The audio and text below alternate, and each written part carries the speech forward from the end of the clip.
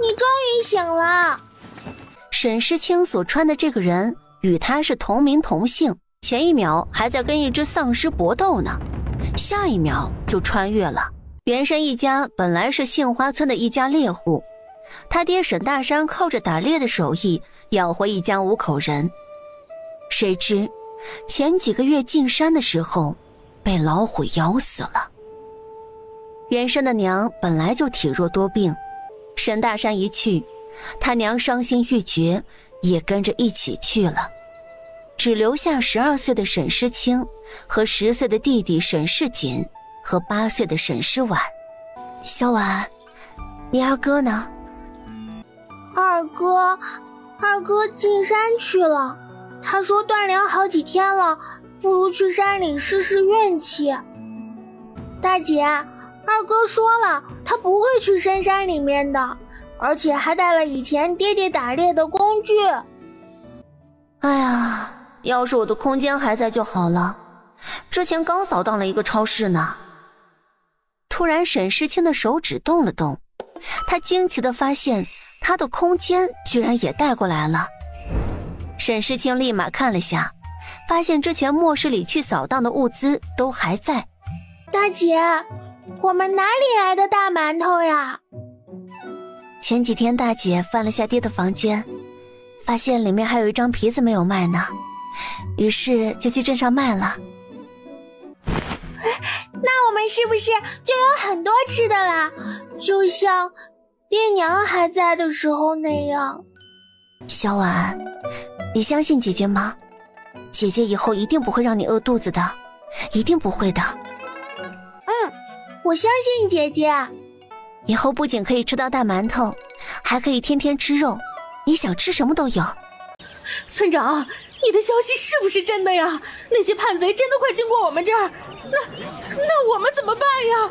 哎呀，听我在镇上酒楼做伙计的亲戚讲，已经打到我们隔壁的顺天府了，恐怕没多久就打到我们顺安府啊。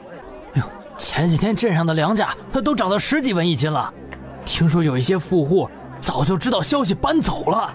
好了，大家停下来听我说，大家要是信得过我沈德贵，就回家赶快收拾东西。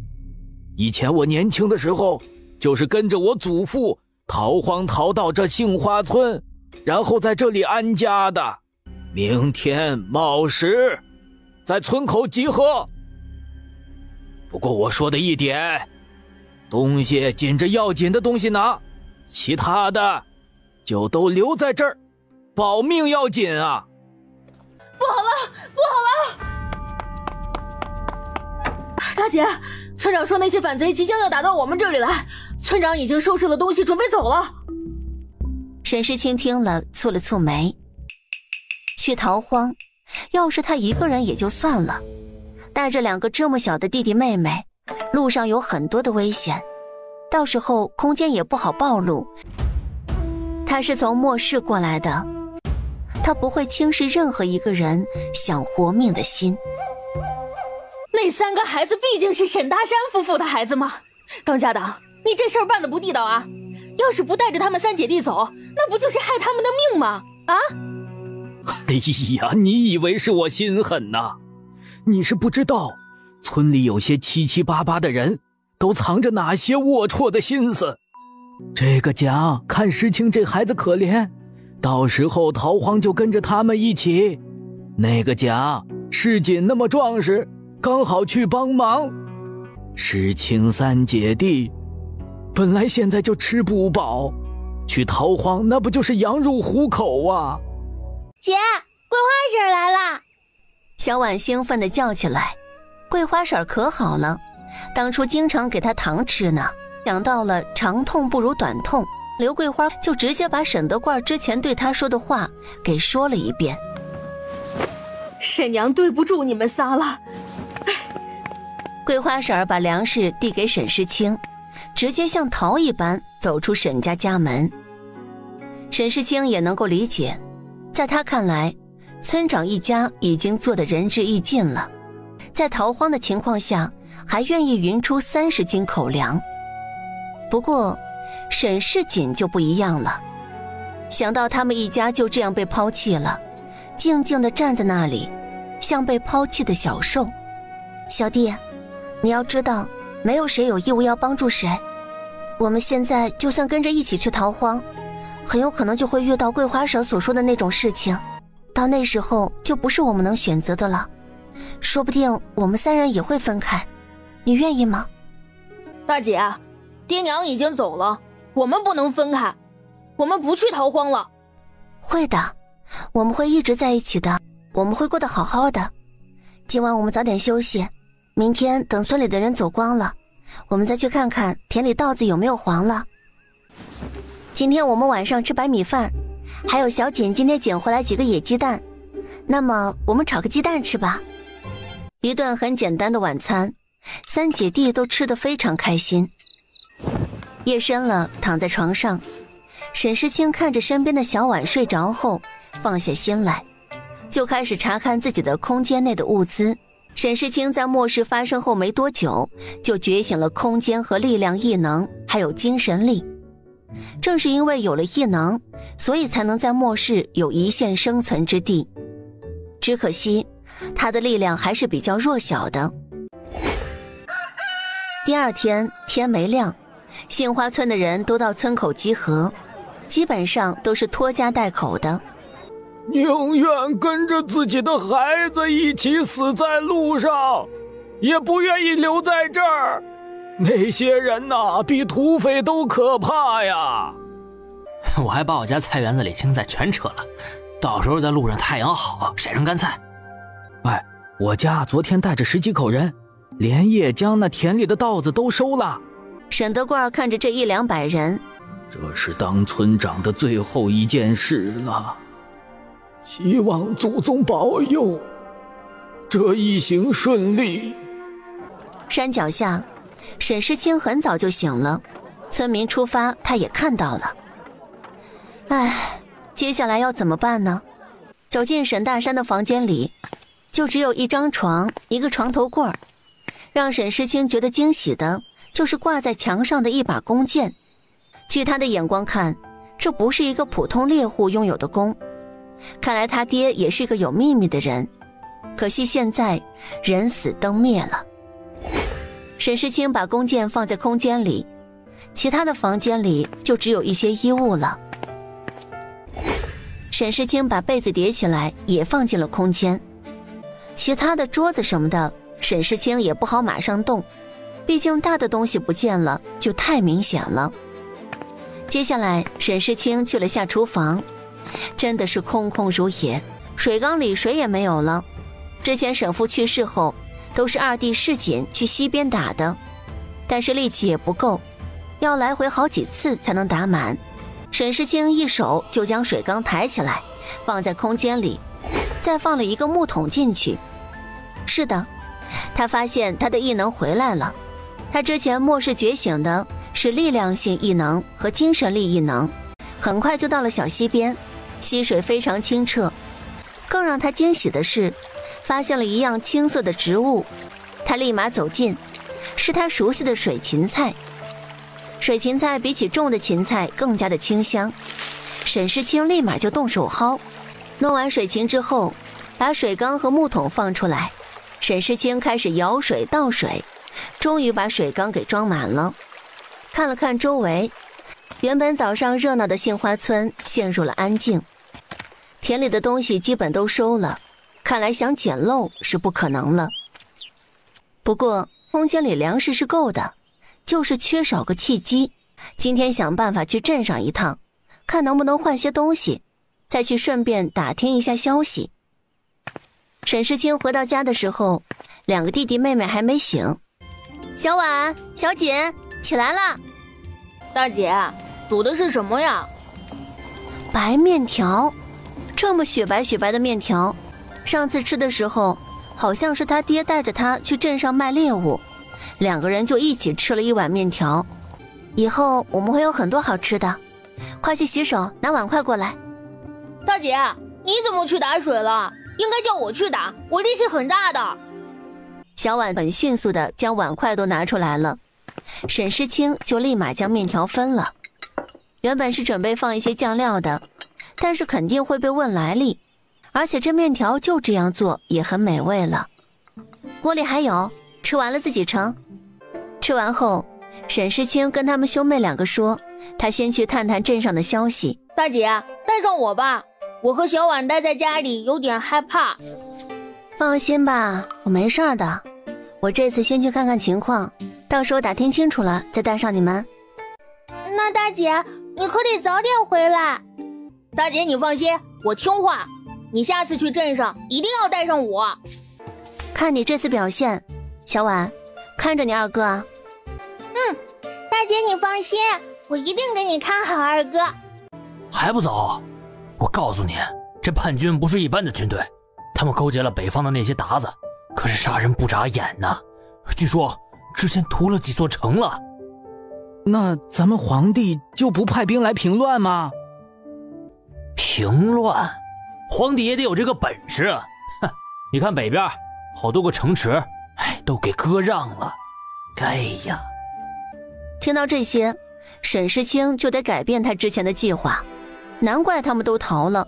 早上沈世清在西边的时候观察了下周围的山，不是单独的一座，感觉有好几百座山连在一起呢。那不如先在山里躲几年，那就需要准备一些东西了。先是去了布店。这位小娘子是来买衣服的吗？对。你好，掌柜的，有没有厚点的布料，还有棉花之类的，还有比较耐脏的料子，来几匹。哎呀，小姑娘，那你可是来对地方了。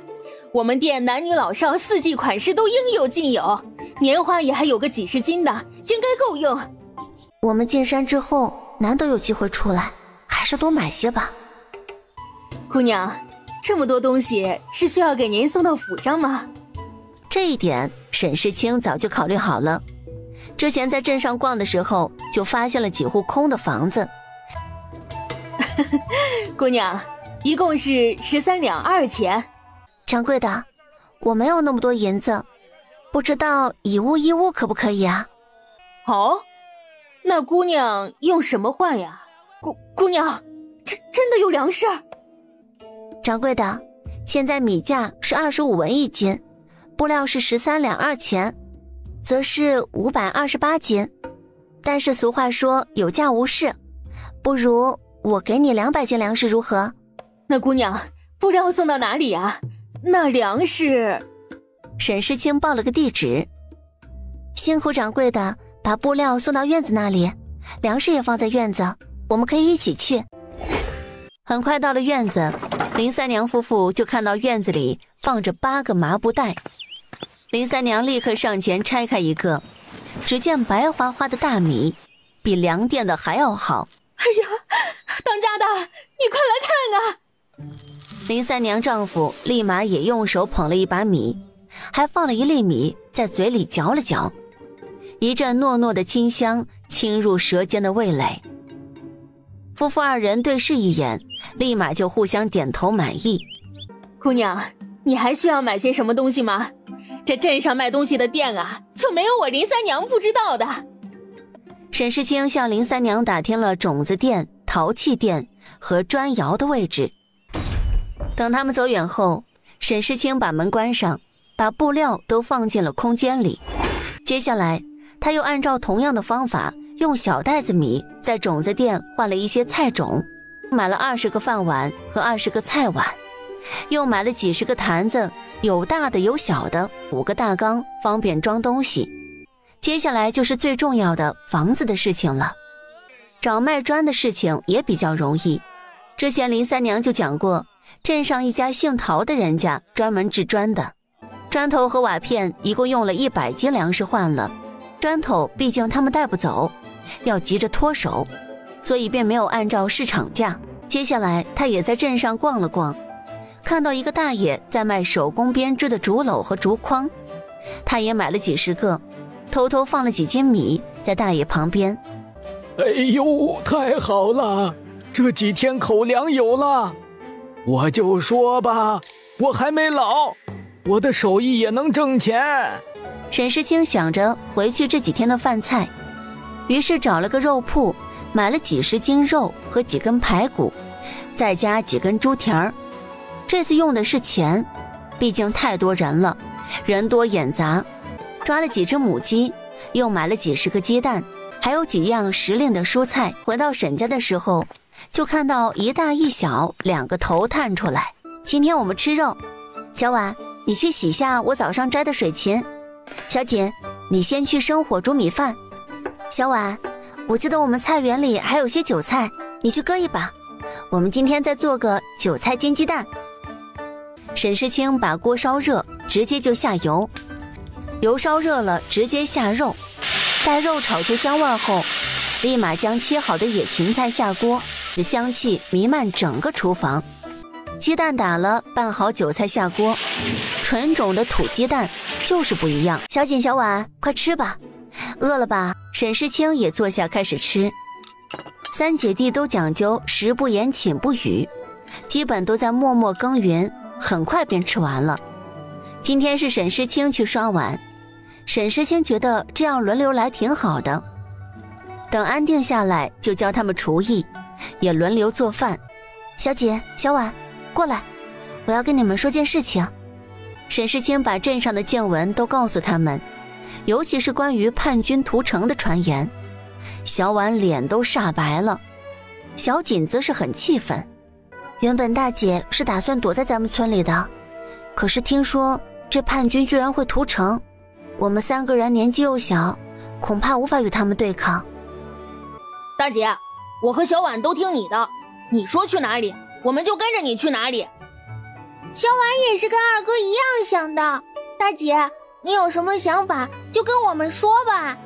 我仔细观察过我们周围，除了周围的几座山，往南边去还有很多连绵的山脉，可能会有危险，但是有时候最危险的地方就是最安全的地方，别人也不会专门为了我们几个人进山去追捕。那大姐，万一山上有狼等野兽，我们怎么办呀？爹就是进山被野兽吃掉的，我们进了山，吃的用的又怎么办？小姐、小婉，接下来姐姐要跟你们讲个秘密，这个秘密关系着我们进山以后可不可以生存下去。说罢，沈世清从空间里拿出了今天买的衣服。啊，大姐，这是从哪里来的？是戏法吗？这个是我前几天晕过去了，在梦中好像看见了爹娘，爹说这是他们给我们留下来的法宝，为了让我们顺利度过这次难关，而且在这个法宝里面有很多很多的粮食，这些衣服就是我用粮食换来的，还换了很多东西呢。爹娘在那边过得好吗？姐姐，小婉好想爹娘。爹娘他们去了另一个世界，那个世界里面没有疾病，没有痛苦的。你看，爹娘还给了我们这个法宝，就是希望我们能好好活下去。大姐，那你准备了哪些东西？我们家里的东西也可以收进去吧？沈世清立马就给他演示了一遍，把吃饭用的桌子一下子就收了进去。这个法宝的优点就是放进去的东西拿出来还是跟放进去以前一样，这还是我慢慢摸索出来的。还有一件事，自从我醒来以后，感觉我的力气也越来越大了，这下能相信大姐可以保护你们了吧？小锦这时候看她姐姐的眼神都变得崇拜起来了。那姐姐，我们接下来要准备什么呢？什么时候进山？你们先去洗澡换上新衣服，我先去多做些饭菜放在法宝里，后天早上我们就出发。今天晚上你们把自己的东西收拾好了。知道了。看来啊，我就只能当厨娘了。首先是煮一大锅的米饭，等米饭熟了以后，就用一个竹筐，用一块大油布铺满，再把米饭放进去。接下来蒸一些馒头当早餐。沈世清他再去村子里面逛了一下，找到几家菜园子里还有一些菜没有摘干净，有很多种类，他就直接拔了放在竹筐里，再把菜放进了空间。至于锄头，找了整个村子只找到了2把，还有一些木柴，这些村民没有带走的，就便宜他了，他全部都放进空间里。明天再去看看布料店的人走了没有。再拖下去，恐怕说不定什么时候叛军就来了。大姐，你去哪里了？你看我穿的新衣服，快来看我呀！大姐果然没选错，一看那衣服就知道适合你们。最重要的收拾东西，有没有收拾好？大姐，你把这些放在法宝里面吧，你可不能偷看呀。好，大姐发誓，绝对不看你们的小秘密。等我们到山上安顿好了，就还给你们自己看管。哼，大姐，你真好。好了，接下来要收拾一些大件的。山里东西少，有些东西少了就比较麻烦。很快，家里的桌子椅子，小锦就已经收拾好了。床铺由沈世清来收拾。家里这2张床可以到时候没找到地方，晚上睡觉时用下。到了戌时，大部分东西都收拾好了。小锦、小婉，后天我们就要进山了，你们这2天晚上早点睡，然后后天早上换一身短打，比较方便走路。明天早上我们先去祭拜一下爹娘，东西都放在大姐这儿，进山的一切都听我的安排，不要乱跑。夜明星稀，沈世清却有点睡不着，看了看身旁已经熟睡中的小婉，我一定会好好护着你们的。第2天，沈世清3人一大早就去拜祭沈大山夫妇了。爹娘，你们放心，我会带着弟弟妹妹好好活下去的。我今天再去镇上买一些东西，你们就待在家里。今天去镇上的时候，发现人更少了。他跑去那家布庄，发现那对夫妇应该是走了，那他便翻墙进去，发现果然如他们夫妇说的那样，只剩下一些又重又普通的布料没拿走。不过沈世清也不挑，直接全部都放进空间里。又去那家木匠家，木匠家也走了，拿了一些桌子椅子这些小东西。看了看时间，他去一家看上去很气派的家里，库房果然都空了，但是有很多的家具没带走。沈世清又装了一些桌子椅子，尤其还有几面大屏风。想到弟弟，他又看了下这里有没有书，结果找了半天硬是没找到。今天收获的还是挺多的，便又买了一些猪肉放在空间里，就直接回家了。第2天，姐弟3人则是开启了进山之路。凭借着脑海里的记忆，沈世清从沈父经常打猎的那条路开始出发。别看现在的路比较好走，那是因为以前的人走出来的。我们这次是要往里面走，到时候就需要用这刀来开路了。最初的路比较好走，还能看到几颗野果子。大姐，这个果子我吃过，可甜了，但是现在还没熟，一定是沈三爷家那个胖墩儿他们把熟了的都摘了。走了半个时辰后，路就有点越来越难走了，还有很多荆棘丛生的小树枝，一不小心就容易滑到衣服，划伤皮肤。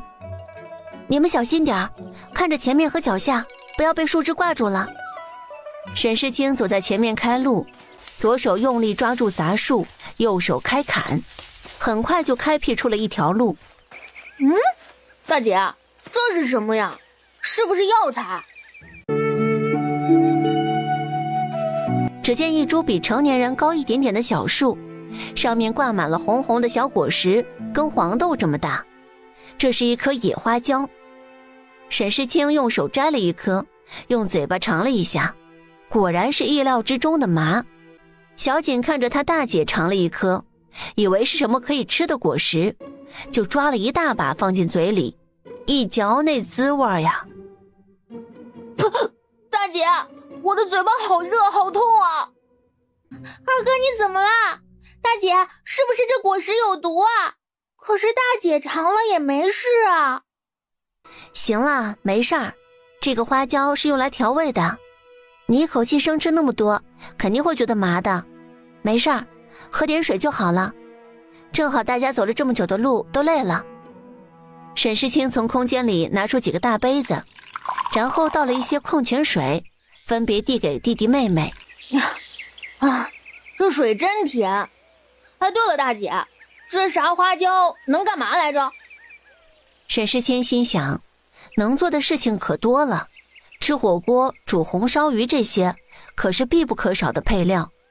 于是便告诉了小锦跟小婉，等等用剪刀来剪，我们在附近看还有没有多点的花椒树，果子颜色是绿色的也可以。大姐你快过来，这里有好多。沈世清和小锦马上赶过去，小锦眼睛都绿了，立马3下5除2，眼看着几个人的竹筐都满了。可以了，先采这么多吧。大姐，你说我们摘花椒的时候怎么就不觉得累？一停下来，我感觉自己腰酸背痛呢。那你继续起来摘，那就不累了呀。小锦摆了摆手，不了。大姐，你是要种花椒吗？没错，等到时候我们找到适合建房子的地方，就把它们移植到那里。以后遇到其他的小树苗也可以这样做，花椒很容易种活的。大姐，我和小婉都饿了。我们再往前走走，找个有大树的地方去树下吃。沈世清带着2姐弟艰难地走着，幸好没多久就看见一棵比较大的树，从空间里拿出一张竹席铺在地上，首先拿出了几个青菜和一份红烧肉，给弟弟妹妹每个人盛了1碗饭，再给小锦和小婉各拿了1个大水杯装满了水。3人就这样，有坐着的、蹲着的，还有盘腿的，就这样津津有味地吃了起来。饭后一阵微风吹过，带来些许凉意。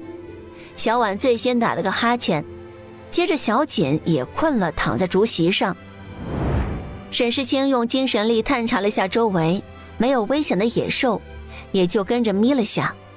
大姐，我是不是睡过头了？现在是什么时辰了？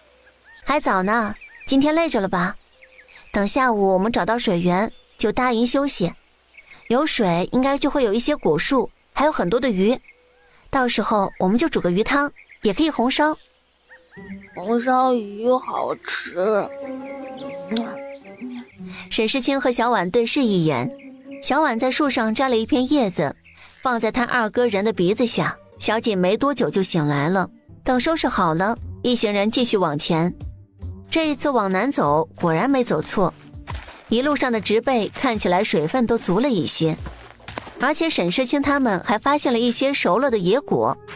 大姐，我打包票，这个我之前吃过，很好吃，我们叫它青果。沈世清吃了一下，发现味道有点像李子，但是比李子更甜一点。这么多可以收一些当零嘴儿，这一路上不一定下次还能遇上呢。小锦，你跟我一起爬到树上，小婉，你就在下面等着我们。小锦灵敏的就爬了上去，手上拿着个小竹篮，最后是小锦在树上摘。沈世清将果子直接收入空间也比较方便，这个果子也摘了一大筐，小锦还嫌少，准备继续摘下去。好了，我们要给别人留一点的，万一有人经过这里，好不容易发现有一棵果树，结果什么都没有，还是给别人留一点机会。大姐，我懂了。小锦虽然不舍，但还是懂这个道理的。就像他早上看到的其他果树被别人摘光了，他很伤心一样。一行人继续往南走，寻找水源，听到了潺潺的流水声，仿佛在告诉他近了，就快到了。沈世清手上依然拿着一把柴刀。这一路上他们遇见了几条蛇，但是彼此相安无事，互相礼让。他们还遇到了几只野兔，小婉很喜欢，于是他2哥就想展示一下自己的能力，结果追了好久都没有追上，现在还郁闷着。小婉发现了一窝鸟蛋，是小锦给树上拿下来的，晚上还可以加个餐。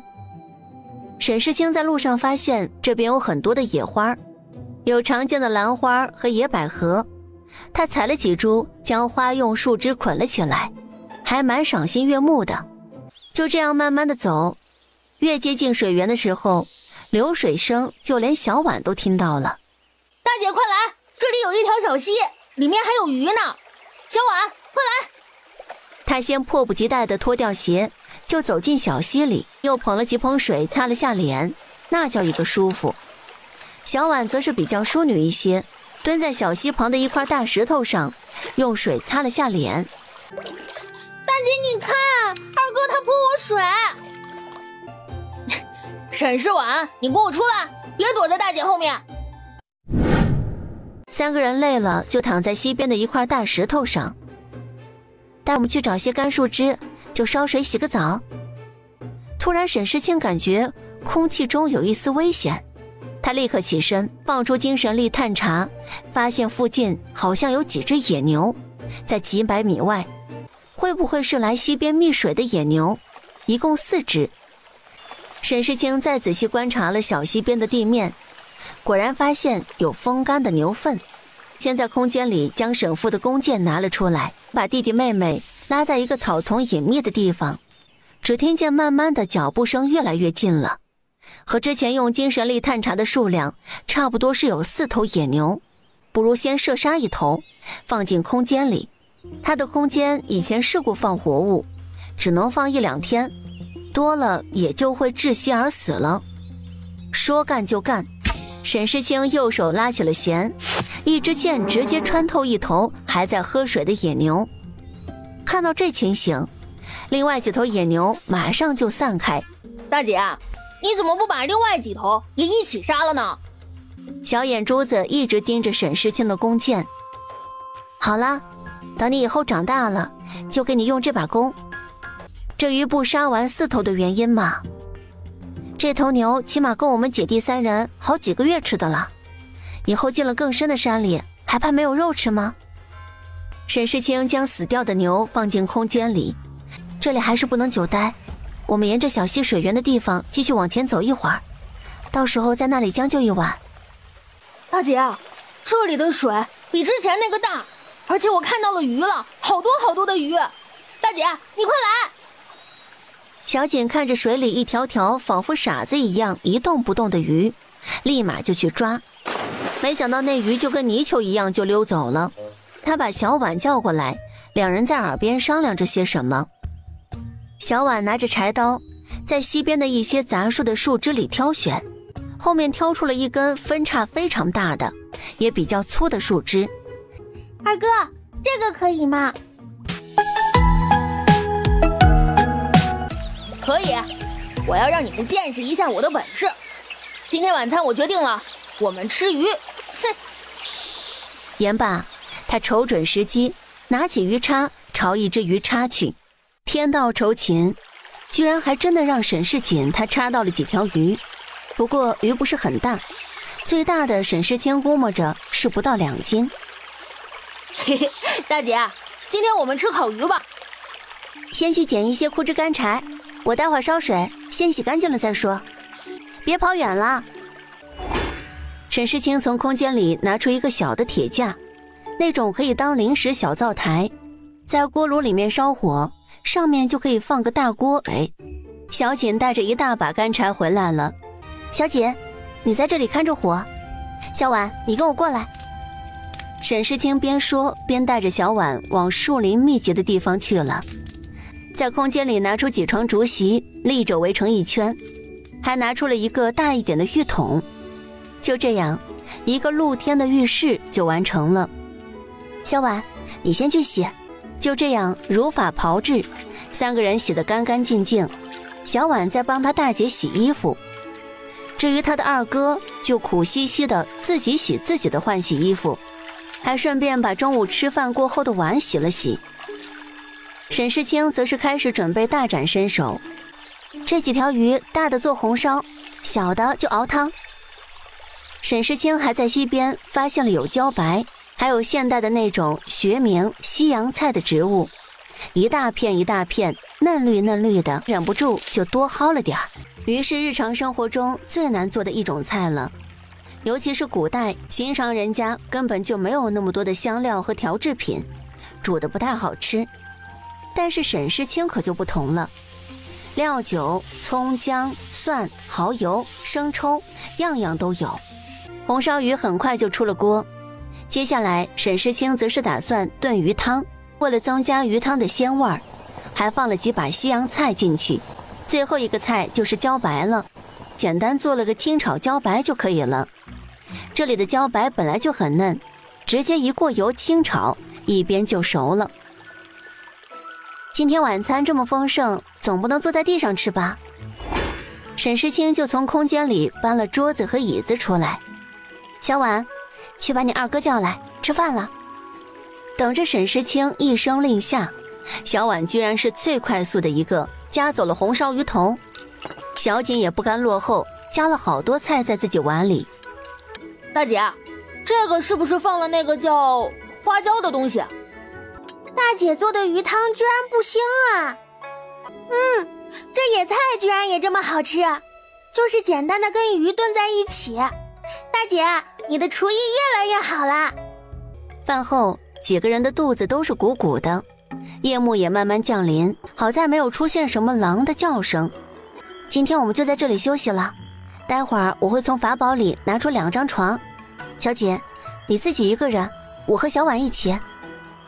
沈世清原本是打算拿2个帐篷，但是想到帐篷的制作工艺有点超出他们的认知了，于是只能作罢，还给小锦小婉一人涂了一点风油精，避免被虫子蚂蚁咬伤。蛇的话，沈世清对周围动物进行了精神压制，让他们安分一晚上还是可以的。大姐，你说爹娘他们在那边过得好吗？当然过得很好了，爹和娘也在跟我们一起看月亮呢。月亮会把我们对爹娘的思念传达给他们，他们见到我们开心，他们自然也开心了。那小婉以后每天都开开心心，这样爹娘就会开心啦。而另一张床的小男孩听见了这话，睁开眼睛看着那远方的月亮，仿佛就看见爹娘还在自己身边。大姐，我的胳膊和腿好酸啊，这是怎么回事啊？另一边，小婉也在跟大姐讲同样的事儿。这是走了一天累了，昨天走了大概几十里的山路，今天我们慢慢赶路，这几天适应适应就好了。好了，洗漱一下，吃了早饭我们就继续前行。这还算好了，要不是有这个法宝，我们自己背行囊的话，起码动都动不了了。早饭比较简单，就吃了几个大馒头，加上几颗苹果当零嘴儿。今天的路比昨天愈发难走了。小姐，你拿着柴刀来砍这一边的枯枝，小心别被周围的树枝戳到了。而那种带刺的荆棘，则是由沈世清来处理。突然就豁然开朗，有一条可以容纳一个成年人身子的小道出来了。小婉，你跟在我后面，小锦，你在小婉后面。一边走，路就慢慢的宽了起来。大姐，这里有没有灵芝什么的？沈世景看着这地面上这么多的枯木，就动小心思了。那就看我们小姐能不能找到了。对了，这地面上有一些菌子，先不要去摘，尤其是色彩鲜艳的，有毒的。沙沙沙的声音在地面上响起。大姐，又是野牛吗？沈世清早就探查到了，是一只猴子。只见一只棕色毛猴走了过来，时不时的鸣叫一声，不然要走向小婉。小婉对上大姐的目光也很疑惑，后来发现毛猴的眼睛一直盯着小婉的手。小婉，你手上拿的是什么呀？刚刚二哥在找灵芝，我也跟着找，然后就在那边看见有一株树上面有几粒果子很漂亮，就摘下来了。沈世清拿了几个果子放在地面上，那毛猴果然立马就吃进了嘴里。我现在也不记得是在哪里摘的果子了，下次要是我再遇见了，一定会摘下来放在大姐那儿，到时候你来就可以吃了。猴哥，我们来比一下爬树的本领吧。大姐，你说他是不是让我们跟着他走呀？那就先跟上去看一看，你们还是跟在我后面。这只小毛猴带的路可比他们自己来的路要好走一些。越跟着猴子走，看到一种熟悉的绿色大叶子，是芭蕉，居然有这么多的芭蕉树啊！心中默默数了下，这里起码有30多棵芭蕉树呢。那毛猴嗖的一下就爬上了其中一棵树，那棵树的果实比较熟一些，扯了几根直接就丢了下来。大姐，这个能不能吃啊？这个叫做芭蕉，可以吃。芭蕉的叶子还可以用来做糍粑或者做菜包着，味道更清香。猴哥，我们能摘一些回去吗？小锦像伙伴谈话一样，一人一猴，不知道他们是怎么交流的。猴哥说可以允许我们摘6棵树的芭蕉，多了就不行了。那你还愣着干什么呀？爬树呀！二哥快点儿，最后一颗啦！这几天都不要给我吃这个芭蕉了。大姐，你快把它们收进去。临走之前，小锦跟小婉还对这只毛猴恋恋不舍。到时候我们在山里定居了，有机会就再来找你。夏季的天色就是容易忽变的，刚刚还是晴空，突然就下起了倾盆大雨。所幸到了山峰交界处，还有好几个山洞，这雨应该还要再下一会儿。我们先进山洞躲下雨，等雨停了以后再出来。大姐，这里好暗啊！沈世清搜索了下空间，翻出了几根蜡烛，拿出3张椅子。大姐，你过来，你看这里是不是凸起来？会不会藏着什么武林秘籍什么的？随着小锦掀开一块石块后，整个昏暗的山洞都仿佛亮了一点儿。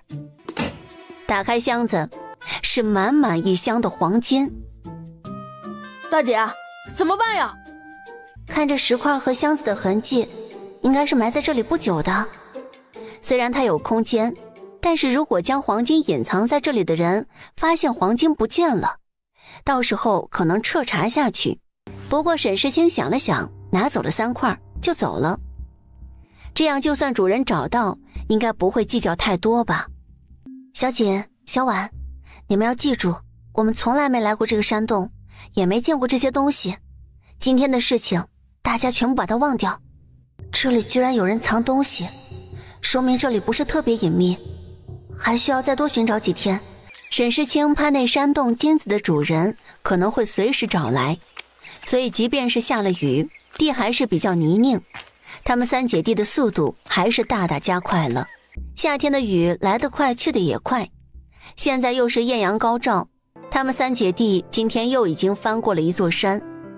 这边这座山比起之前那座山树木稀疏多了，但是树木却非常的高大茂密。时间很快就到了晚上，为了防止下雨，沈世清是找了个小山洞。几人早早就吃了晚餐，赶路一天非常累了，很快就陷入梦乡。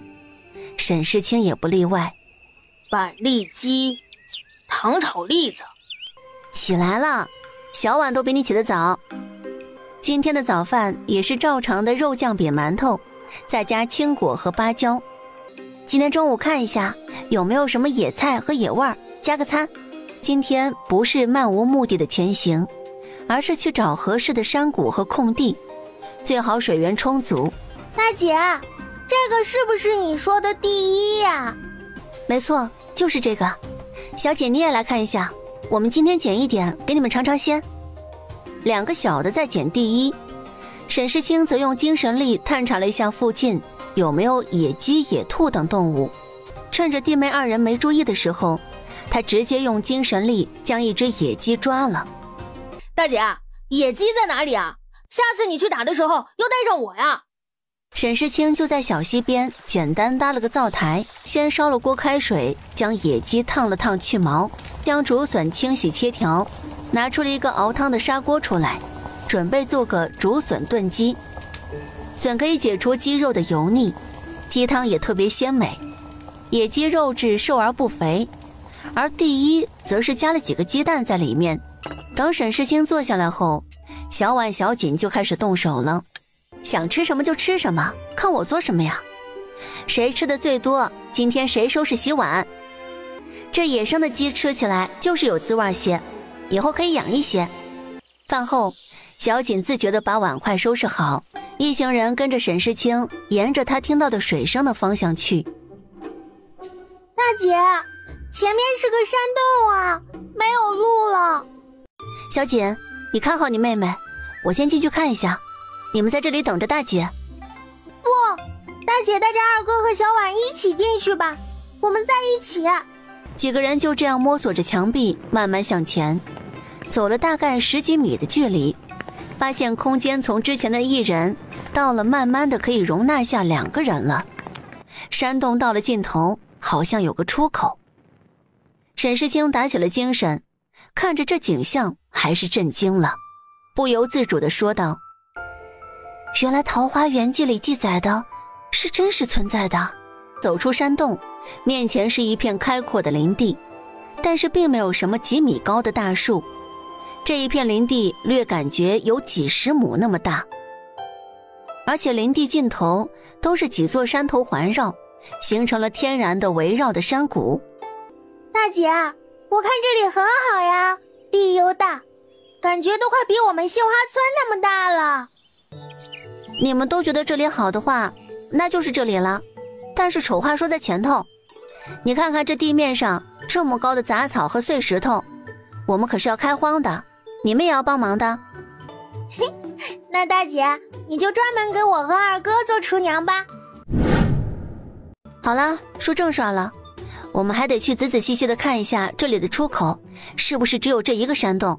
于是沈家3人组还是一起出发，沿着山体走着，发现了有些地方是有一些山洞的，但是走进去基本上都是实心的，并没有像他们进来的那个山洞一样。大姐，那要不我们就先找个山洞住下来，现在夏天这么热，刚好山洞里凉快。是啊，大姐，这里好舒服，比外面好。现在觉得凉爽，等半夜凉气透骨，就算要住也要铺床的。那大姐就是同意了。不过肯定要找个采光好的空间开阔的山洞。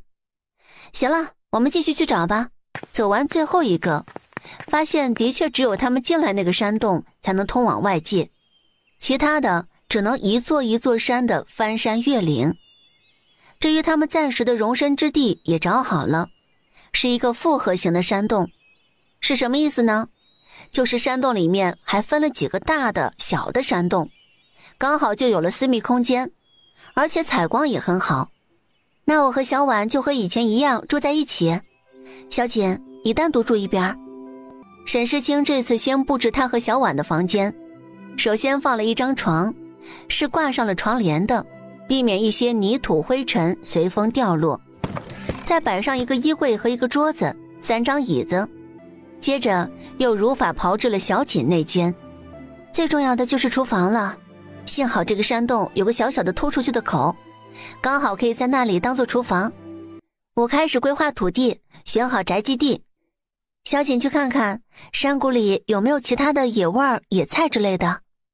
小婉，这夏天衣服容易出汗，洗几次就发白了，恐怕衣服穿几次就穿不了了，以后制作衣服的事情可能就要交给你了。小婉听到后兴奋地点了点头，她之前跟娘学过一些打板制衣的方法，现在有她的用武之地了。居然真的是荷花，不知道哪儿来的，难道以前有人居住在这里？她发现野塘还有一部分水没有完全干涸，于是慢慢地走过去，发现居然还有几条鱼在泥潭里游来游去的。那就不好意思了。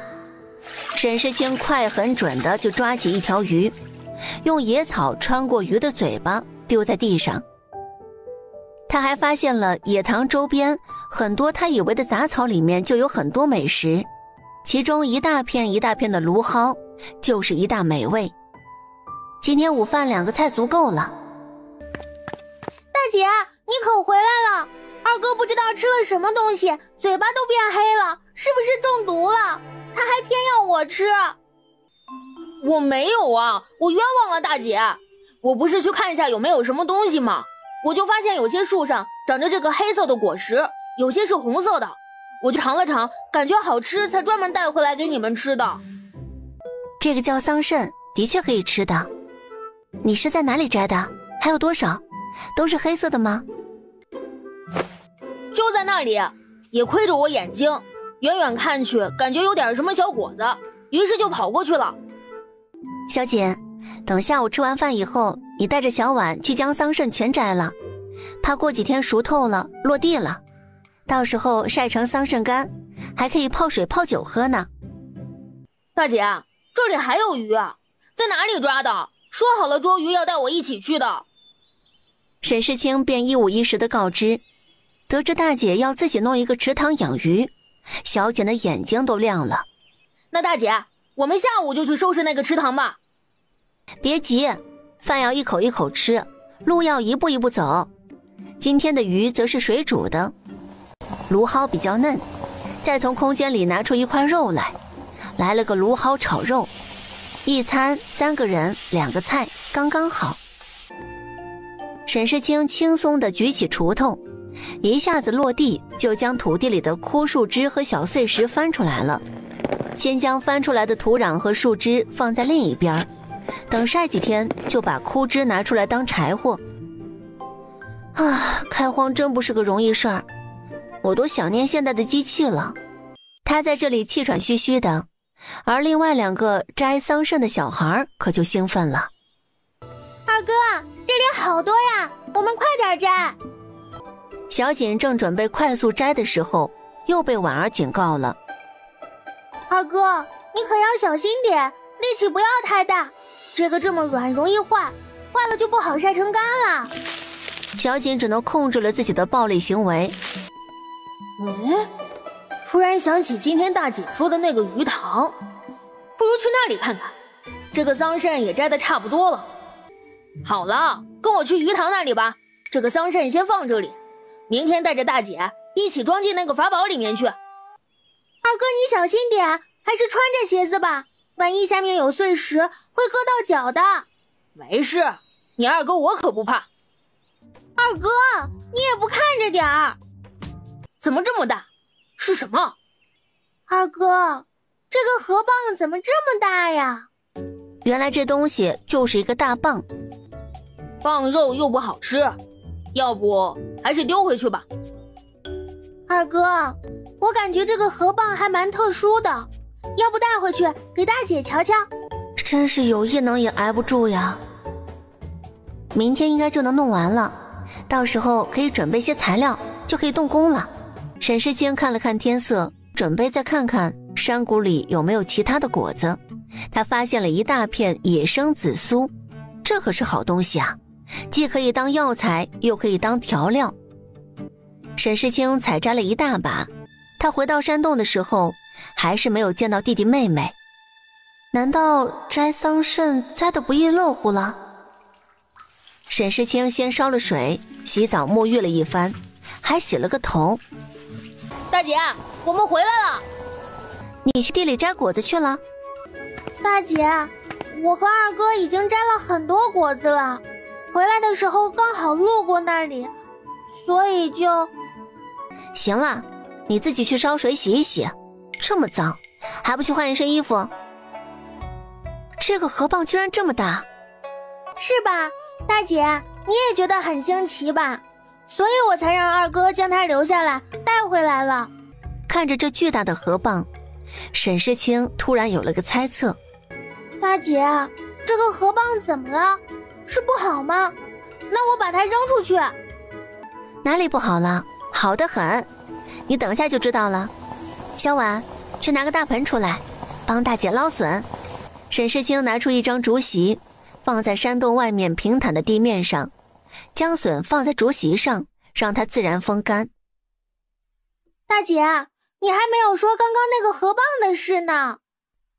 沈世清也不卖关子了，走进山洞，将河蚌从水盆里捞出来。他把河蚌放在砧板上，用一把刀顺着壳的缝隙划了2刀，就直接掰开了。啊，这是珍珠！大姐，小婉，去拿一个碗来。是二哥，他抓鱼之后被这个绊了一下，就把它捡起来丢给我了。小婉，你来数数有多少粒？35、36，大姐，一共36颗珍珠。沈世清在空间里拿出一个小木盒，将珍珠擦干后放进盒子里，然后就递给了小婉。大姐，这是……等过几天弄清楚了，你就可以开始做衣服了，再把这个珍珠做项链或者手链都可以，也可以帮大姐做一条，可以吗？可以的，我先给大姐做。对了，大姐，你怎么知道我喜欢做这个？逃荒那天，小婉交给她的那一筐东西，不愿给别人知道的，应该就是她的工具了。大姐也不看了，你自己保管，等下你二哥的也一样给他。小婉接过，将上面那块布掀开，只见里面有很多杂七杂八的东西，有小婉绣的香包，虽然布料一般，但是上面的图样却非常漂亮，栩栩如生，还有很多针线，还有许多铜丝儿和半成品的木簪。娘不让我做这些，而且我看娘还有很多绣好了的绣品，也不拿出去卖。好几次看娘绣好了，还把它烧了，我就没能保存。没事儿，在这里你想做什么就做什么，以后大姐和二哥的衣服都要看你呢。等明年大姐再去镇上探听消息，到时候给你带更多更好看的金线银线。大姐，那个棒怎么给掰了？里面有什么东西吗？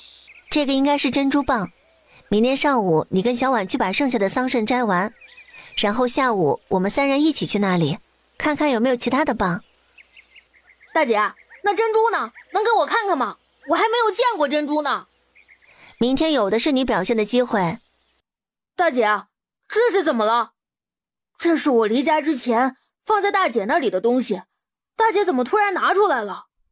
行了，别做出这个样子，大姐没看你这里面的秘密。不过猜也猜得8、9不离10了。大姐，我知道我想读书，考取功名很难。小锦之前放在竹筐里面的是几张练字的纸，是他之前用自己在山上抓的野兔跟村长的小孙子换来的，还有自己在溪边捡了块扁扁的石头用来装墨汁，墨汁也是用其他东西交换得来的。小锦，现在外面可能还是不太平，但是大姐相信应该要不了几年就可以安定下来。等我们把山谷这里安顿好了，到时候大姐就去镇上或者是去县里打听打听消息，看能不能给你先找几本启蒙的书，等太平了就去县里给你找个学堂。银子的事情不需要你担心，你看明天我们就去那个野塘里面去捞蚌，说不定有很多呢。小婉，你快点，我们好去把桑葚摘完。大姐，你记得等下来帮我们装。快走快走，我的东西拿好了。今天可得加把劲儿，把剩下的地翻出来，等明天就可以准备出谷去挖一些河沙和黄泥。也不知道他们2个的桑葚摘得怎么样了。沈世清往桑树林走去，这么多呀！大姐，你看，一共这么多呢。沈世清从空间里拿出2杯准备好的盐糖水递给他们，然后沈世清将这些桑葚全部都放进空间里。大姐，要不先去捞珍珠吧，要不了多少时间的。你不累吗？不辛苦。大姐，不信你问一下小婉。大姐，不如我们先去看看吧，下午再好好休息，也可以在那里吃中餐。反正大姐空间里不是有做好的饭菜吗？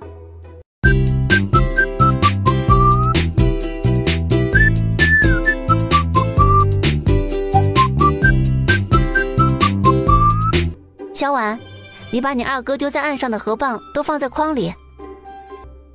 二哥，你看着点儿。够了，应该差不多了。你先去吃饭。大姐，这是二哥顺便丢上来的螃蟹。螃蟹？这可是好东西啊，大补之物。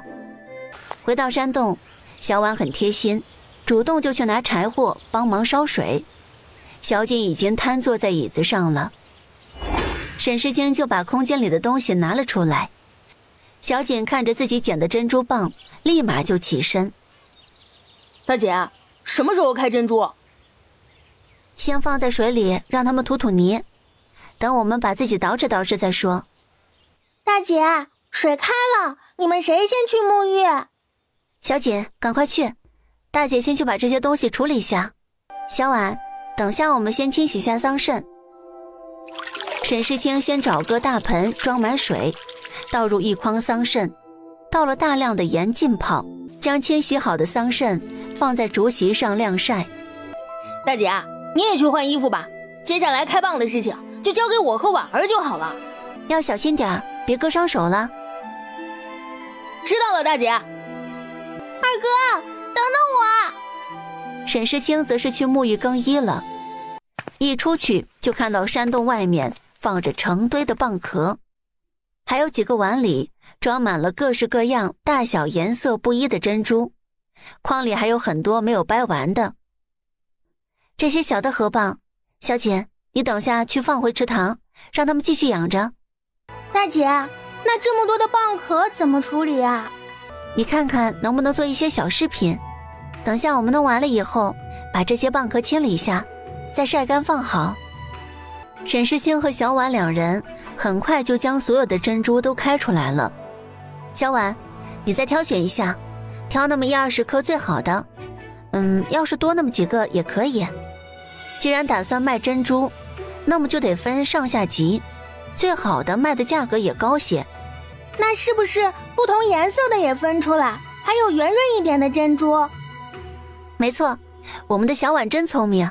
这些鱼该怎么处理呢？虽然它空间可以保鲜，但是不能长期存放活物在里面。将这些新鲜的鱼干做成辣鱼，先放上调料腌制一夜，去腥入味儿。大姐，那些河蚌我全部丢进池塘里了。日头逐渐西移了，小婉那边已经把珍珠都分好盘，就等着大姐来验收了。居然有这么多呀！沈世清一眼望去，那珍珠全部放在一起，壮观极了。大姐，你让我挑选的最好的这一批有53颗，都是我精挑细选过留下的。辛苦你了，眼睛都挑花了吧？沈世清可没有夸张，这可是一个细致活。小锦却在这时提出了被他们遗忘的青蟹。大姐，这螃蟹我们今晚吃吧。吃蟹当然就要吃香辣的了。沈世清可是加了各种香料，还没出锅呢，就把2个弟弟妹妹的肚子里的馋虫都勾了起来。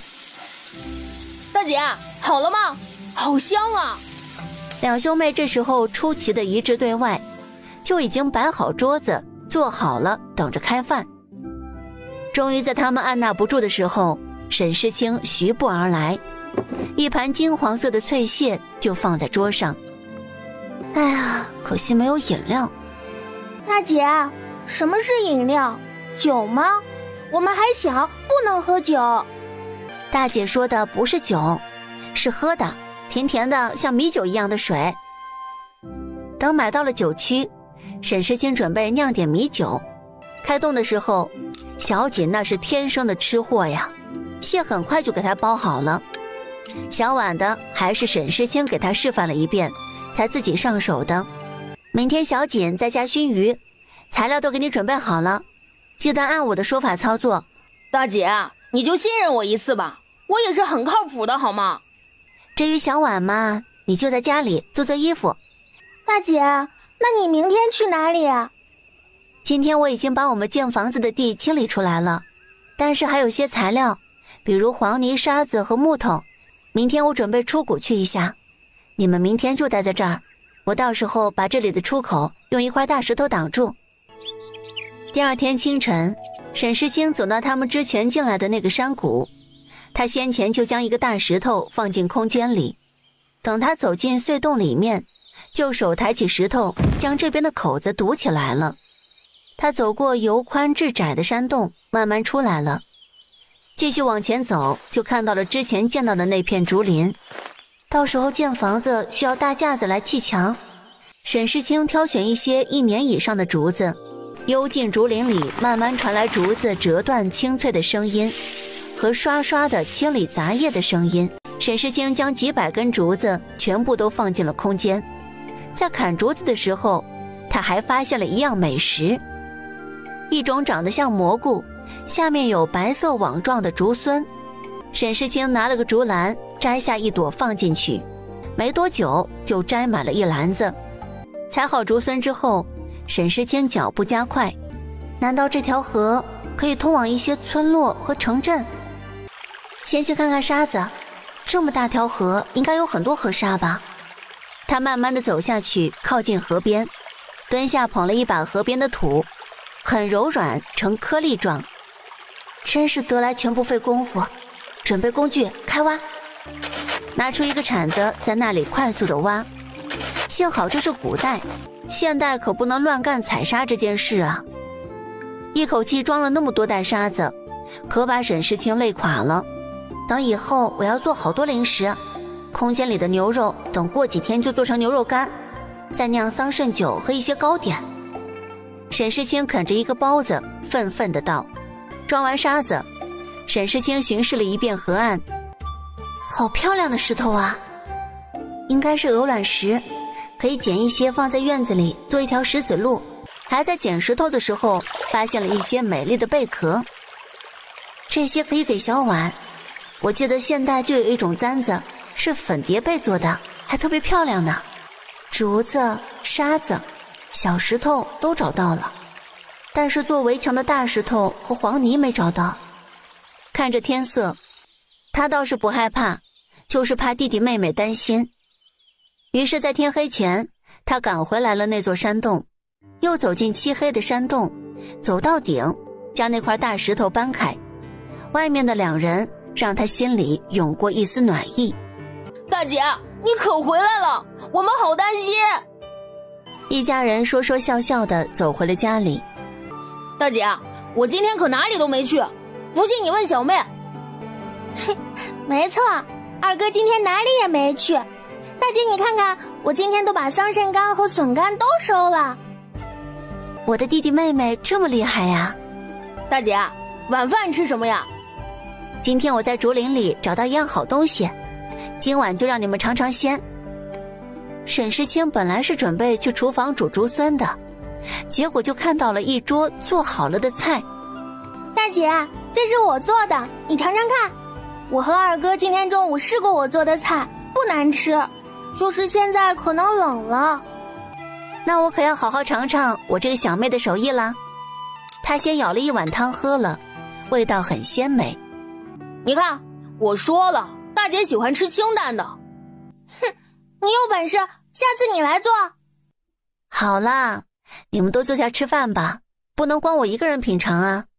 饭后，小锦精神十足地问道：大姐，你今天找到什么东西了吗？明天还要出去，能不能带着我们一起？或者在山谷里给我们安排些事做？沈世清从空间里先把竹笋带了出来，再选了一些好看的小贝壳。今天的收获还是比较丰富的，这个竹笋可以煲汤补身子，贝壳就交给小婉，你看能不能做些首饰来玩玩。房子的材料今天找到了河沙，砍了一些竹子，到时候建房的时候竹子做竹架，明天我再出谷一趟，找些大石头和黄泥木，再砍一些竹子就可以动工了。晚上小婉并没有早早休息，而是在缝制衣服。沈世清自己则是从空间里拿出纸笔，开始画房间的简单设计图。3个人至少就要3间卧室，再加1间小简的书房和小婉的一个工具房。第二天，沈世清继续出谷，今天的目标向大石头进发。这次经过的一些地方都是浮光掠影，不怎么注意其他的，直奔着目标去。上天还是眷顾他的，他发现了一片黄泥地，泥土比较粘稠。将黄泥先用竹筐装好，再放在空间里，这样反复操作，终于装了适量的泥土。继续在山林中行走，准备去一些山崖或者碎石比较多的地方，去捡一些石头。没过多久就找到了很多山石，尤其是一些小溪边也有大石头。他并没有在溪边取很多，因为怕导致溪水的水量剧增，会造成一些不良后果。分了好多地方才捡齐了很多石头。石头的事情搞定了，接下来要找木头，他的首选是杉木，木头还需要阴干，很快就断断续续地找到了杉木。沈世清拿出一把斧子开始砍，随着吱吱呀呀的声音，一棵大树倒下。砍树还是进行的比较缓慢的，中途沈世清还吃了一顿午饭，才砍了个位数木头，肯定是不够的。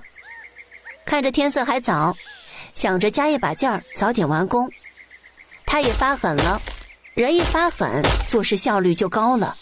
他弄好了木头就准备回去了，等他在回去的途中，雨就噼里啪啦地下了下来。夏季的雨总是这么突如其来，那么猛烈。他只能在空间里拿出一件蓑衣和帽子戴上。雨势越来越大，即使穿着蓑衣，衣服也有点湿透了。等他回到居住的山洞的时候，小锦和小婉正在洞口等着。大姐，你先去换衣服吧。小锦急忙就去烧水，突然想起以前下雨，爹回家时娘会给爹熬姜水。小锦马上翻箱倒柜找姜和糖。二哥，这是什么？这是我熬的红糖姜水。夏日的天气果然多变，昨天还是滂沱大雨，今早便阳光明媚了。饭后，沈世清便带着弟弟去往那块基地，小婉则继续在家里留守。小锦干活的时候，蛮让沈世清刮目相看的，干起活来一声不吭，没有怨言。原本预计明天才能弄好，今天这部分应该差不多了。上午就是挖地，下午准备和泥浆打地基。沈世清看了看天色，准备在空间里拿着成品菜吃，突然就看着小婉从远处走来，手上还提着一个东西。小妹，你来这里干嘛？我和大姐有吃的。咱们一家人一起吃吧。从空间里拿出一张桌子和3张椅子，放在平地上就开始吃起来了。许是累着了，小锦那叫一个狼吞虎咽。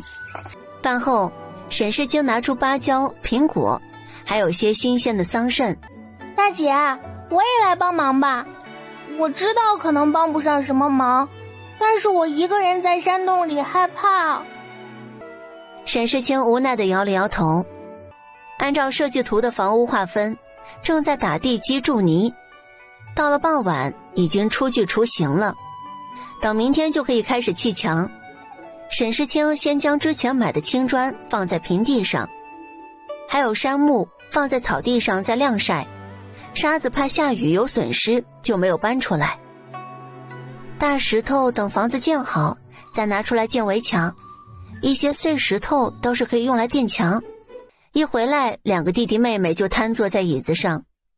今天这一天，2个弟弟妹妹也是帮了很大的忙了。他先烧了些水，让弟弟妹妹沐浴，再去做饭。沈世清继续准备做个香辣蟹，和几个凉拌野菜，再来个竹荪汤。大姐，这个真好吃。就这样，在长达1个多月的建造中，6月结束了，时间慢慢走到7月初，池塘里的荷花已经完全盛开了。这1个多月里，可把3姐弟累坏了。新房比预计建造的面积更大，最终房子主体还是和以前一样，3姐弟1人1间，中间有一个大的正厅，厨房之类的就在房间的左右两侧弄了2个耳房。房子外面围了一堵将近1丈高的石头墙，围墙内有前院和后院，前院用鹅卵石铺了路，还用木头搭了几个简易的亭子，放了一面石桌。他还在山上找到了几棵树移植在前院，有一棵桂花树和枣树，后院则是被开垦出了一块小菜地。至于家禽类，还是不要养在院子里，那味道太大了。沈世清已经打算好了，到时候围个大的篱笆，养一些鸡鸭。搬家的第1天，3人好好庆祝了一番。沈世清想起空间里一直没有时间处理的那头野牛，把它也给处理了，刚好可以吃火锅呀。大姐，要吃这么多种青菜吗？可是每一种都这么少，难道一起丢过来煮？这次有种新的吃法，你们就照我的吩咐准备食材就可以了，到时候就知道了。火锅还有最重要的就是汤底，各种调料像不要钱似的放，加了很多油，大火再熬制，锅底的辣味弥漫着整个厨房。吃火锅的场地就定在院子里的亭子下的石桌上。沈世清拿了一个小炉子，上面放着一个大砂锅，放了些简易版的木炭放在炉子里，这样就可以保持温度了。沈世清和小婉、小锦将那些肉片和青菜也端了出来放在桌上。哦，大姐，我知道了，是不是把这些菜丢进这个锅里？青菜烫一下就可以吃了，就看你喜欢吃生一点的还是熟一点的，肉类变色就可以吃的。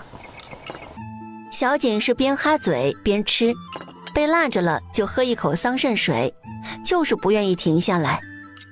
而小婉则是最开始试了一下后，也慢慢喜欢上了。大姐，这个真好吃，不过就是辣了点儿。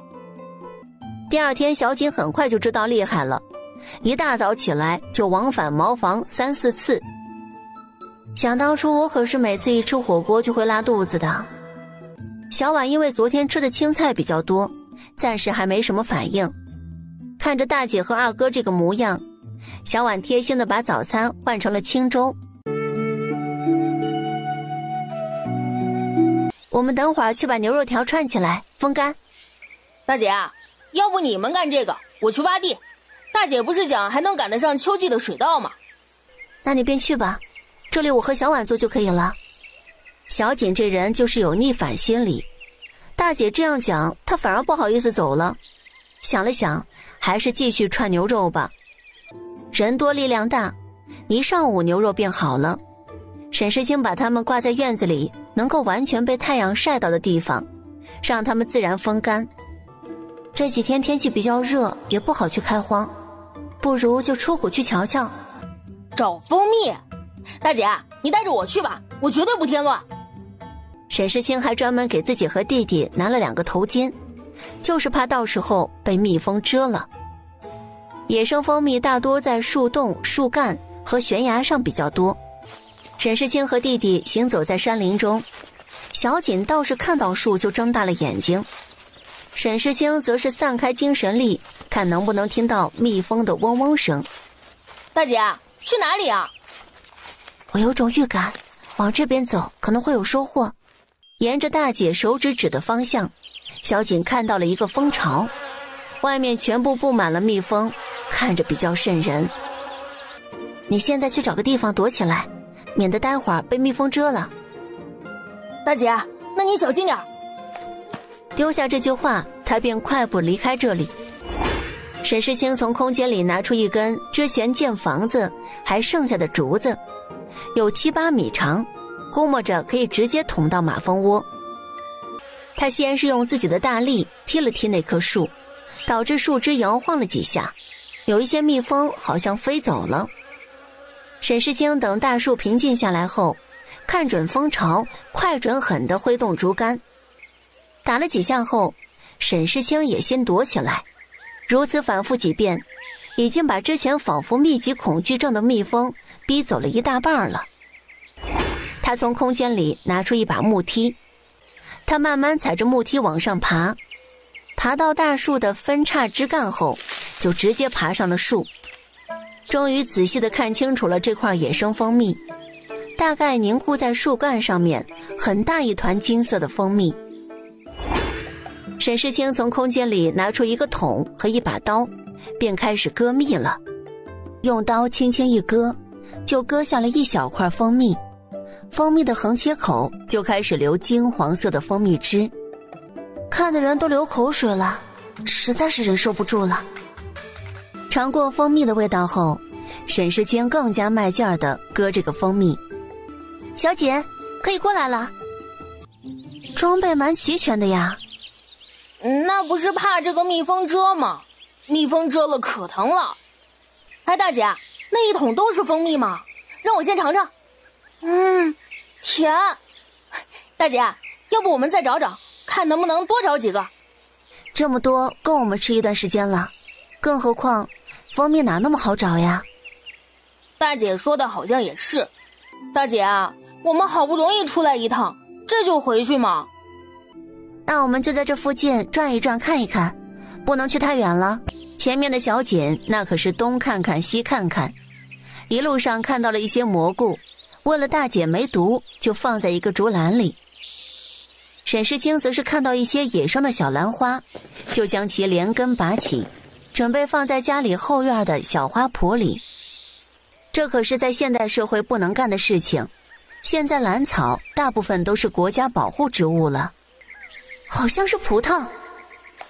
沈世清朝那个方向走过去。大姐，有什么好东西吗？好大的一片葡萄，葡萄藤非常的粗，在藤上挂着很多紫红黑红的葡萄。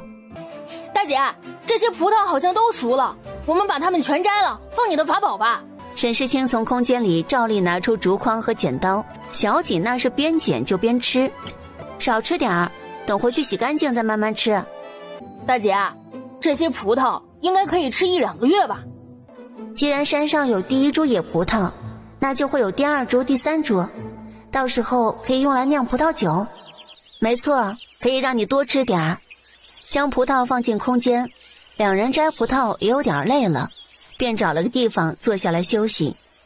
大姐，你看这是什么？感觉像蘑菇，又不是，有点硬。怎么了？沈世清闻言便走了过来。他这个弟弟是有点运气在身上的，没错，这就是灵芝。他蹲下来仔细观察。大姐，这是什么呀？这是灵芝，应该是紫灵芝，你再看看附近还有没有了。在小锦的刨地下，他又发现了几朵灵芝，还更大。这次小锦自己摘，边摘那个心情可美滋滋的。这摘的不是灵芝，是钱呀。沈世清将摘好的紫灵芝放在一边，数了数，大概有13朵。大姐，你说这个会不会是100年灵芝？哪有什么100年灵芝啊，灵芝是1年生的。不过这些灵芝应该还是很值钱的。很快就回到了山谷。在路上的时候，沈世清顺便抓了几只野鸡。大姐，这次野鸡怎么没有放进空间啊？我准备养一些鸡，到时候每天就有鸡蛋了，还可以孵小鸡呢。回到山谷后，小婉已经做好了晚餐。沈世清拿了几串葡萄出来，洗干净放在一个碗里，然后招呼着小婉一起来挤蜂蜜，让小锦去拿一个干净的罐子来。摘下来的蜂蜜还有很多块状的蜂蜡，需要把蜂蜜过滤出来，将金黄色的蜂块放在过滤布上面。两姐妹一起用力，蜂蜜就从过滤网渗透下来，留在容器里面了。既然有了蜂蜜，那明天我们就可以做猪肉脯了，又得辛苦一天了。第二天一大早，沈世清便开始了新的奋战。小锦、小婉，你们把这些肉切成小块，我来剁馅儿。猪肉脯，沈世清用的是一个比较常见的做法，将猪肉剁成馅儿，然后加上调料，搅拌均匀，再用油纸包起来，用擀面杖像擀面条一样擀成片状，再用烤箱烤。沈世清之前在厨房里做了一个小烤窑，原始的烤箱。大姐，你剁慢点呀，我和小婉肉都没有切好。你们先去休息下吧，吃点东西。大姐，我们不累，接下来要怎么做？对啊，大姐，让我们看着吧，等下次就交给我。那你们可得仔细看好了。沈世清先将肉馅儿放在大盆里面，加上各种调料，后面搅拌均匀，又拿出许多张油纸，将肉馅儿放在2张油纸中间，拿起擀面杖开始擀平。小婉，你先把这个放进那个烤窑里。烤制也是个大活儿，毕竟猪肉脯比较多，可能需要来往多次才能烤好。就这样，一家人从太阳出山到晚上繁星点点，终于最后一盘猪肉脯从烤窑中拿了出来。大姐，这个真好吃，就是吃多了嘴巴有点干。就放在这儿，想吃到时候自己来拿。小锦，等会儿你们把厨房收拾下，我去看看牛肉干怎么样了。于是走到晾晒牛肉干的地方，发现牛肉干肉眼看上去已经没有水分了。沈世清拿出一个大盆，将这些牛肉干全部收起来，拿出了几个大蒸屉，将牛肉干放在蒸屉里面去蒸，去除里面的水分。当然也是需要好几次，牛肉干有点多，最后将蒸好的牛肉干放在竹席上晾晒。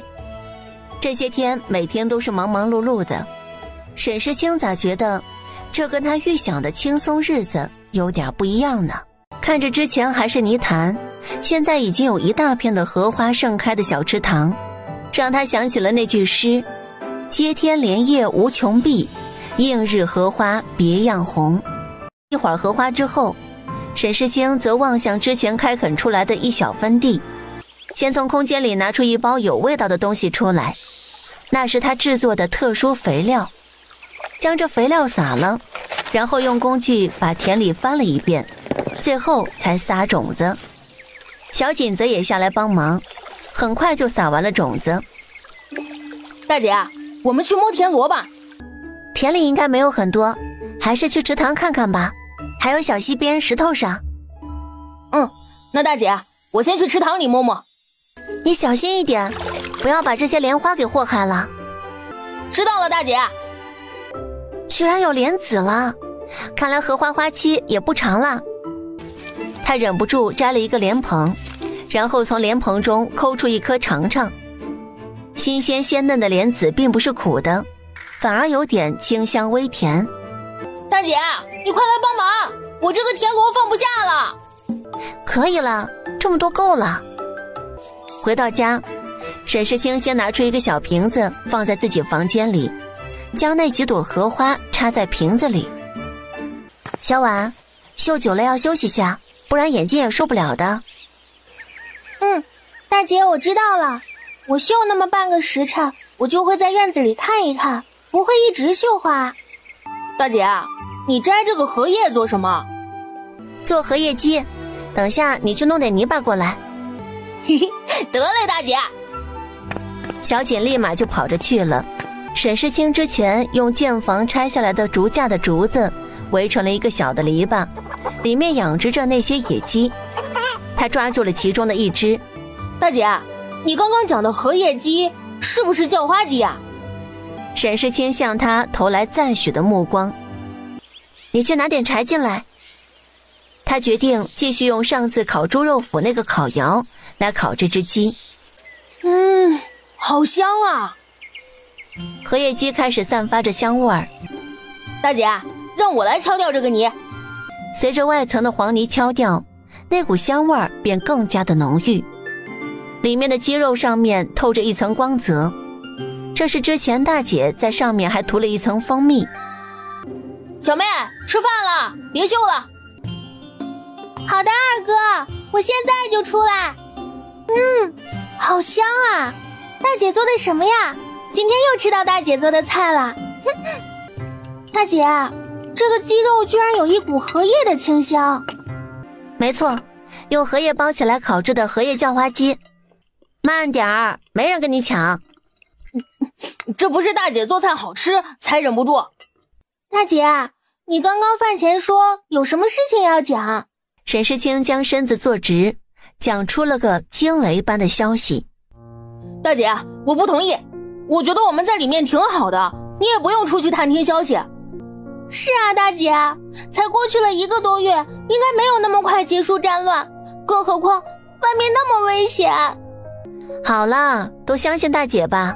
放心，大姐不往之前我们那个镇上去。上次大姐去山里挖红泥的时候，找到了一条大河，偶尔还能看到几条渡船呢。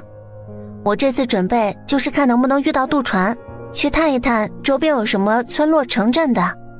大姐，万一没有渡船，你可不能直接游过去。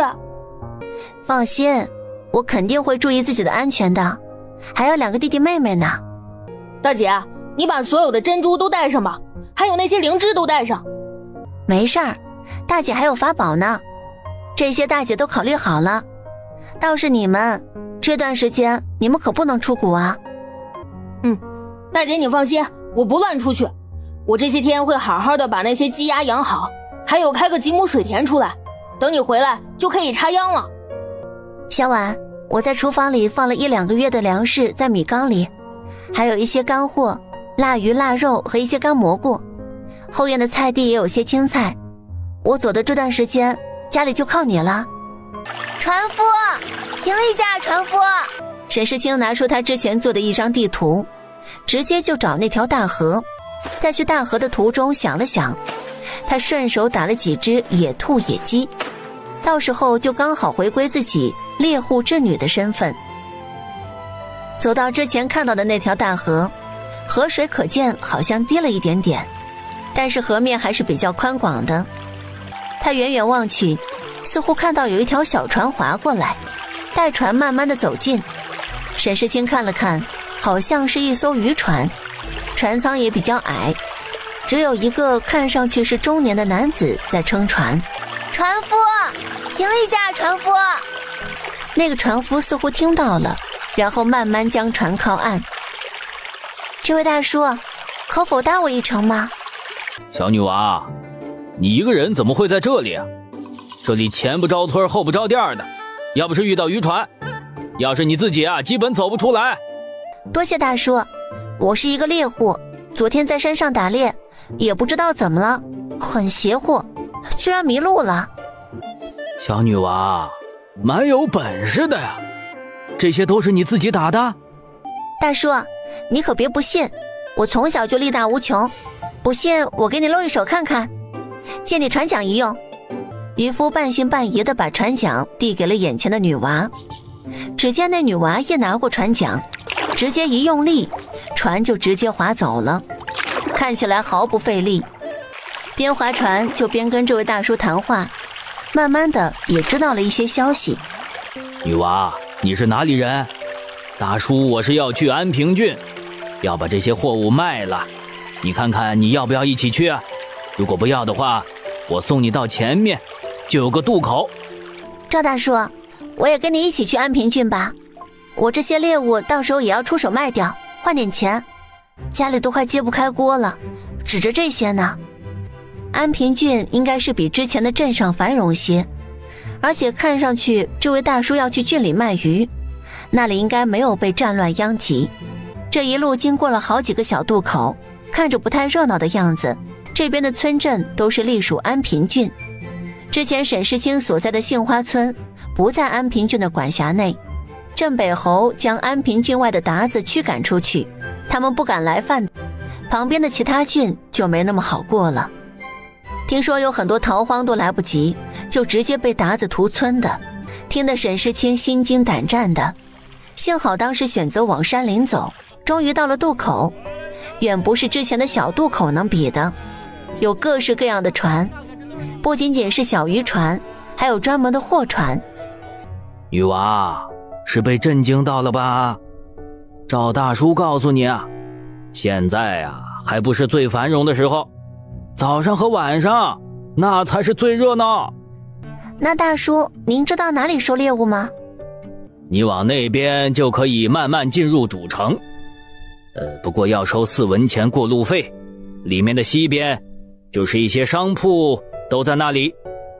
沈世清向赵大叔告了别，先上了岸，发现岸边的确有一个小集市，好多渔夫和猎户，还有一些农户在卖一些鱼和野味和蔬菜。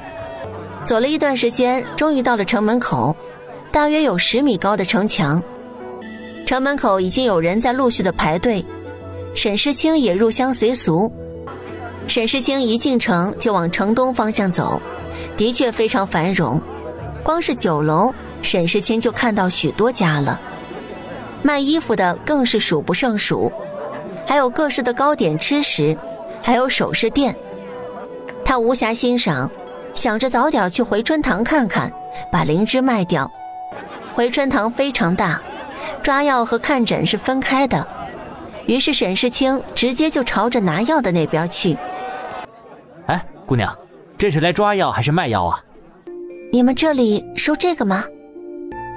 请姑娘稍等片刻，这类药材小的做不了主，我去叫我们的刘主事来。姑娘，鄙人姓刘，是回春堂的主事，药材收购方面基本都是我负责的。不知道姑娘灵芝有多少，可否都拿出来给在下看一看？不知道按照主事手中这种品质的灵芝，收购价是多少？说实话，姑娘，这朵灵芝比较小，可以入药的部分小，只能3两银子。那要是这么大的呢？姑娘这是信不过鄙人，灵芝基本不会单独生长，姑娘可以把所有灵芝拿出来，刘某保证绝对是最实惠的价。不好意思啊，刘主事，这些灵芝是我在山上打猎时偶然发现的，之所以不一次性拿出来，是因为我年纪小，怕。小姑娘放心，我们回春堂童叟无欺，不至于为了这灵芝砸自己的招牌。于是沈世清便拿出来了12朵大小不一的灵芝，并没有把最大的那朵比手掌还大的拿出来。他总是有种莫名的预感，感觉以后自己可能用得上。小姑娘，这几朵比较大的，我就算你30两一朵，其他的大小不一，不如凑个整，200两，不知姑娘意下如何？多谢刘主事。这个刘主事没有压价，的确值得感谢。不知道姑娘是要银票还是现银呢？麻烦刘主事了，请您帮我全换成现银吧。小姑娘，把它装好啊，需不需要我叫伙计给你送回家呀？沈世清自然是拒绝的，就见他轻松的一拿就把银子提了起来，毫不费力，在刘主事震惊的目光中离开了回春堂。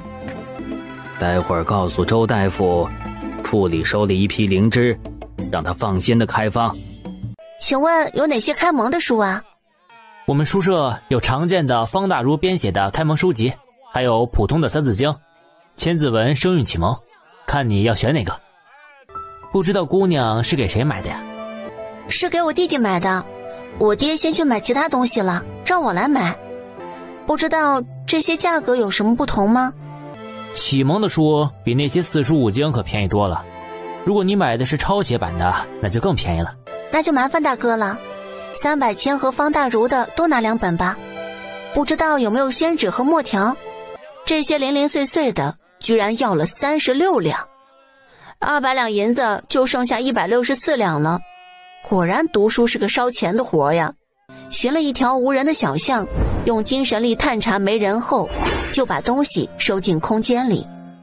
他将之前看到的一些店铺的位置都存在脑海里了，所以走路的速度更快些了。首先去了一间名叫霓裳坊的绣坊。这位小娘子是来买丝线，还是卖绣品，或者是交货呀？卖绣品，不知道掌柜的可收？这幅绣品可是小娘子绣的？是家中小妹绣的，不知道掌柜的您估价几何？绣艺倒是非常精湛，但是一来这幅绣品比较不大，但又不是扇面那样小，所以我们到时候卖出去还需要处理，也需要刚好有客人看上。这幅绣品可以给你6两银子。听到6两，沈世清就已经觉得蛮好的了，这还只是小婉的闲暇之作。不知道小娘子愿不愿意接我们霓裳坊的定制绣品，由我们提供材料和绣样，按时交货。价格按你妹妹的这个绣艺来看，我可以按最高等的来算。可以是可以，不过一般交货时间是什么时候啊？需要立契约吗？基本1月2、3副小绣品，大的肯定就要时间长一点。你们第一次接就是拿一些小的。那就辛苦掌柜的拿2张绣样和一些丝线了。不过我还想买一些常见的丝线，还有一些绣架，回到之前的渡口。没想到看到渡口一个地方围着一群人。沈世清本来没有看热闹的想法，结果可能是他的精神力不受控制的，他似乎听到了来自那位赵大叔的声音。朱大，你这厮，回以前我还是看着你长大，你结果干的是什么事儿？你对得起你死去的爹吗？赵大叔，我说你管什么闲事，跟你又没什么关系。这个老头儿他儿子欠了钱，现在他儿子跑了，可不是爹找他要钱。你给赌场当打手还这么嚣张，刘大爷的儿子怎么染上毒瘾的？好好的一个人，就是被你们拉下水，你们今天还有脸来逼刘大爷还钱？我告诉你朱大，你要是敢动我一根手指头，我就去报官，你看府衙怎么处理？沈世清想了想，还是出手，顺便试一下自己的精神力能不能攻击人。于是一个打手正拿着一根棍子，正要打上赵大叔时，突然觉得自己头痛，就直接捂住头摔倒在地了。怎么了这是？没吃饭呀？棍子都拿不稳。沈世清看了下人数，正准备继续出手，突然几个打手被一脚踢飞。沈世清仔细看着从天而降的一个青衣男子，容貌俊秀，衣服一看就是华贵的料子，他的脸上充满了几丝愤怒。不知道这位兄弟哪条道上的？我们是红星赌坊的，麻烦行个方便。哼，我倒是没听说过红星赌坊，不知道你们掌柜的可听说过镇北侯府了？前线还有战士在浴血拼杀，才换来这安平郡的安居乐业，没想到啊，你们倒是赌坊都开上了。朱大还想狡辩，就见远方走来一队穿盔甲的士兵。世子，末将来迟。把他们都带过去，交给府衙，顺便再告诉当地郡守，是不是日子太好过了，安平郡赌坊都开起来了。镇北侯听说有2个儿子，这个看年龄应该是那个有军功的儿子，上次就跟着镇北侯一起上战场啊，好像才16岁，少年英才，所以皇上才早早封了世子啊。哎，小女娃，你的东西卖完了吧？刚刚让你看笑话了吧？大叔说的什么话呀？也是我太小了，不然也要帮你们的。幸好有后面镇北侯世子相助。阿贵，这次多谢你了，给你添麻烦了。哎呀，不是我说你啊，刘大爷，你就是太惯着你的那个儿子了，不然他也不能没事就去赌啊，这是我们这些渔户家庭能沾染上的吗？赵大叔，怎么还有这么多鱼没有卖掉啊？哎呀，也怪我自己打鱼耽误了时间，一般早上和中午好卖，我们到这里已经中午最热闹的时候过去了。女娃，你药买了吗？还不快回家给你爹煎药啊？大叔，我是打算回家了，但是还有一件事情，就是我打算买一艘小船，这样我爹以后打猎卖猎物也方便些。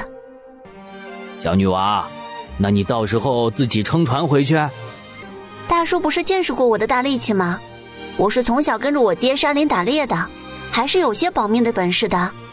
不知道赵大叔有没有认识的门道？让我想想啊，我倒是这一片的渔户我都认识，不过一般都没有船要出售的。赵大叔的东西整理好了，许是快到了做晚饭的时候，顾客就多了起来。沈世清也帮着招呼客人，没想到居然还真的卖完了。哎呀，又得对你道一声谢了。哎，小女娃，还别说，好像还真有一户人家要卖船，不过不在这里，需要去我家的隔壁的村。那老孙家的船可比他这个阔气多了，价格不肯降，前几天才听说还没卖出去呢。小女娃，就是这样的情形。你看一下，如果你愿意的话，看着天色已经晚了，到时候我再带着你去我家住一晚，白天再带你去老孙家看船。大叔，我姓林，家中排行老三，你叫我三娘就可以了。来的时候啊，辛苦你了，回去你就坐好，大叔来。傍晚，很多以卖鱼为生的人和一些货船都出发了，一时间船上热闹极了。三娘，有没有饿？船舱里有一些饼，还有一个炉子，你看一下，点燃那个木炭，热一热。好嘞。赵大叔，光吃饼怎么够啊？不如我们就地取材，来个烤鱼吧。平常我们家，都是我家那个做的，我都是吃现成的。没事儿，我来，刚好我包袱里有调料，刚在城里买的。于是赵大叔兴致勃勃，就带上他的工具开始打鱼。虽然天色昏暗，但是毕竟老把式了，很快就抓了一只鱼。哎呀，这鱼居然这么香啊！赵大叔自然知道鱼是要去了腥味才好吃的，但一般人家哪能每一次都用那么多名贵的调料啊？所以像他们打鱼的基本也都不喜欢吃鱼。大叔，小心烫和鱼刺啊！赵大叔则是大口吃肉，这鱼肉可真够味儿。沈世谦见状也没再说什么，他慢慢地倚靠在船舱边，腿部直接自然地舒展，手里拿着烤鱼，边欣赏风景边吃上一口鱼肉，好不惬意。夜幕慢慢降临，赵大叔将船停在一个小渡口，沈世谦也就立马起身下船。三娘，这就是我们村，名为清水塘，人不是很多。今天怎么现在才回来？孩子都睡了，再等会儿我也睡了，那你就睡在外面。赵贵先让沈世清进屋，自己在门口跟他媳妇儿说了些什么。啊，是三娘吧？刚刚已经听你赵大叔跟我说了，你今天啊就放心住在我们家，晚上有没有饿着呀？我还留了菜，不嫌弃的话我去热热。婶子，不用麻烦了，之前在船上的时候就跟赵大叔吃了婶子做的饼，婶子手艺太好了。哎呀，婶子去给你收拾房间去，放心，很干净，是还没有住过的。第二天一大早，赵大婶就起来烧火做饭了。早饭时也见到了赵大叔的儿子赵水生，因为赵大叔要去帮沈世清看船，所以便吩咐水生先去打鱼去渡口卖了。等下就说是我家的亲戚要买，你就是跟着我来看热闹，是我的侄女。知道了，谢谢赵大叔。小贵，既然是你的亲戚要买，那就给你算便宜点儿，40两。老孙头，咱们以前都是有打鱼的交情，这么要价不厚道啊！一艘那种大的新船，也不过40两，你那条破烂还敢开价40两？你看呀，赵贵，也不是说不可以砍价，那么生气做什么？哎呀，我也不想这样。不是我说啊，你看你这船放出风声这么久了，都没有卖出去，你这价也太胡乱喊了。那就给你个准价，35。这样吧，老孙头啊，就一口价25，你这船不吃亏，不行我就走。孙德海仔细思量下，最终还是同意了，将旱烟杆拿在手上，带他们去看船。一看到船的时候，沈世清就觉得值25两，因为这船不是那种乌篷船，就是木船，船舱的木头看起来做工很好，船头和船尾都特别长，船舱不是封闭式的，有点像现代景区那种观光船。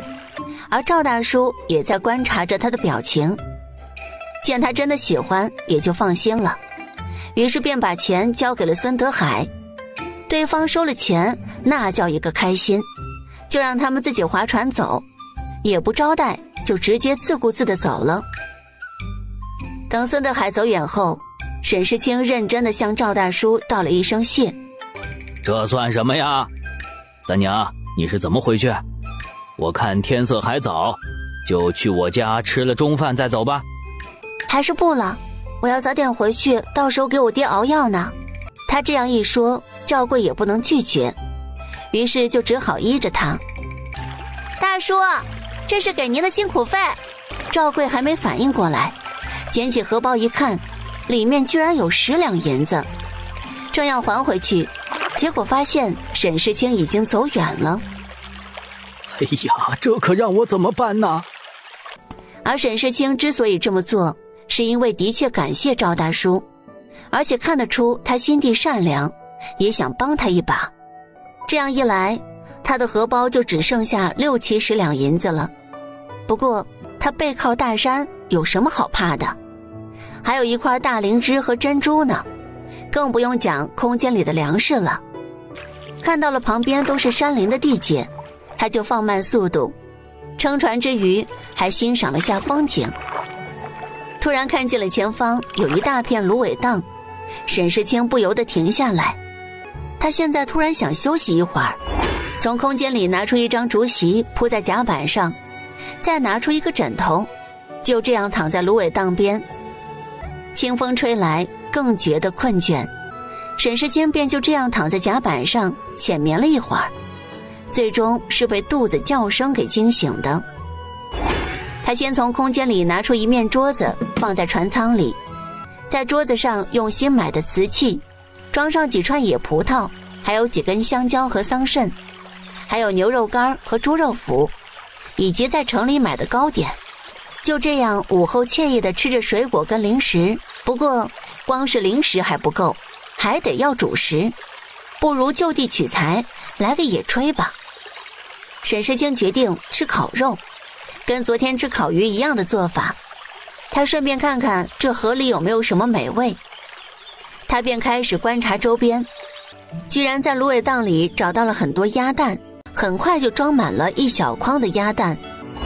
他先从空间里拿出砧板，将牛肉和猪肉拿出来，还有调料若干。牛肉切成薄片，猪肉则选取的是肥瘦相间的五花肉，这样烤的肉油滋滋的才超好吃。还拿出了一些蔬菜来中和。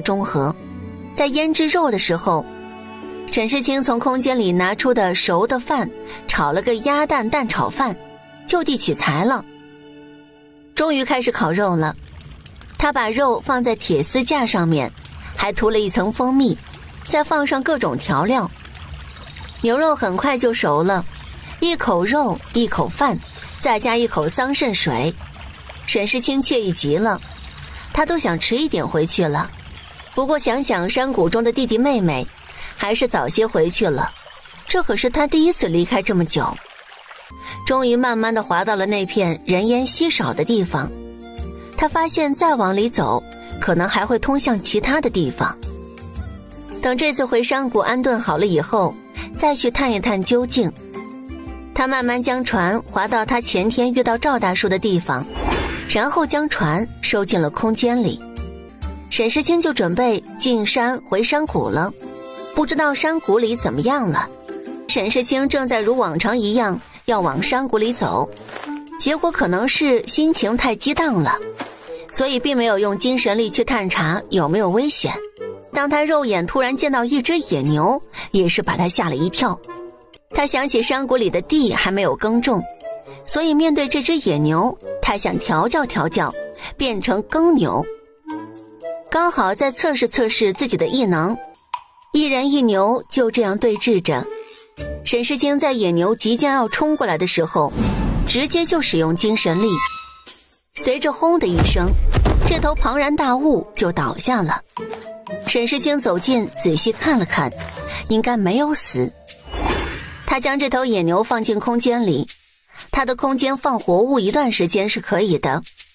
沈世清继续往前走，到了山谷的山洞前，他观察了下周边，发现没有什么野兽侵袭的痕迹，也就稍微安下了心。继续走在山洞里，轻松地把那块石头搬走，再复原。回去的路上经过荷塘，他发现荷花开得更盛了，水里还时不时的可以看出有几只鱼出来吐泡泡。旁边水田的秧苗都出来了，大约有半个手指那么长，再过10来天应该就可以插秧了。刚走到院子门口，就听到里面热闹的声音。大姐，你看小妹她欺负我。看到大姐回来还在闹啊？你先去把你脸上那层灰洗洗。小妹，你居然不提醒我。小婉没理他二哥，只是马上拉着大姐进房间里，让大姐坐下，去给大姐倒水了。大姐，你可回来了。你放心，这2天我什么事情都没有做，都听你的安排的。也就是想帮帮小妹，就进去了厨房，想做做吃的而已。要真想学，等会儿晚饭你来做，我看着你。真的吗？谢谢大姐。你们想不想知道我带了什么东西回来？猜一猜。大姐别卖关子了，快给我们看看呀，我们这几天可想你了。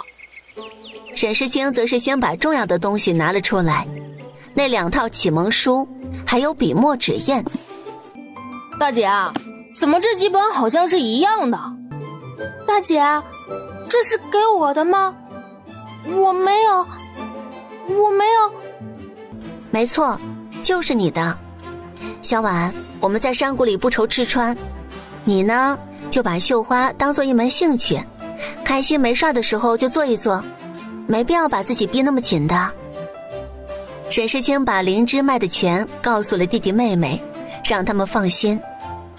养家的事情就交给大姐了，更何况我们在山林中也没有什么开销啊。第2天一大早，小景就在门口叫他大姐起床了。大姐起来了，见牛棚了。吃完早餐后，2姐弟去了他们养殖鸡鸭的地方。野鸡倒是生龙活虎的在各种扑腾。小姐，你这几天喂了鸡吗？看着这些鸡一看到他到来，各种表现的样子，他持怀疑态度。大姐，我真的喂了，昨天他们还要来咬我呢，要不是我机灵，差点就被他们啄了。这些鸡倒会欺负人呢。他也就没有再管这些野鸡了，开始跟小景分配任务。他从空间里拿出来之前还剩下的黄泥和砌石头墙剩下的石头，一人搅泥，一人砌墙。牛棚倒是不需要多大，几个平方大小就可以了，地面也不用铺什么，到时候放着干草就可以了。门的话，就简单的几根短木头钉在一起，再利用榫卯结构固定在地上，一个简单的门就做好了。棚顶也就是用木头加上一些干草盖着就可以了。接下来就等着晒几天，就可以让野牛入住，只能辛苦野牛继续待在空间里了。沈世清看着野鸡还在那里乱叫，想起空间里的鸭蛋了，索性也建个小棚子来孵鸭蛋。看了看天色还早，就继续干。不过小锦就已经累得不得了了，先找个阴凉地方乘凉了。沈世清也没有说什么，毕竟要不是因为异能的原因，他的体质恐怕也更弱。毕竟3姐弟都还比较小，不过小景也没有休息多久，也来继续帮大姐忙。建好了孵鸭蛋的棚子后，沈世清就直接让小景回去休息了。大姐，你跟我一起回去吧。孵鸭蛋的地方还得等着跟牛棚一样风干。沈世清先把鸭蛋拿了出来，从空间里找到一支笔，再拿出一个竹筐。他准备给鸭蛋编号，看能孵出多少只。第2天下午，牛棚也差不多在烈日的炙烤下，基本墙体都干了。于是沈世清就把空间里的野牛提了出来，丢进了牛棚，再精神力刺激它。没过一会儿，野牛就转醒了。一醒来发现自己被困在这里，野牛就准备用牛角来撞墙。沈世清则是准备测试一下自己的精神力，看看能不能控制这只野牛。于是又暗暗地使用精神力，那只野牛即将头触碰到墙的时候，停顿了一下，接着慢慢就安稳下来，变得温顺。沈世清走近摸了摸他，他也没有反抗，甚至还往前做出将自己全身递给沈世清的姿势。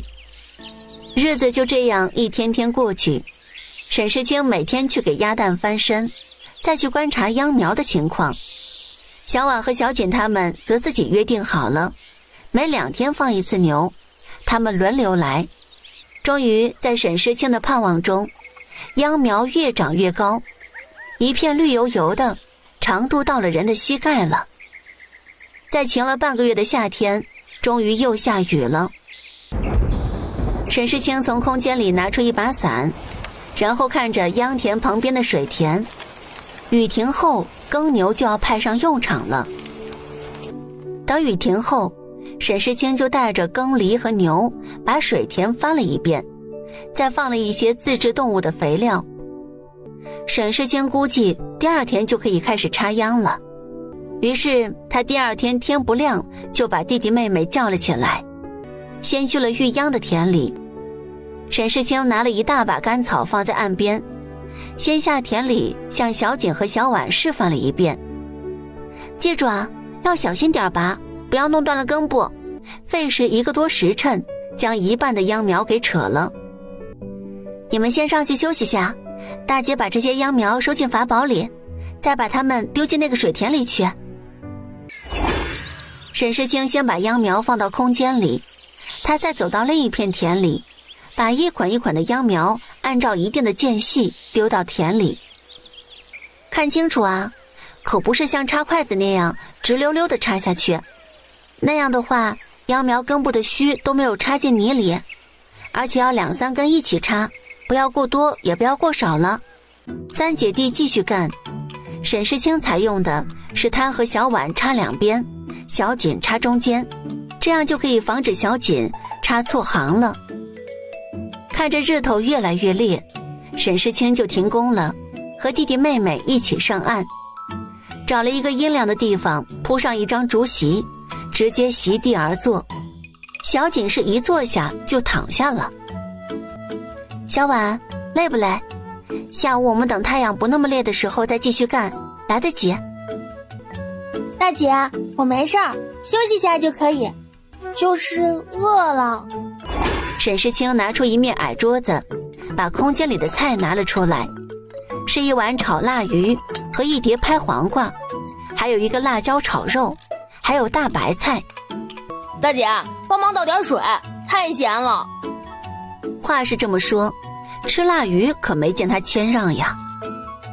沈世清从空间里拿出2个大茶壶，一个是装的山泉水，一个装的是桑葚水。饭后沈世清说到做到，都躺着休息，时不时吃一根芭蕉，一串葡萄。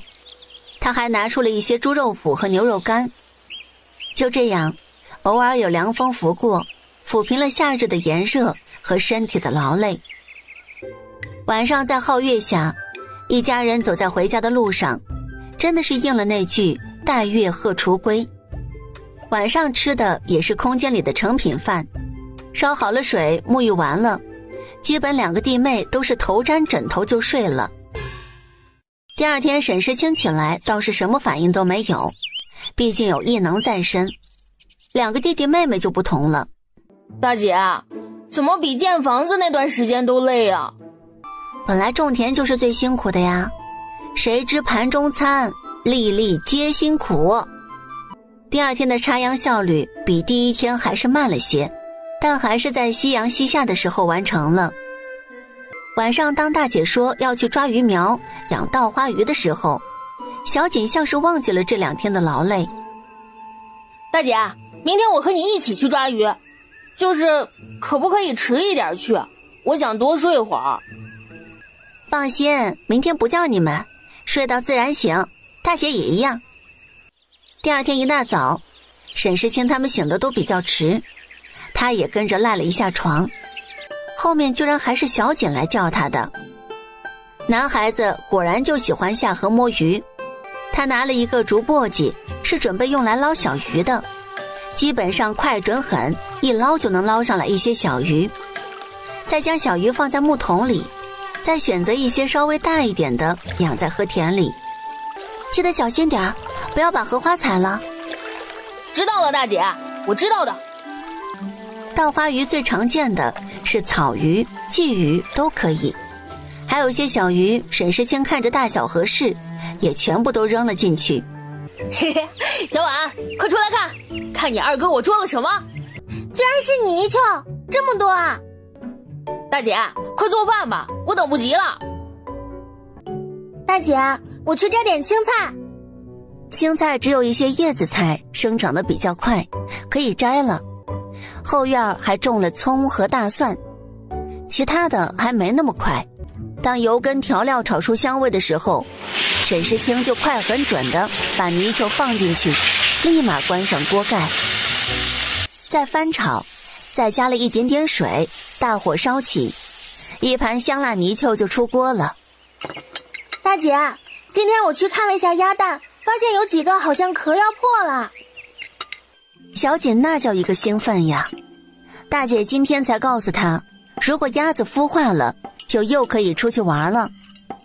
沈世清看了一眼小锦，小锦只得安安分分地继续吃饭，感觉这个泥鳅都没有那么鲜美了，恨不得马上去看鸭蛋，帮忙让每一只鸭子孵出来。沈世清慢慢打开被子，发现的确有几个鸭蛋出现裂痕了。于是他拿起一个小石头，帮助几个鸭蛋轻轻地敲了一下，但是孵化破壳还是要交给他自己。这是普通的一天，也是小锦最兴奋的一天。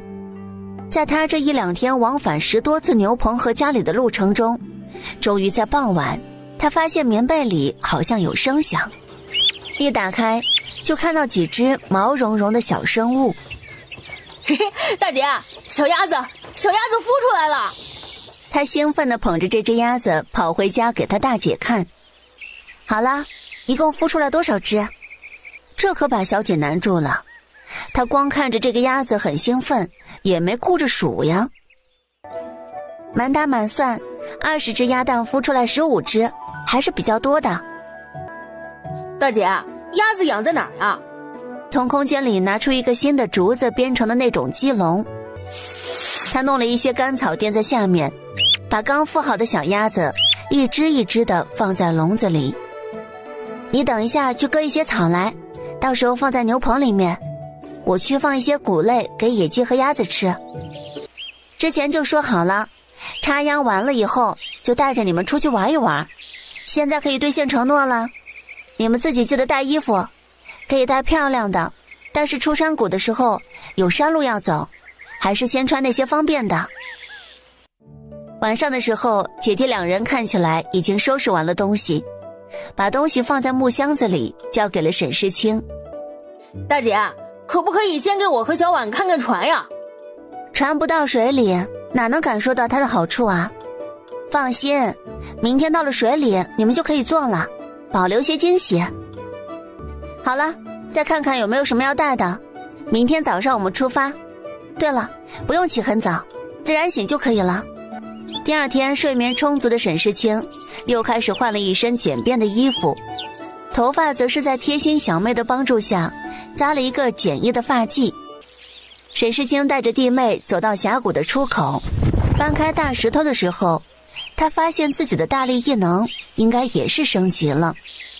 搬这块石头比之前更轻松了些，依旧是走过狭长的山洞才走了出来。一出山洞，小锦就走在前面了。既然是出来玩一玩的，沈世清他们走的不是之前进谷的道路，走另一个方向，沈世清也好完善他的地图。一路上发现了一些漂亮的植物，他都刨下来放进空间里，准备移植到后院了。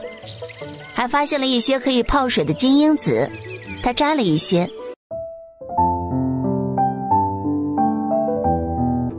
大姐，那边我好像看到有果树，红色的果实。那我们去看看，要是果树那就有福了。这样空间里的水果种类又多了。终于走到果树跟前了，也看清楚了，在绿叶丛中一颗颗红色的果实。这个果子沈世清认识，在现代社会，她的另一个姐妹卖得更加好，她就是樱桃。大姐，这边也有果实，是李子，你们快来看呀！沈世清看着这棵李子树，是他印象中的奈李，果子就算是绿色的，果实也非常甜。小锦、小婉，你们先去摘这个奈李，樱桃比较小，比较难摘，我试试能不能移植一棵果树放在法宝里，到时候种在山里面。沈世清捞起了袖子，深呼一口气，试着去拔树。最开始那棵小的樱桃树看起来纹丝不动，沈世清再次控制异能，发现一次比一次松动，终于第3次的时候将它连根拔出。你们摘了多少了？给大姐看看。大姐刚刚收了一棵樱桃树，到时候种在山谷里面，我们不用出来也能有樱桃吃了。那大姐，这个奈李树可不可以也收进去？这个奈李树比较低，待会儿我多移植几棵，你们现在就先去那边摘樱桃吧。沈世清便开始拔奈李树，这次更加顺手了。等收了树，沈世清也开始去帮忙摘樱桃了。这么多够了，说不定后面还有其他很美味的食物水果在等着我们呢。摘完水果也都累了饿了，沈世清带着弟弟妹妹找了个空地，放了一张竹席，这是老操作了。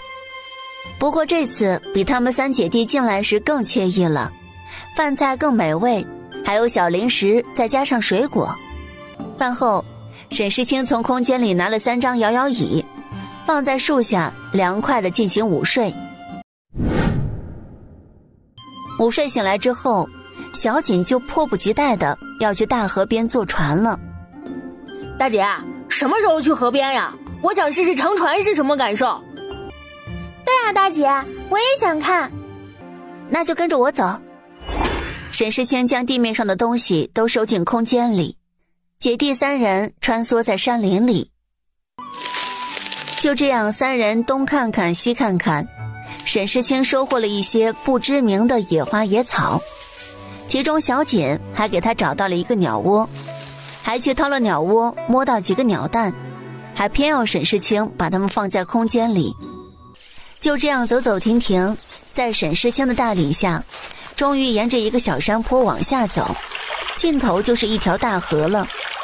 大姐，这河好大呀，我都看不见对面尽头，也是山吗？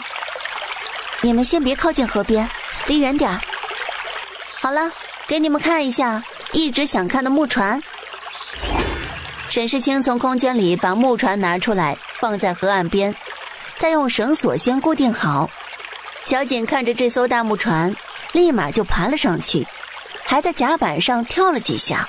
大姐，是你来撑船吗？没错，上次进城的时候遇到位船夫大叔，他教的。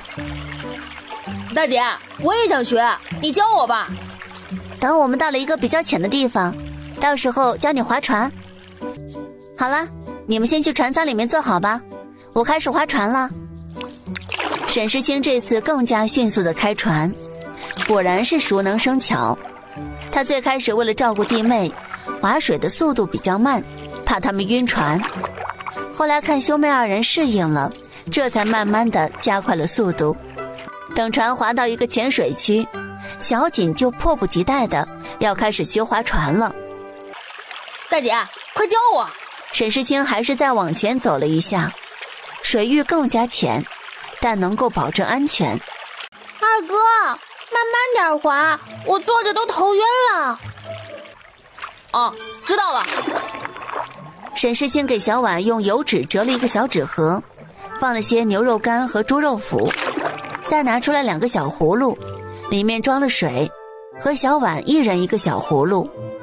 就这样，在小锦越来越熟练的技术下，2姐妹一边看风景，嘴里还嚼着一根牛肉干，好不惬意。大姐，你忘记我了吗？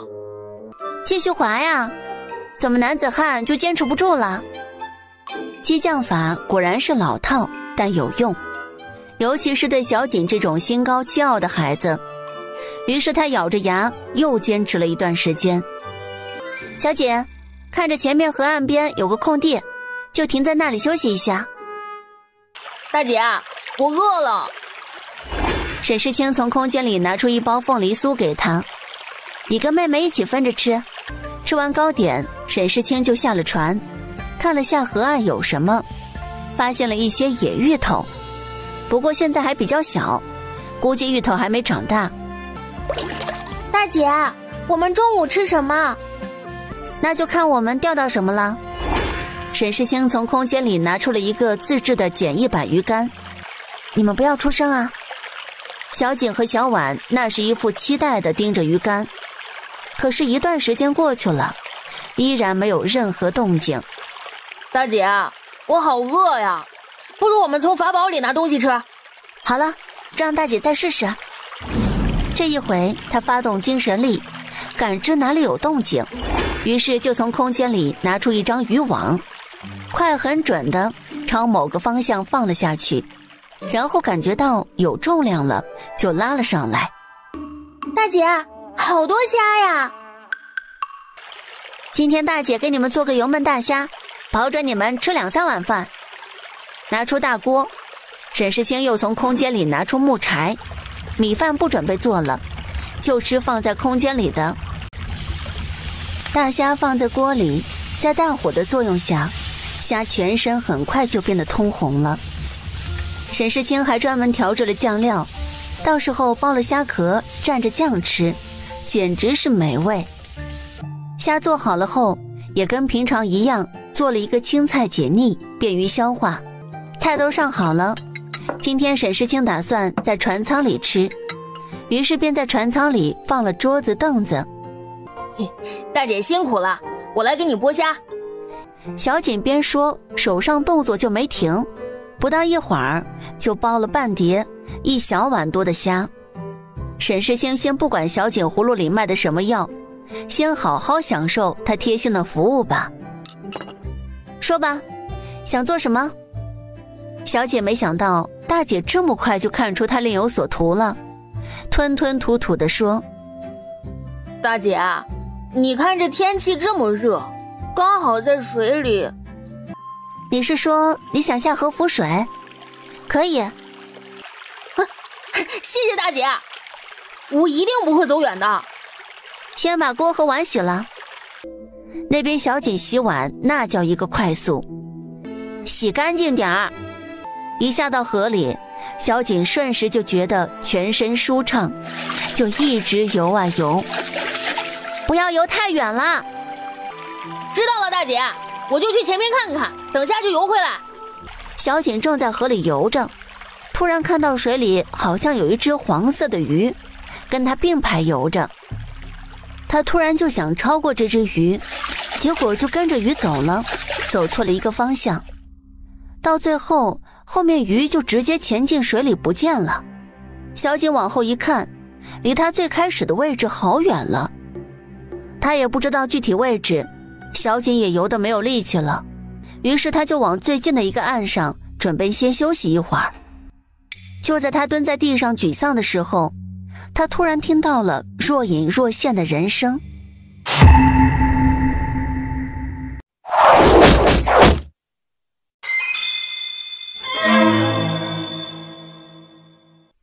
看起来应该是个不小心闯入的小孩。老规矩，处理掉。只能怪你运气不好了。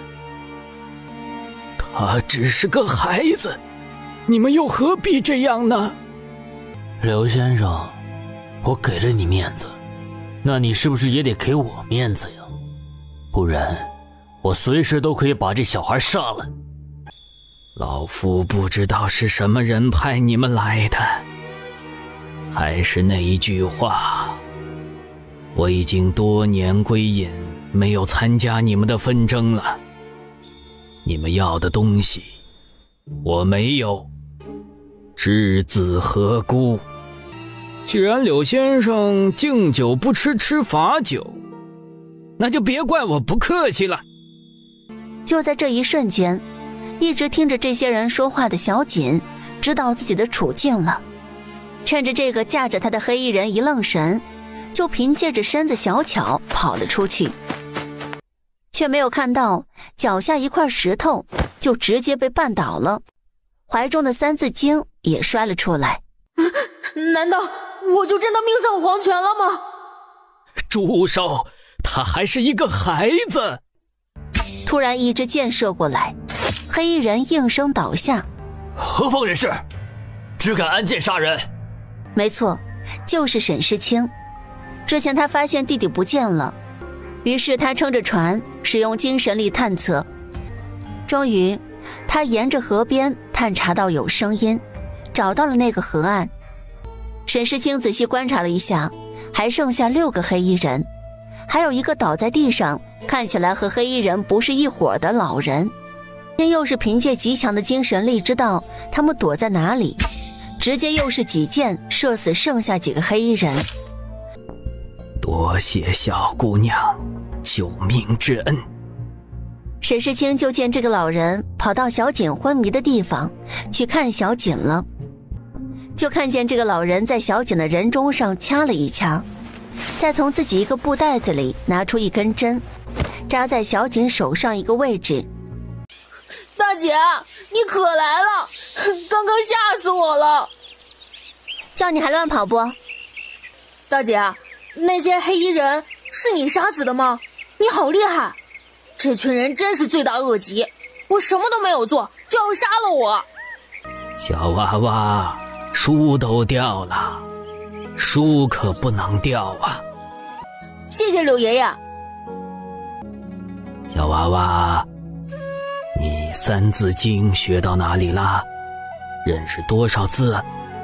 小锦不好意思地挠了挠头，真不好意思讲，他就只会之前偷听私塾里的学生念的那几句人之初性本善。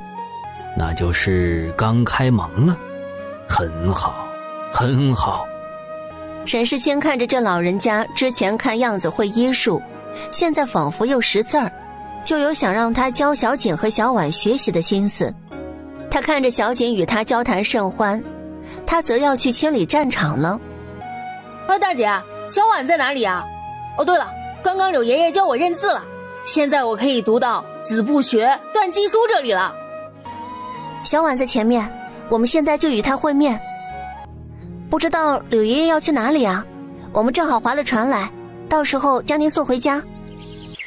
我一个孤家寡人，四海到处都为家。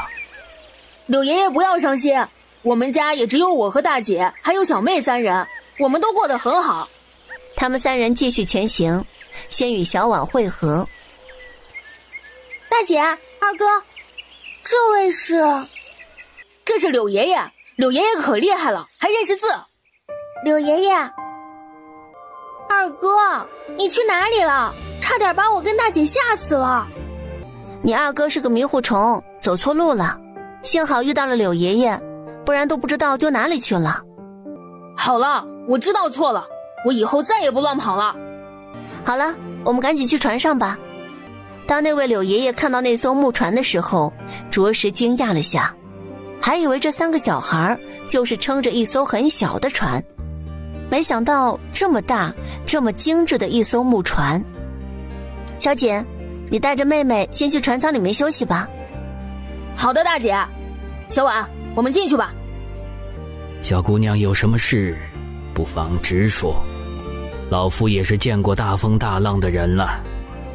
那我就直接说了，相信您也猜到了，我想让您跟我们回家当小锦的先生。小锦的确非常聪明，我刚才随便教了的东西她也能记住。那么柳先生是愿意了吗？柳先生站在这里应该是有些累了吧，太阳又比较炙热，先去船舱里休息下。不必了，让老夫独处一会儿。沈世清拿出几个布袋，分别装了一些谷类，还有一些蔬菜和调料，还把锅炉都拿了出来，这样到时候就可以在柳先生面前拿出来了。还拿了一些野果和肉干糕点。他放好东西之后，就连忙撑着船远离这个是非之地。他使用精神力发现现在可能是午后，基本没有几个人影，于是便加快了划桨的速度。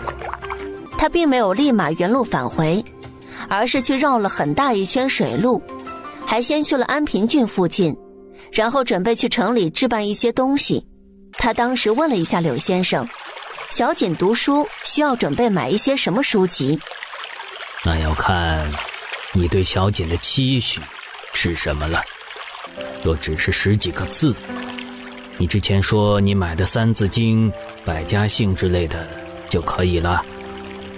要想科举入仕，那么经史子集都是必不可少。虽说现在战乱频繁，恩科停了几年，但天下分分合合，战乱迟早会停息下来的，以后反而是更好的机遇。沈世清于是先把船停在渡口，他想了想，先用精神力把柳先生给弄晕了。柳先生突然觉得头有些晕，难道是因为今天太劳累了？我们就在这渡口逛一逛，你们看一下要不要买什么东西。大姐，那可不可以给我们点银子？你们看上什么我来结账，别打其他主意。那大姐，我喜欢的东西你可一定要给我们买啊。渡口基本上都是买货物和食物居多，小婉指着一个卖糖葫芦的。沈世清就去买了3串糖葫芦，雨露均沾。小锦还买了许多渡口摊贩的美食，实在是吃不动拿不了了才停止。大姐，我们是不是还要给柳先生买一点东西啊？放心，你大姐我早就准备好了。柳先生醒来还愣着，难道是真的老了，身体这么经不住了吗？他醒来就看到沈世清给他带的食物了。多谢。柳先生的吃相很儒雅，沈世清依据这个柳先生的谈吐行为举止来猜测，他不是一般人。不知道你们的家在哪里？我们住在一个偏僻的山林间，可能需要赶夜路，就要辛苦柳先生了。我倒是不辛苦，不过你一天都一直在撑船，反而更辛苦，不如休息一下，明日早上再出发。还是早一点到家，这样心里安宁一些，到时候在中途休息一下也是可以的。就这样，在夜色中，沈世清撑着桨慢慢的前行。今天夜色很美，月光澄澈，水下真有如月下飞天见的景色。他看着夜深了，于是用精神力视察了一下周边环境，在一个河岸边将船停好。今天就辛苦柳先生，在船舱中将就一晚了。不必迁就老夫，我跟小锦就睡外面吧。小锦，你说呢？对，大姐，我和柳先生睡外面，你和小婉睡里面吧。沈世清也没有推辞，从船舱里拿出了一床竹席，给柳先生和小锦铺在甲板上。你小心点，不要左右滚动，到时候摔到水里去了。等柳先生和小锦弄好了后，他则在整理船舱。就这样，许是一天经历了许多，小锦的鼾声很快就响起了。柳先生也在感叹，这一天从最开始的危险到现在的平静，恍如隔世。就这样，4人都伴随着夏日的蛙声入眠。第二天一大早，最开始醒来的居然是柳先生，可能是老人家睡眠浅。柳先生醒来之后，先下了船，站在了河岸边，嘴里似乎是在背诵着什么东西一样。沈世清比较警醒，在柳先生醒了后就醒了，但他并没有马上出去，看着柳先生没有什么离开的打算，则继续躺着。赖床这种行为就是越来越舒服。后面还是小景和小婉醒了，他才起来。早餐并没有很丰富，只是做了普通的粥，一人1个鸡蛋。到了出发的那个河岸，柳先生已经到了。柳先生看着这四周茂密的崇山峻岭，有些摸不着头脑。难道这3姐弟住得这么偏？沈世清这时候也不瞒着他了。柳先生，我们住在山林中的一个山谷中，还需要往山林里走一段路程。柳先生这时候才意识到上了贼船，被骗了。这时候环顾四周，他根本就不知道是哪里，他又不会撑船，也没有机会出去。这个小姑娘可是把那群黑衣人都可以杀掉的狠角色。哎，这真是……不过想着他之前的猜测，也是个偏僻的地方，在哪儿不也是一样吗？深山老林反而更亲近一些，这样想着，他倒是能坦然接受。老夫还能说什么呢？不过之前你说的教你弟弟还作数吧？他生怕对方把他带到这儿，还有其他的事儿。不仅是小姐，不知道先生愿不愿意再多教几个？教1个2个都是一样的。多谢柳先生。应该改口叫夫子。沈世清先明面上给柳先生展示了他的天生神力，把那艘木船放在岸边，用东西遮掩，后面再找个借口偷偷溜回来，把船放进空间里。回山谷只有沈世清拿着一些宣纸、毛边纸，因为要假装去了城里买了纸，之前是那么对柳先生说的。先生，要休息下吗？不啦，还是早点到你们家好。不过这山林里你们建的是木屋？这个可能和你预想的不一样。很快就到了山谷入口，柳先生跟着他们走在狭窄的山洞里。当看上去柔柔弱弱的沈世清把一块大石头搬开，是彻底震惊了。柳先生，先去我们的家里吧。柳先生有点期待了，想看看是什么样的，结果看到了他话都说不出来，结结巴巴的。另一边，在之前黑衣人丧生的地方，一群穿着军装的人正在处理尸体现场。世子，没有找到柳先生的下落，也不知道是不是……没有找到柳先生的尸首，柳先生便没有出事。派人封锁沿岸渡口，细细盘查。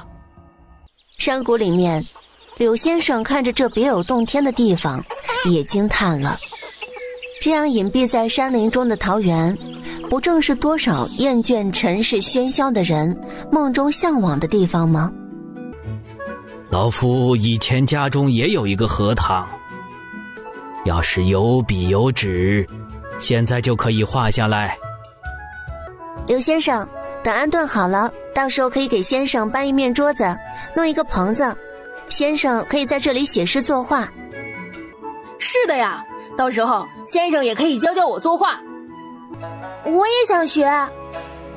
好好好，老夫没看错的话，那个稻田里很多的鱼。这是稻花鱼，大姐说这样既能种稻子，也能养鱼，一举多得。这倒是从未听闻过，不过到时候老夫有没有口福吃这个稻花鱼啊？自然有先生的份了，以后先生在山谷里的吃食也是我们包了的。不知道先生有没有什么忌口的？如果先生想自己开火也是可以的。客随主便，客随主便。嘿嘿嘿，原来先生也跟我一样是会炸厨房的人。小姐，不得无礼。没事，童言无忌，说的也是事实。以后吃食方面就麻烦你们了。先生请进。沈世清推开院门，映入柳先生眼帘的居然是与他想象的茅草屋不同的，居然是砖房。先生见谅，家中没有什么茶叶。无妨。先生，因为房间的原因，先生的房间和后面需要专门学习的学堂，我想了下，可能需要委屈先生了。好啦，直言无妨，有什么委不委屈啊？我的想法是，我们之前还有一个备用山洞，里面也非常大，到时候我和小锦会为您布置好的，今天您就和小锦一起将就一晚吧，后面再简单给柳先生建造一间小木屋。毕竟砖头他已经没有了，就算有，拿出来也说不清。现在这间房子，他之前就跟小景和小婉说好了，说这是父母辈的人慢慢运进来的。哎呀，累死我了，这野鸡成精了。最终只能抓到一只看上去就不太聪明的野鸡。就你了。沈世清则在那里切菜，小婉帮忙打下手，泡笋干和黄豆，切葱姜蒜等等。灶台的2个锅沈世清都用上了，先准备炖猪蹄儿，野鸡炖蘑菇就用小的砂锅炖，这样可以更加入味。青菜就最后放在锅里一炒就熟了。猪蹄这边的火可以烧小点了，慢慢炖。小婉，你直接放进锅里就可以了。好的，大姐。终于最后一道炒青菜装好了盘，今天就在里面吃吧，外面太阳太晒了。姐弟3人分别端着碗筷和菜出来，等到开动的时候，柳先生又震惊了。他也算是过钟鸣鼎食的生活，但是就算他是饕餮嘴，也不得不说这菜做得非常好。想着未来每天都是这个手艺，住哪里他更加不计较了。太久没吃得这么饱了，大概还是10多年前了。嘿嘿，那先生可以做好自己的胃被我大姐和小妹的手艺撑大的准备。那你呢？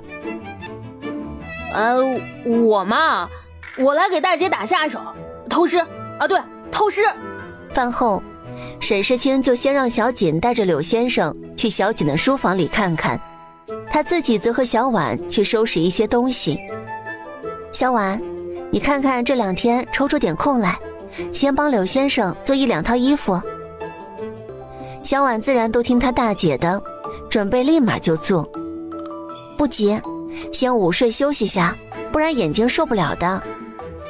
幸好你练字不长，一些用笔习惯还可以改过来。写字不要光手腕用力，手肘用力，对，就这样。似乎是现在的好看一些。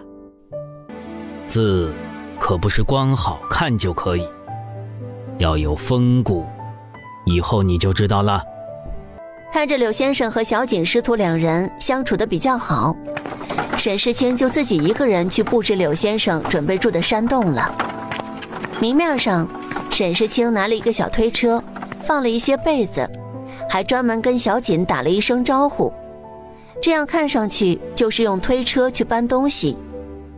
实际上大头都放在空间里，到时候再多来回几趟。他推着推车出了院子，就把它放空间里了。到了山洞的外面，看着这个住了1个多月的山洞，还是有点小触动的。沈世清先打扫了一下山洞，打扫干净后，他就在想着房间里的布局。他先从空间里拿出一张床，是那种可以装蚊帐的。他先在床上铺了一床被子，再铺上席子。夏天还是睡席子舒服，不过怕柳先生晚上后半夜会觉得冷，还拿了一床比较薄的棉被叠好放在床上。然后再从空间里拿出一张桌子，2张凳子，其中一张是太师椅，这样坐着更加舒服。也拿出了一个衣柜和一张小桌子，可以用来做书桌。沈世清先拉了一块帘子，把帘子安装好了，也能遮挡一下房间。小锦之前住的房间，沈世清准备做成一个书房，到时候柳先生就在这里向他们传授知识。他从空间里拿出3张矮桌子和小凳子，柳先生的桌子大了一些，沈世清拿了一些纸放在这里。再去看看山洞那个小厨房，他放了一些干柴在那里，到时候柳先生烧水沐浴，可以让小锦傍晚学完之前帮忙烧好。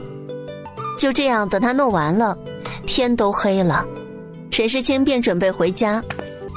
回到家，先经过小婉的房间，小婉正在缝制柳先生的衣服，转头看小锦的房间，小锦她正在专心地练字，柳先生则是在白纸上面写一些知识注解，还时不时地关注着小锦的练字的情况。沈世清看着心里十分的欣慰，天黑了他就去准备晚餐了。中餐还有一些剩菜，毕竟好几个硬菜没那么容易吃完的。青菜倒是吃完了，猪蹄那是更不用说，抢手得很，只剩下干笋炒肉。饭后柳先生居然提出了让小锦去院子里走动走动。石锦今日一下午都在书房里练字，但是科举一途，一个好的身体还是很重要。那就听先生的，不过先生放心，就他那坐不住的性格，再加上田里还有鸡鸭也要他照顾，身体差不到哪儿去的。柳先生就在他们这里先住了几天，沈世清则是装作多次搬东西去山洞。在几天后，小婉的衣服也做好了，就让柳先生搬过去了。看着这布置好了的山洞，柳先生倒是蛮新奇的。每日晨时，你们三姐弟过来学一个时辰，下午申时，石锦过来练字。好的，夫子。沈世清带着小婉一起改了口。今天趁热打铁，就开始第一天的学习了。在沈世清这个现代人的眼里，柳先生的确与他刻板印象之中那些知乎者也的老师不一样。他上课风趣幽默，还引经据典，一个时辰，现代的2个小时，居然感觉很快就过去了。世清啊，你这字力道不够，笔法也比较奇特，是需要好好练一练。沈世清真是有点不好意思了，上课那是因为毕竟多活了几十年，这个字迹肯定是因为上辈子写圆珠笔水性笔写多了。小锦这时候可找到可以嘲笑大姐的地方了，也跟着凑过来看大姐的字迹。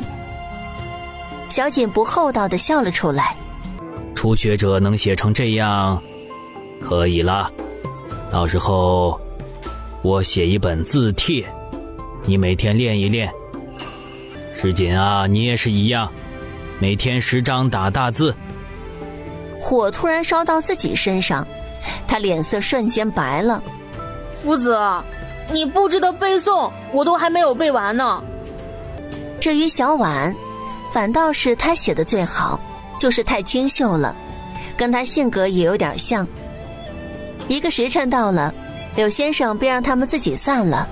夫子，之前忘记跟您说了，荷塘那里我和小锦一起搭了一个竹棚，先生闲适的时候也可以去赏荷的。你们有心了。夫子，那我们先回去了，待会儿让小锦来给您送饭。大姐，我觉得夫子比之前村里私塾里的先生好像更好一些。既然有好夫子，那更要认真勤勉地完成功业。大姐，我今天忘了割草了，我待会儿带着这头牛出去放放风。大中午的，日头这么晒，傍晚再去放牛吧。那好吧。二哥，你记得下午还要去夫子那里学习？是的，不是上午学完就可以，我下午还得去。哎，我咋觉得这读书的路这么难走呢？沈世清经过荷塘，顺手摘了几枝荷花和莲蓬，待会儿去送饭的时候也摘几个新鲜的莲蓬给夫子。哎，大姐，你的果树是不是也应该种了？行了，这个事儿我自然会处理的，你好好去读书放牛就好了。三人回到家后，沈世清就简单做了一荤一素，都是开胃的居多。大姐，我去夫子那了。啊？那是什么？我不是想给夫子尝一尝吗？小锦那可是早就有应对的办法。柳先生的牙口来嚼牛肉干，亏他想得出来呀。小锦，自己想吃就说，不能找他人做借口。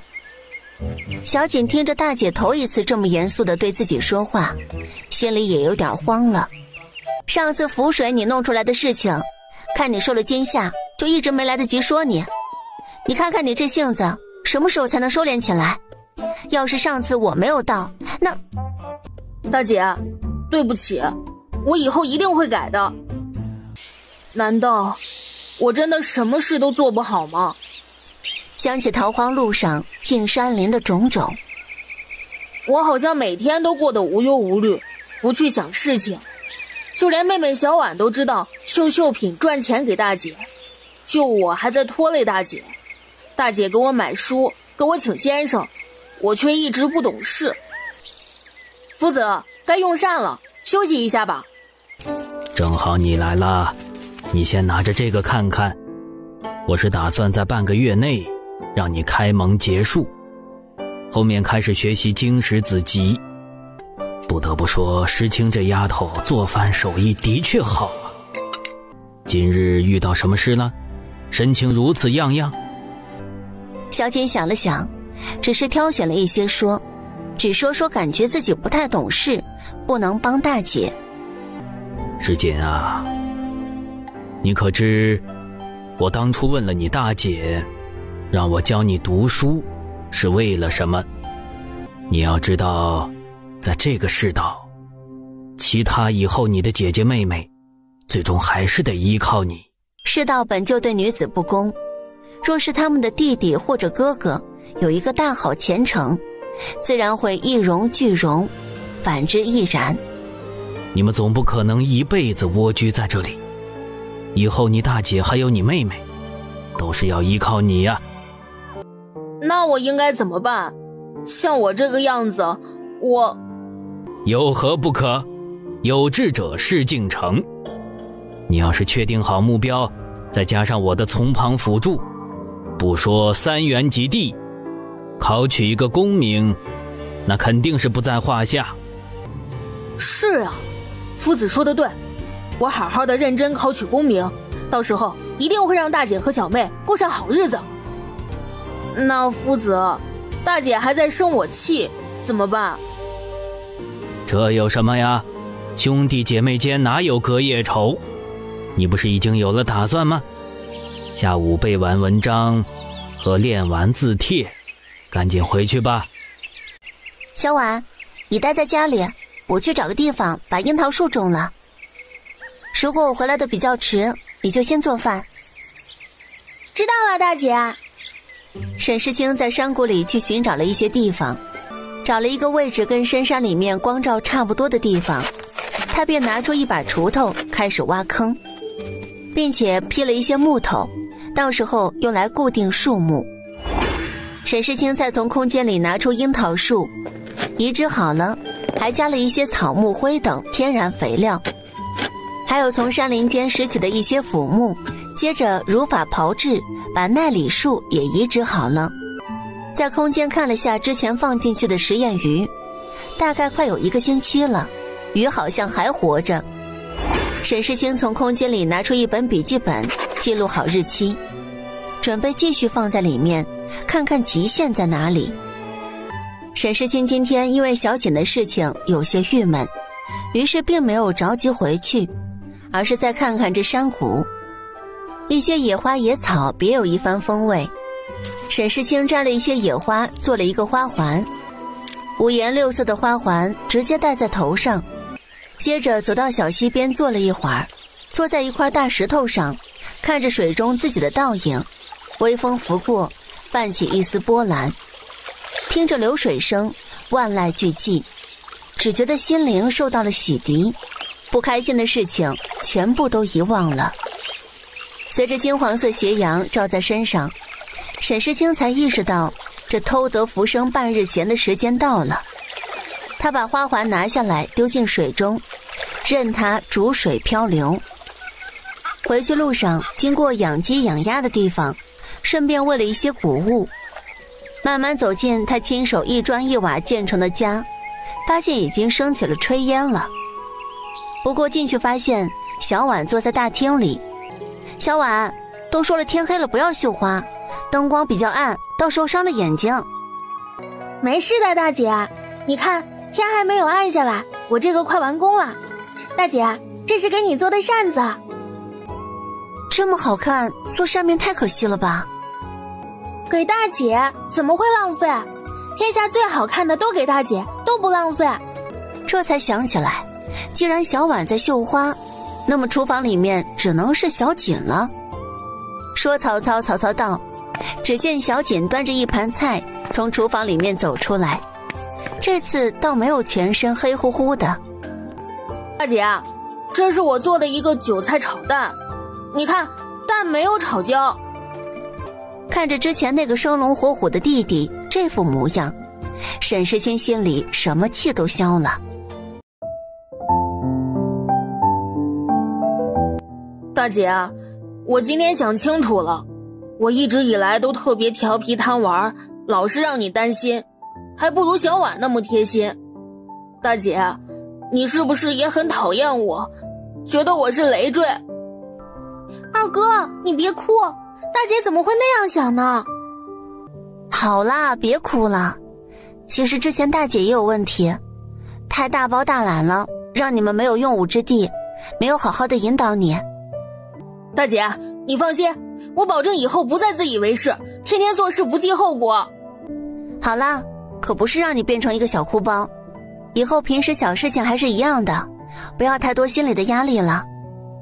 时光就这样飞逝，转眼间小锦都快把那些启蒙的书籍学完了。现在就到了8月了，沈世清有次拿着小婉给他做的团扇来扇风，碰巧被夫子看到了，发现了小婉居然有很强的绘画天赋。于是小婉每天又多学1个时辰的画画。柳先生的书法那是一绝，不管是楷书还是行书和草书，各有各的特点。要是放在现代，他的作品也是可以拍卖被人高价买下收藏的那种。在这短短的时间里，纸张消耗那是特别大，地主家也快没有余粮了。沈世清琢磨的，再过3、5天就考虑出去买一些笔墨纸砚。大姐，我今天去放牛的时候，发现山谷里的一个地方也有几棵野葡萄树，都熟透了。沈世清闲不住，去了小锦所说的地方，的确有挺多野葡萄的，都熟透了。他拿出剪刀，从空间里拿出竹筐，这次只选了好的。他眼光也高了，剩下的就给鸟兽当食物吧。回到家，沈世清既然准备酿米酒，那就要提前浸泡糯米。从空间里拿出几10斤的糯米，将糯米泡好了。看着糯米，沈世清对今晚的晚餐也有了想法，准备做一个珍珠丸子，看起来食欲就十足。待会儿那几串葡萄给柳先生，让他尝尝鲜。放心吧。第二天早上，照例3人去夫子那里学习。在学习速度上，沈世清还是能压倒性的战胜弟弟妹妹。午睡过后，他就开始蒸糯米，再把蒸好的糯米搅拌好，放入酒曲，加温水搅拌，把糯米压实，中间挖出一个小洞，到时候酒就从这里面出来。大姐，大概几天就可以有酒出来呀？明天早上可能就会出酒了，天气比较热，要是冬天酿的话，可能要好几天呢。时光就这样慢慢的划过去。荷塘那头，柳先生正带着小锦和小婉在采风。先前沈世清搭的棚子刚好有了用武之地。柳先生看了看这一池荷花，从全部茂盛到如今只有一部分盛开，其他的都已经开始变成枯枝了。你们看着做什么？先画，自己想画什么就画什么。笔尖在你们手里，看着这景色，心里想到什么就画什么。平日里技法已经都教给你们了。柳先生吩咐完了，自己则是拿了一张小板凳，拿起鱼竿就开始垂钓了。一下午只钓到了几条小鱼。看来还是有些小鱼愿意上钩的，快哉快哉呀！说罢，把鱼重新丢进池塘里面。请夫子指点。你巧妙地找了一个角度，并没有描写这全部荷塘，叶子花瓣都画得非常拟态。夫子，可能是我平时绣花绣惯了，所以就比较喜欢画花花草草，是不是有点不符合夫子的要求？画画从心随意而为，没有好或不好。柳先生又转过去看小锦，怎么想着把画扩延出去？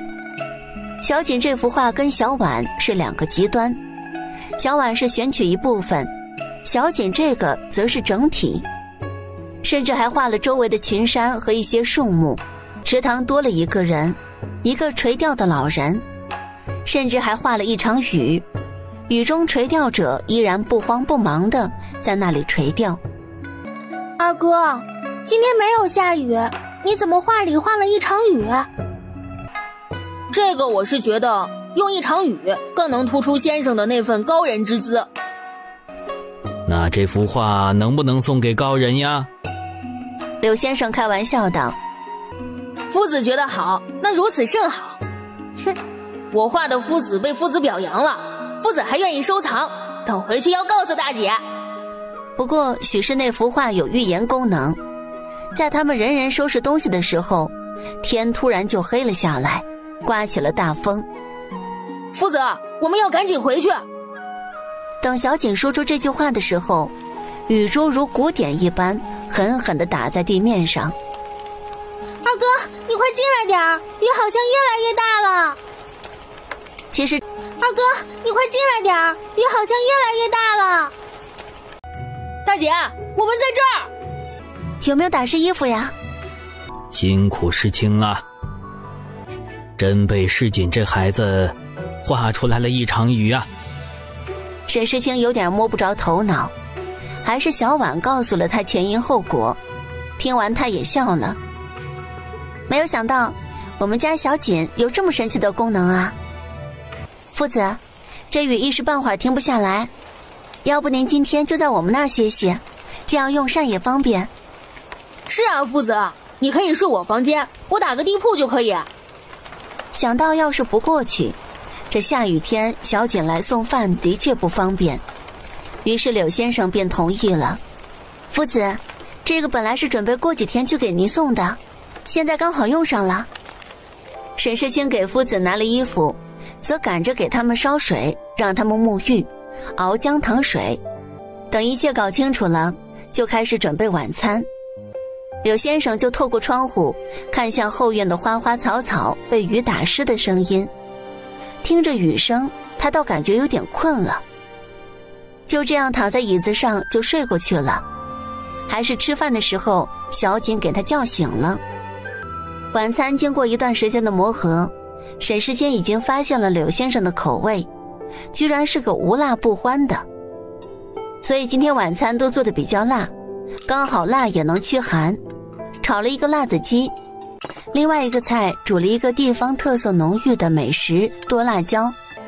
大家都这么喜欢，以后要让这个菜常驻我们的餐桌了。晚上没有什么娱乐活动，小锦居然把他们之前做的那副石头五子棋拿出来了。先生，我们来下棋。怎么，世锦会下棋？那为师可要领教领教。夫子就不能让我一盘吗？哈哈哈哈！君子下棋，怎可依赖于对手让棋呀？第二天，沈世清做的是面条，还有自己调制的辣酱，加上去喷喷香。他还去看了下米酒，发现那个中间的孔好像出了酒了。小姐，去把那个小锅洗干净，待会儿给你们做甜酒冲蛋。夫子，尝尝我大姐新做的美食，我还没有吃呢。不错，酒味倒是不明显。要是天寒了，喝这个可是大补啊。那到了冬日，我便每天给先生做。哈哈哈，那倒不必了，心意领了。先生不如今日就在这里教我们，下午再回去。地上没有干，还有点泥泞。大姐，就下了一下午雨，菌子那么快长出来了吗？一些阴凉的地方本来就有菌子，现在下雨后可能还会有鲜嫩的长出来。我去看看，反正也闲得没事儿。大姐，那你要早点回来，不要天色很晚才回来。知道的，放心吧。要是没回来，你们就先做饭，家里交给你们了。陈世清快速地走着，到了一片树木很茂密的地方，地面上很厚的腐叶。果然他一蹲下，在一些松针覆盖的地方就找到了松菇，金黄色的，外形跟伞盖一样，非常的圆润。他还发现形状跟盛开花朵一样，有花边的鸡油菌。继续寻找，终于在一棵巨大的腐木旁边看到了灵芝的踪迹。不同于上次的紫灵芝，这一次颜色偏红，应该是赤灵芝。沈世清迫不及待地摘了一个，放在手心看了一下，这个赤灵芝的大小比牛肝菌还要大。这可都是钱呀！摘的时候那叫一个成就感满满，这么多就跟扯笋一样，摘了这个摘那个。现在沈世清心情顿时放松了，继续在山林里找美味。他发现了一棵板栗树，想着他一个人也不方便弄太多，于是就从空间里拿了一根长竹竿出来，打在板栗树枝上，掉了许多绿毛球下来。凭他的大力，那是哗哗掉。等这一场带刺的雨停下后，他才从空间拿出一副手套戴上，捡板栗。捡完栗子后，他想了想自己还要找什么。对了，柳先生要喝茶的茶叶。想了想，不知道柳先生喜欢喝什么茶，下次去城里给他买一些就好了。突然林间传来一阵声响，他连忙使用精神力，发现好像是一只受伤的鹿。沈世清并没有对他赶尽杀绝，他曾经听说过鹿是非常有灵性的动物。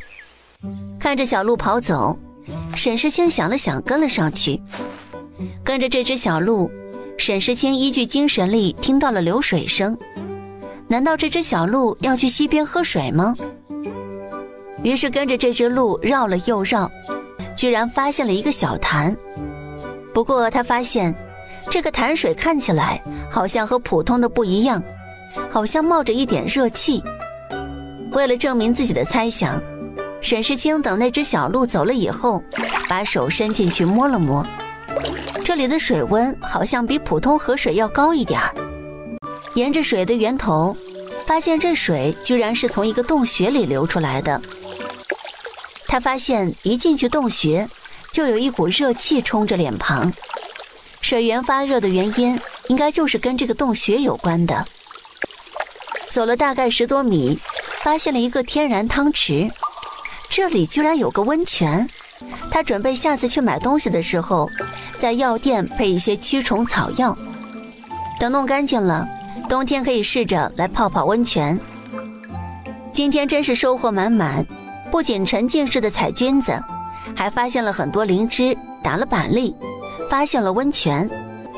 回去感觉心里特别轻松，还发现了一个惊喜，在岩石间发现了一个蜂窝，还有蜂蜜。沈世清赶紧拿出木桶，戴好手套割蜜。终于又回到了山谷，路过稻田的时候，发现稻苗已经长得挺高了。经过荷塘的时候，突然想起来荷塘里面还有一样美味，那就是藕尖。说干就干，沈世清下了池塘，一回到家就听到小锦的读书声，以及看到厨房的一缕炊烟。大姐，你回来了，小婉已经给你烧了水。不急，晚上给你们吃个新鲜玩意儿。藕尖，这个之前我们从来没吃过，不过村长家好像吃过几次。那今天就尝尝。大姐，你累了吧？先去洗澡换衣服，这个藕尖我来煮吧。你告诉我一下做法。对了，我今天在林子里看到一棵板栗树了，板栗已经熟了，我打了一些下来。等会儿你拿一些放在火里烧一下，这样好剥开外面的毛刺。知道了，大姐，你快去洗澡吧，这衣服穿在身上黏糊糊的，肯定不好受。第二天早上吃完早餐，他们3人又得去柳先生那里打卡了。这些书在安平郡应该可以买齐，不过可能需要多跑几个书铺。没事的，有就好。去吧，早点回来。沈世清换了一身轻便的衣服，便走出山谷，把木船从空间里拿了出来，熟练地撑起桨往安平郡的方向行驶。越靠近周边渡口，他发现渡口居然很热闹，船也多了起来。他是准备进城，但是发现这次进城比较严格了。前几次只需要交钱就可以，但这次好像看着城门口的守卫在查户籍，这让他有点不知道怎么办才好了。沈世清当初收拾家里沈父沈母的遗物时，并没有发现户籍之类的东西。难道沈父沈母也是黑户？有了这个猜测，似乎一切合理了许多。之前沈父一直都在山中狩猎为生，没有田地，没有耕地，是不是也是因为这个缘故呢？三娘，终于让我见着你了。赵大叔，您怎么在这儿呀？其实啊，就是碰下运气，看能不能见到你。今儿个出门听到喜鹊叫，果不其然就见到你了。大叔是要进城买东西吗？三娘，终于见到你了。上次你给的10两银子实在是太多了，我可不好意思用啊。但是揣在身上啊，我又怕丢。幸好遇到你，你跟大叔回家，把那银子拿走。送出去的银子哪有收回来的道理啊？这是大叔你应得的。既然大叔觉得过意不去，那就帮我一个小忙吧。刚巧我今天也带着户籍，等一下你就说是我女儿，户籍上也有。第二天早上吃完早餐，他们3人又得去柳先生那里打卡了。这些书在安平郡应该可以买齐，不过可能需要多跑几个书铺。没事的，有就好。去吧，早点回来。沈世清换了一身轻便的衣服，便走出山谷，把木船从空间里拿了出来，熟练地撑起桨往安平郡的方向行驶。越靠近周边渡口，他发现渡口居然很热闹，船也多了起来。他是准备进城，但是发现这次进城比较严格了。前几次只需要交钱就可以，但这次好像看着城门口的守卫在查户籍，这让他有点不知道怎么办才好了。沈世清当初收拾家里沈父沈母的遗物时，并没有发现户籍之类的东西。难道沈父沈母也是黑户？有了这个猜测，似乎一切合理了许多。之前沈父一直都在山中狩猎为生，没有田地，没有耕地，是不是也是因为这个缘故呢？三娘，终于让我见着你了。赵大叔，您怎么在这儿呀？其实啊，就是碰下运气，看能不能见到你。今儿个出门听到喜鹊叫，果不其然就见到你了。大叔是要进城买东西吗？三娘，终于见到你了。上次你给的10两银子实在是太多了，我可不好意思用啊。但是揣在身上啊，我又怕丢。幸好遇到你，你跟大叔回家，把那银子拿走。送出去的银子哪有收回来的道理啊？这是大叔你应得的。既然大叔觉得过意不去，那就帮我一个小忙吧。刚巧我今天也带着户籍，等一下你就说是我女儿，户籍上也有。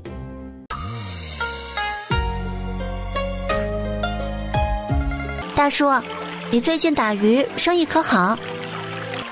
这些天不知道怎么回事，河里的鱼越来越少啊。不过糊口的钱还是有的。今日这么早是因为我打鱼的时候提前了，今天的鱼也卖了出去。三娘，你看河里是不是有个人呢？三娘，你站在船上撑好船，我下去看看。话音一落，赵大叔就直接跳了下去。他都没有反应过来，就见赵大叔进入水中，那真是如鱼得水一般，游到那个人身边，一边带着那个落水的人慢慢游到船边。三娘，帮一下忙，把他拉上来。大叔，你看他是……啊，镇北侯世子！哎呦，阿弥陀佛呀！怎么给我碰到这样的事情啊？这世子怎么会受如此重伤啊？难道是叛军？大叔，我之前学过一个法子，可以排出溺水人的积水。那三娘，你试试，看有没有什么要我帮忙啊？世子可真不能出事啊！没过多久，世子嘴里就吐出了积水。三娘，既然水已经吐出来了，世子怎么还没有醒啊？应该是后面箭伤的原因，发热了。那我们要不要进城告诉那些守卫啊？大叔，你看世子当初在渡口的时候武功那么高强，而且他是世子，应该有很多手下的，结果现在却受伤掉入河中，也不知道什么人干的。如果我们贸然进城，万一也惹上麻烦。可是也不能就不管他呀，发热也是会死人的，世子可不能死啊。大叔，我们先撑船找一个偏一点的地方停下来，再给他处理伤口吧。那三娘，你看着下世子。说完，他便撑起船走远，摸了摸对方的额头，非常烫，应该是发烧了。对了，退烧药。他还记得前世他经常痛经，囤了很多布洛芬。他从空间里拿出一片药，再拿出一个水壶出来，他立刻就把这片药塞进他嘴巴里，还给他灌了点水，最终应该是咽下去了。大叔，这里居然有个小支流。那是，这个地方知道的人不多，很多以为是死路过不来，就便宜了我。三娘，世子怎么样了？沈世清摸了摸对方的额头，没想到布洛芬见效这么快，烧好像已经退下去了。大叔，这个是……这是金疮药，还是我之前有次受伤啊？你婶子说什么也要我每次打鱼都带着，现在刚好派上用场。赵大叔把金疮药撒在伤口上。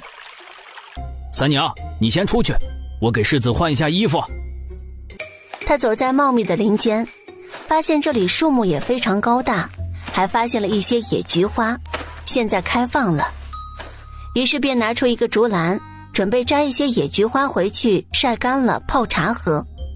正好看到一只野鸡了，只能委屈下这只野鸡，直接用精神力弄晕了。还在松树下找到几朵菌子，摘了一些回去。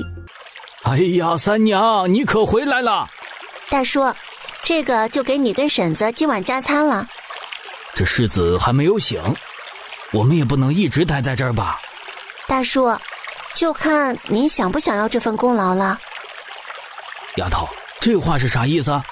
大叔，要不您把世子带回你家去得了，等我们趁着天黑你撑着船回去，等世子醒来，那不得报答您的救命之恩吗？我哪里求什么天大的功劳啊？哎呀，就像你说的，这根本就是个烫手山芋啊！现在就希望世子醒过来，去上战场打叛军，保护我们。大叔不必那么忧心，等这个世子醒了，便让他离开就可以了。那就这样，要是他醒了，你还是称作我的女儿吧。大叔，那现在我们是在这里等他醒吗？只能如此啊。那大叔，既然还有一段时间，那我去林子里看看还有没有兔子啥的，我很快就回来。沈世清则是回到他刚刚发现核桃的地方，看着一个个绿色的果实，果然秋天收获满满，不知不觉的就摘满了一箩筐了。他继续往林子里走，看到一只鸟儿从一棵树上飞走了，他顺着那棵树看过去，上面有很大的一个鸟窝。他爬到那个鸟窝里，发现有6颗鸟蛋，他当然不客气了，搜刮了一空放进空间里。他正准备下去，却发现还有另外一个鸟窝，不过又给他在过程中发现了一小块的蜂蜜，真是收获满满。爹，这个哥哥醒了呀？没错，这位公子已经醒了。你刚刚找到什么东西了？哎呦，居然给你找到了蜂蜜，没被蜜蜂蛰着吧？没事儿，当时那些蜜蜂好像去采蜜了，刚好我把他们的老巢端了。啊，这位公子姓顾，顾公子，这是小女三娘。顾大哥，你是怎么受伤的？要不是遇到我和我爹打鱼，你恐怕就……我本来是随着父亲经商来此，谁知道贪玩一不小心中了一些土匪的道，结果不得已就只能跳河求生了。赵大叔正在烧水准备烫鸡，没想到顾子义也没闲着，也去捡了一些柴火。顾公子啊，你伤口还没有愈合，就先在船上休息。赵大叔直接把他手上的柴火抢了过去，把他人拉到船上。他只能无奈地笑笑，站在船上当个闲人了。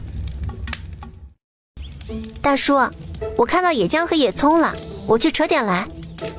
在估摸着那位世子听不到，他直接还是叫赵大叔。好，你去吧，我待会儿来切肉。沈世清便去摘了野生姜和野葱。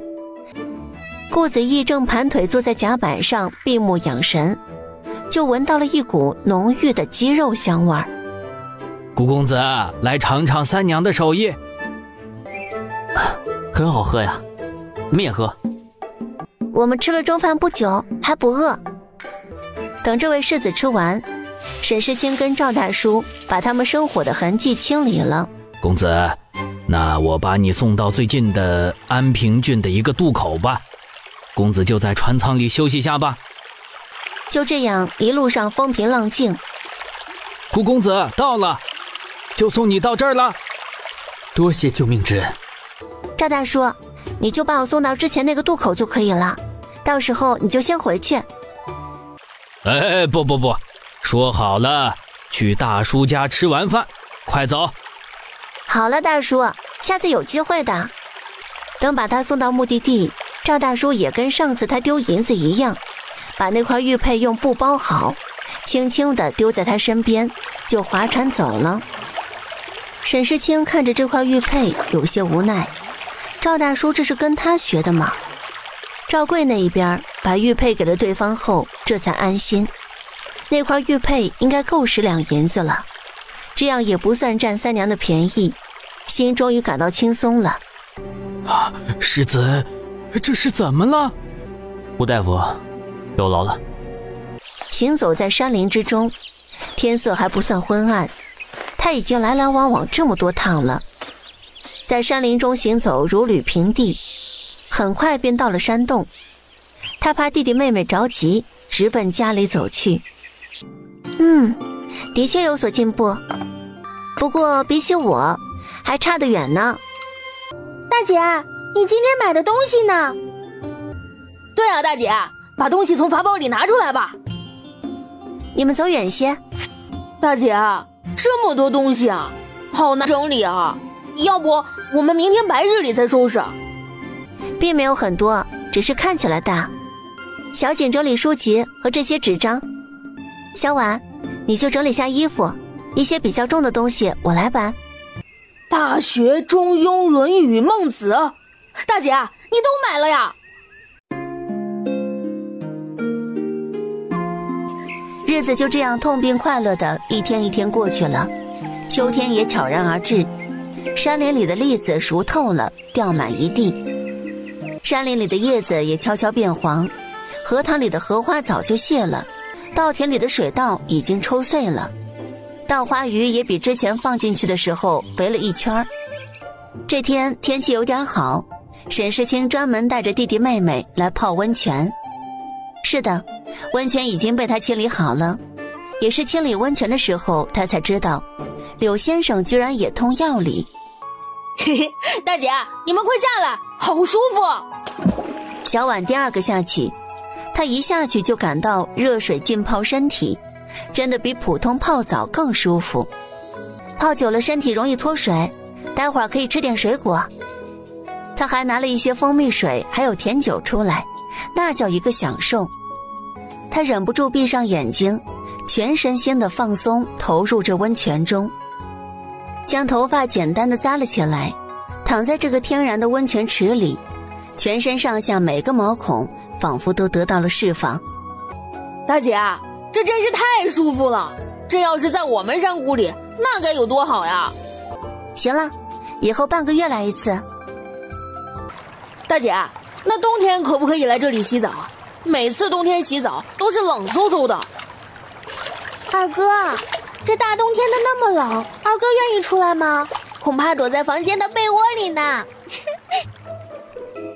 沈世清想着，今天好不容易出来泡温泉，就从空间里拿了几种糕点出来。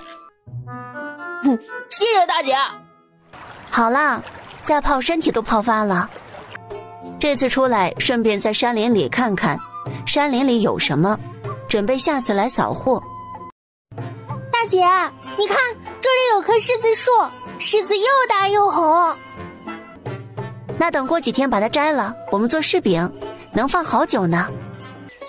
大姐，你看这树上怎么有这么多的白色毛茸茸的东西啊？猴头菇，你们扶好梯子，我先把这个猴头菇摘下来，这可是个好东西啊。好了，今晚回去给你们加餐。大姐，那我们在附近再找找看有没有猴头菇。不必了，找到是缘分，有时候专门去找就找不到的。就这样陆陆续续的发现山林里的确还有很多有价值的东西。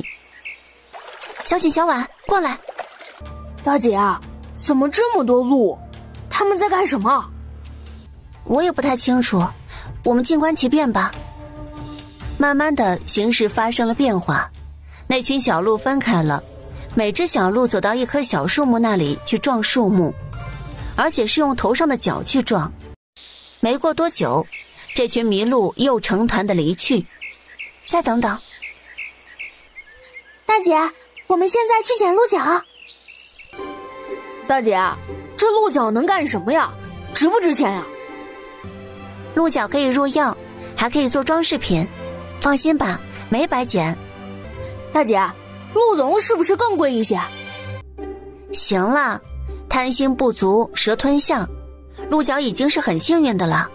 鹿茸需要抓住鹿来割鹿茸。大姐，一共有24只鹿角。这个你就先拿着吧，眼睛都移不开了。小婉，你看看有没有喜欢的，自己选一只。都选好了，那剩下的大姐就放空间里去了，等下次出去看能不能有个好价钱。回到了山谷，沈世清经过稻田的时候，发现里面的鱼已经在各种跳了，再加上割稻子也需要放干池水，琢磨着要开始把鱼抓了。经过鸡圈和鸭圈，他们又去捡了一些鸡蛋，每只鸡基本上1到2天就可以下一个蛋。他空间里已经存了100来个了。那群小鸭子也慢慢长大了，再等它们大一些，他准备放养到小溪那边。野牛非常温顺，等明年春耕，它就要继续派上用场了。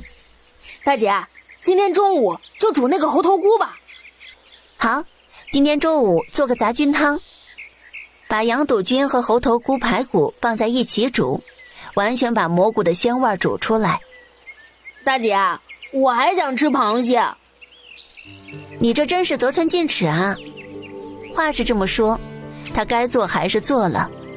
那边小锦也洗好了菜，还去后院掐了一些葱姜蒜来，还要煮几个菜。幸好人多力量大，这样很快菌菇汤就已经用小锅煮着了。他现在正在做麻辣蟹，刚好一个清淡的菜色，一个刺激的菜色，二者互补了。很快菌菇汤就散发出浓郁的香味儿。大姐，还需要熬多久？待会儿就可以把火灭了。他边炒着蟹边回答。小锦，你去给夫子送午饭吧。知道了，大姐，我这就去。夫子，歇息一会儿吧，用午膳了。把食盒里的菜色拿了出来，放在桌上。看着桌上的茶壶里没有茶了，他就去给夫子烧水泡茶。等他出来了，夫子正好吃完了。石锦，今天在外面有什么新鲜的事情？跟为师说说。小锦那可是说个滔滔不绝，尤其是发现猴头菇还有小鹿打架，他们捡漏捡到了很多鹿角的事情。里面的鱼呢？大姐说要先把水放干，这样这些鱼就容易抓一些。那现在是来欣赏一下美景。大姐还在做早餐呢。夫子，您在那个棚子里休息下，我先去放田里的水。没过多久，沈世清就带着一些工具来了。小婉提着一个木桶和一个食盒，里面是给柳先生和二哥的早餐。今天早餐，沈世清做的是烧饼，再煮了点豆浆，配上茶叶蛋，也算是比较丰盛了。这个鸡蛋怎么有一股茶香啊？就是用茶叶煮的，这叫做茶叶蛋。那我得多吃一个。吃完早餐，恰好田里的水放得差不多了。小婉，你先在上面等着，我和你二哥还有夫子下去就可以了。大姐，我也可以帮忙的。那你就在旁边拿着那个小桶，能抓几只就抓几只。夫子，你也就在旁边抓鱼，里面水道比较密集，进去了比较刺，天气待会儿就热起来了，您就在外围就可以了。我还有自知之明。小婉，来这里，老头子眼神还可以吧？大姐，我已经装满1桶了。好，那我们比比看。小婉，你看下，这里还有没有笔墨？一切准备好了，柳夫子那是立马挥毫，而在稻田里面的人却浑然不知。大姐，这鱼看起来好有劲儿啊！小婉，你大概数一数有多少条鱼？大姐，我知道了。夫子的画作风格多样，他看到这幅画就跟现代那种漫画有点相似，他和弟弟的神态动作都很夸张。我还以为你不喜欢这种风格呢。怎么会呢？把我们的特征和神态都画得好逼真，跟夫子以前的作画风格是不一样，但是也不必去分一个孰优孰劣，有懂得欣赏的知音就可以了。夫子，既然是画的徒儿和弟弟，那么徒儿就向夫子讨这幅画了。这个本来就是准备送给你们的，自己把它卷好收起来。那边小锦已经算出来了，他以1条鱼之差赢了自己的大姐。嘿嘿，大姐，我23条鱼，你22条鱼，我赢了。大姐，一共有49条鱼。算了，看在这个弟弟捉鱼那么辛苦的份上，就给他一点甜头吧。好，我认输，今天晚上给你们做全鱼宴怎么样？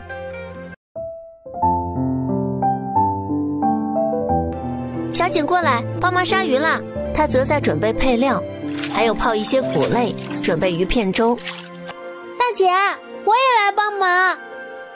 刚好，你来切鱼肉，记得切薄一点，我先去炸鱼丸。厨房里瞬间热闹起来，全都是鱼的味道。烤鱼的活也交给了小婉，小婉现在的厨艺也比以前更好了。沈世谦就在做炸鱼丸，还有炸鱼块。等鱼都做好了后，沈世清准备在庭院里露天摆桌子吃晚餐。我来迟啦，等会儿自罚3杯。那夫子今晚就不醉不归，要是醉了就歇在这儿。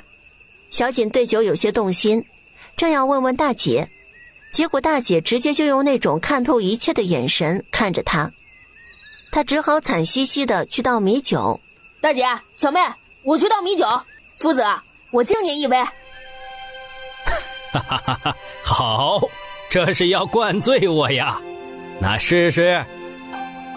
小姐，你等下记得照顾下夫子，夫子应该是醉了。小婉，我们去烧水沐浴，这桌子明天再收拾吧。都听大姐的。第二天不出意外，全部都起迟了，尤其是柳先生，宿醉的缘故，头都有点晕晕的。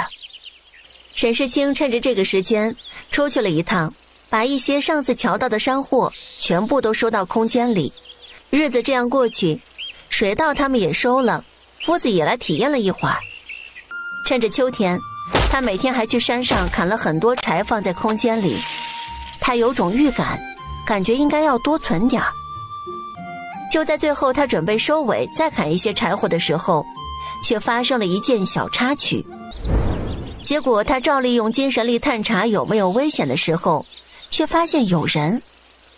他先躲起来，幸好他身形比较小，倒是没人发现。但那些人走近，就听到有人的声音：老头子，我们真的往这边去吗？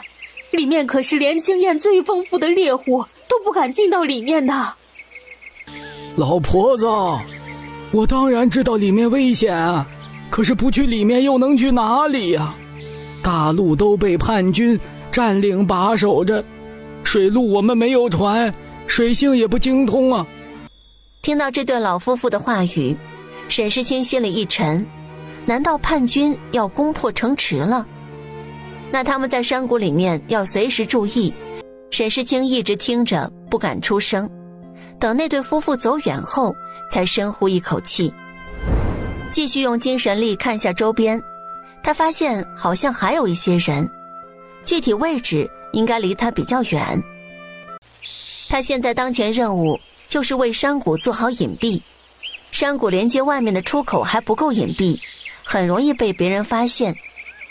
即使走过山洞还有一块大石头，但是被人发现到里面也不好。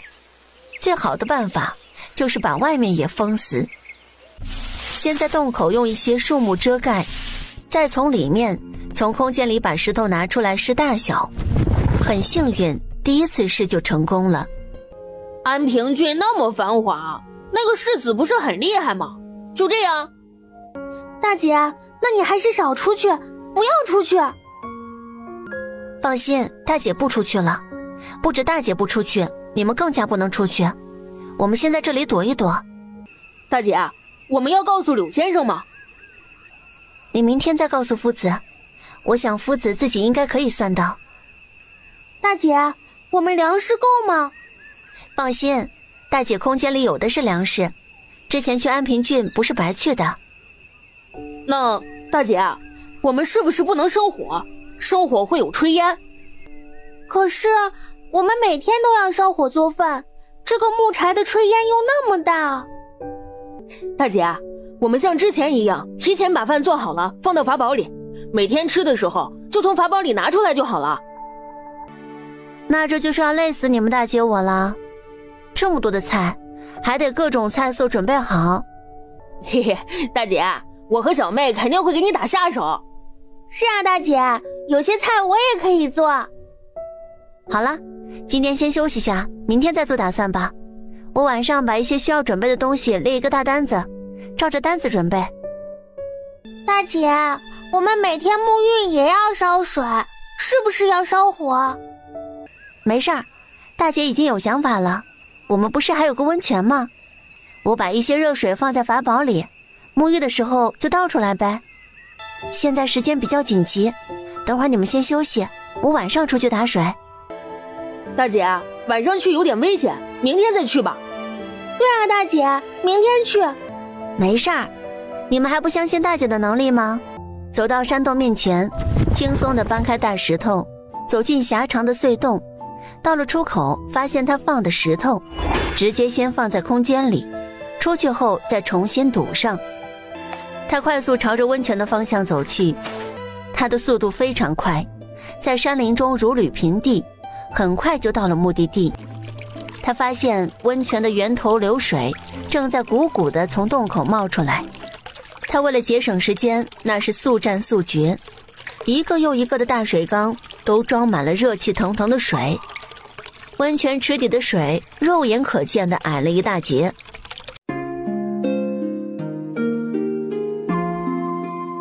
他本来就是随便扫一眼，却发现有个地方一抹红色。他便蹲了下去，扒开掩盖在红色上面的石头，发现有一块红色的大石头，大约是一个小板凳那么大。他拿出来摸着这块石头，发现这块石头还有温度，有一点点热。难道这是什么玉吗？回到山谷，到了家后，他发现小锦果然还在烧火煮饭，就直接大喊了一声：我回来了，你们弄完最后一锅就休息吧。大姐，你看我煮了好几锅饭，把饭放进了一个大锅里。大姐，你把这些饭收到法宝里。大姐，我洗了好多青菜，还有调料。大姐，我还给你烧了水，你快去洗澡吧。好，你们也去歇息吧，尤其是你，小锦煮了这么久的饭，围在炉子边，你先去洗个澡吧。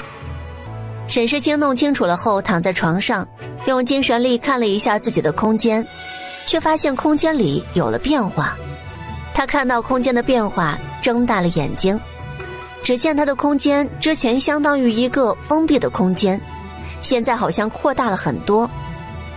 空间边缘像蒙上了一层灰雾，看不清。难道还有其他的契机可以让空间继续扩大吗？他想到这次空间变化好像是他放了那块红色的石头进来发生的，于是他去找那块石头，却发现石头不见了。难道是空间吸收了那块玉，所以就扩容了？他再仔细观察空间有没有其他的变化，终于在一个小角落发现了一个小池子，有点像那个温泉。难道那块石头那么神奇？石头在哪里，温泉就在哪里。那可不可以把这个池子放在自己想放的位置？要是这个温泉可以移出来就好了。第二天，沈世清记挂着空间里那口池子，起得比较早。他先去实验一下空间里的那个小泉眼。他跑到山谷里的山泉水那里，看一下能不能找到附近的一个山洞，把这个泉水放在里面，这样旁边有水源也说得过去。还真给他在山泉水旁边找到一个小山洞。他用精神力想把那个池子拿出来，结果纹丝不动。难道是他理解错了？那个小池子不是温泉泉眼，那是什么？他从空间里拿了个杯子，装了池子里的一点水。他想了想，难不成是可以吃的？这水好像是冷的，也不是温泉。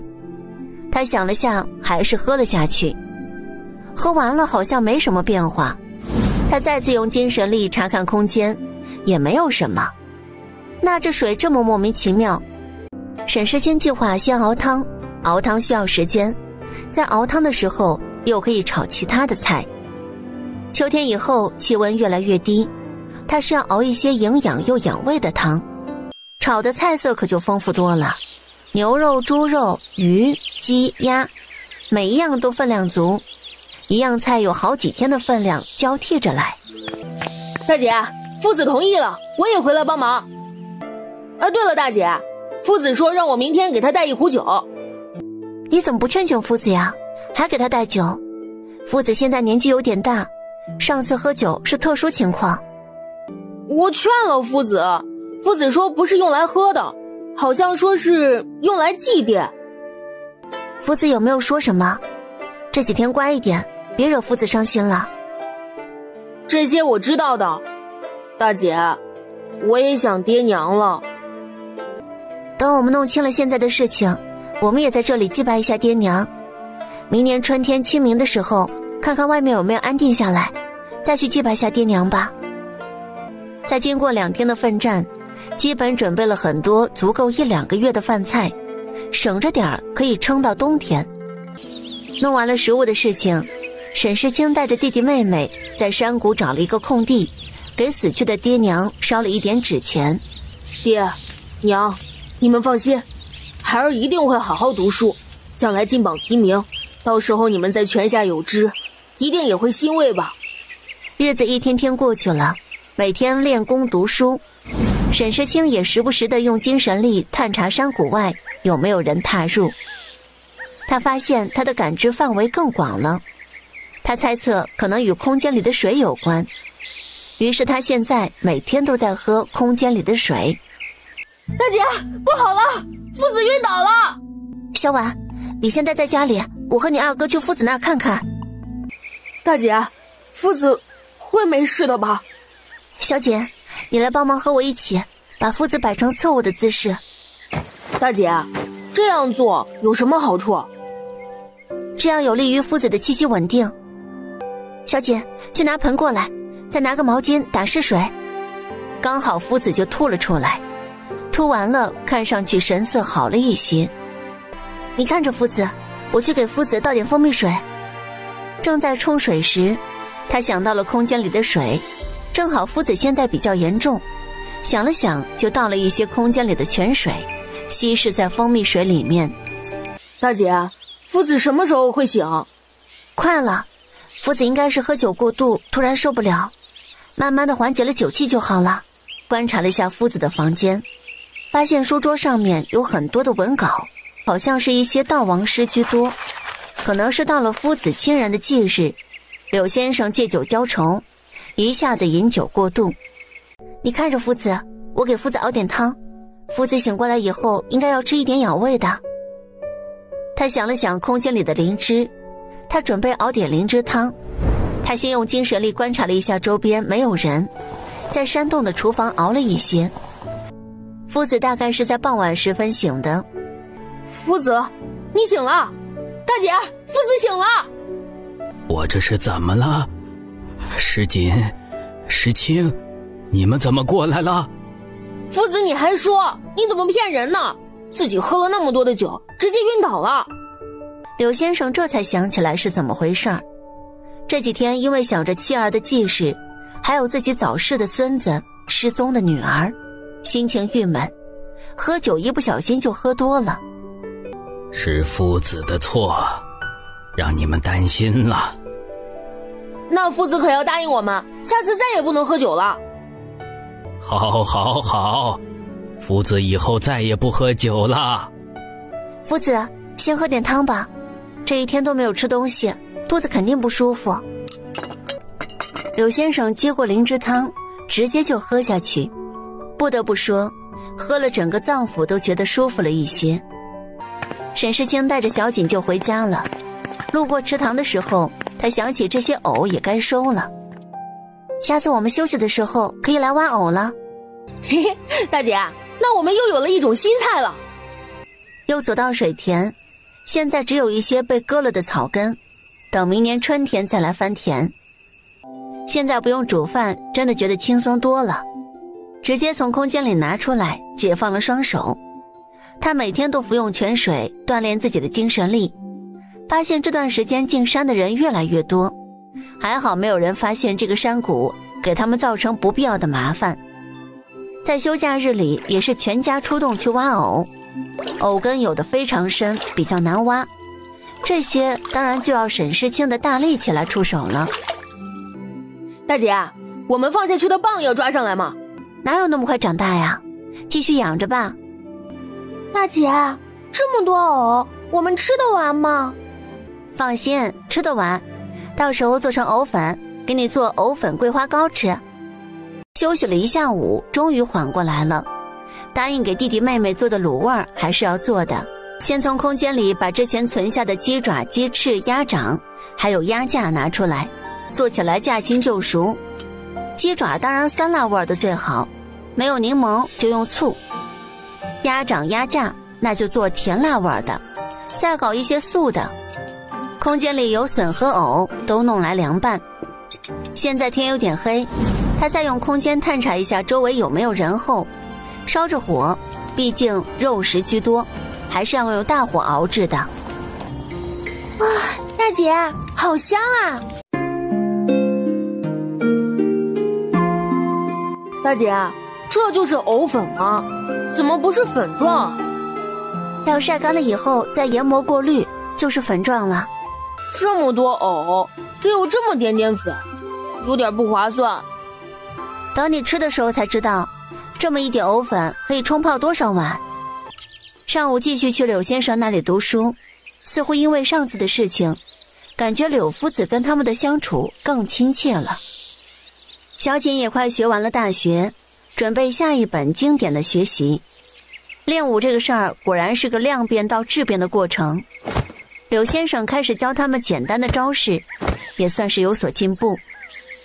回家路上，看着那块空地，想想秋冬时候种植的作物，最终决定种白菜、萝卜、大头菜。于是他下午就把养的那头牛带了出来。养兵千日，用兵一时，又到了这头牛表现的时候了。把田犁了一遍，接着去育种去了。忙了好几天，藕粉晒干了，压扁过滤，就放进一个罐子里，一部分放在厨房，其他的都放进空间。这几天萝卜、白菜、芹菜、菜苔全部都种下了，这些菜都是比较省心的菜。他这几天每天都用精神力探查外面的情形，发现人越来越多。难道是安平郡彻底战败？晚上做糕点的时候，他也做了很多，下次就可以不用这么麻烦做了。明天你记得给夫子带一些藕粉桂花糕。我知道的。空间里面那些茶籽还要处理，等过几天做一个简单的古法榨油。沈世清是个行动派，刚把茶油装到油桶里面，一共有2桶，成就感满满。大姐，这个茶油闻起来好香啊。大姐，以后我们做菜都要用茶油吗？哪有那么奢侈啊，有些菜用茶油，那时候你们就知道普通油和茶油的区别了。秋风一天比一天盛，山谷里那些小乔木的叶子都快要掉完了。现在姐弟3人衣服内层都穿上了厚厚的夹袄，蔬菜都发芽了，萝卜菜苗非常的密集。等再过几天，给你们吃萝卜缨。这些萝卜菜苗这么密集，肯定要把一些拔了吃，让萝卜有长大后的空隙。你们练武的基本功都差不多了，以后每天都勤加练习。不过武功贵精不贵多，需要一门主要功法。夫子，有什么厉害的武功秘籍吗？世清，还记得你上次拿回来的那些书籍吗？夫子，可是我看过那些秘籍，感觉好像就是一些读书人编的一样。那当然不会那么容易就给你看出来啦，不然不是人人都可以学啦，还叫什么秘籍呀？距离安平郡几10里外的军帐中，顾子义穿着铠甲，头发凌乱，脸上还有几丝血迹。世子，刚刚侯爷派人送来的粮草补给已经到了，属下清点过，没有问题。他还敢有问题？这老东西应该不敢了。上次要不是他们不支援，现在局势又怎么会成这样？他现在用得着我们了才会这样。是啊，现在我们是只能继续进攻，敌众我寡。如果不是老侯爷当初的决定，怎么会让原本大好的局势逆转？世子，要不我们跑了吧，把这个烂摊子丢给老侯爷。跑？丢下一个郡的百姓，就凭城里那些孬种，能守得住城吗？只会对百姓重拳出击。那世子，就算我们拼死守住了安平郡，击跑了叛军，可是功劳不都在那个沽名钓誉的老侯爷那儿吗？我就说不甘心。放心吧，我不会让那人抢功。我早已修书一封送到京都，还给我外公送去了一份。现在我们的目标就是拼死一搏，城中的百姓快撑不下去了。山谷里的雨一直下到傍晚，似乎都没有要停的意思。大姐，你来看看我画的花，真是栩栩如生啊！要是涂上色彩，足以以假乱真了。哼，大姐夸的我不好意思啦。等下我把这个花朵绣到新衣上面。小景也在书房里面用功读书，晚饭还是吃空间里的成品。而安平郡前线战火纷飞，叛军似乎没想到一直跟他们斡旋的顾子弟选择了主动发起攻击。本来就是旗鼓相当，狭路相逢勇者胜，在后半夜终于一切都落下帷幕。到时候统计好信息，妥善安置，抚恤加倍，多的那一份就让我父亲出，我想他会愿意的。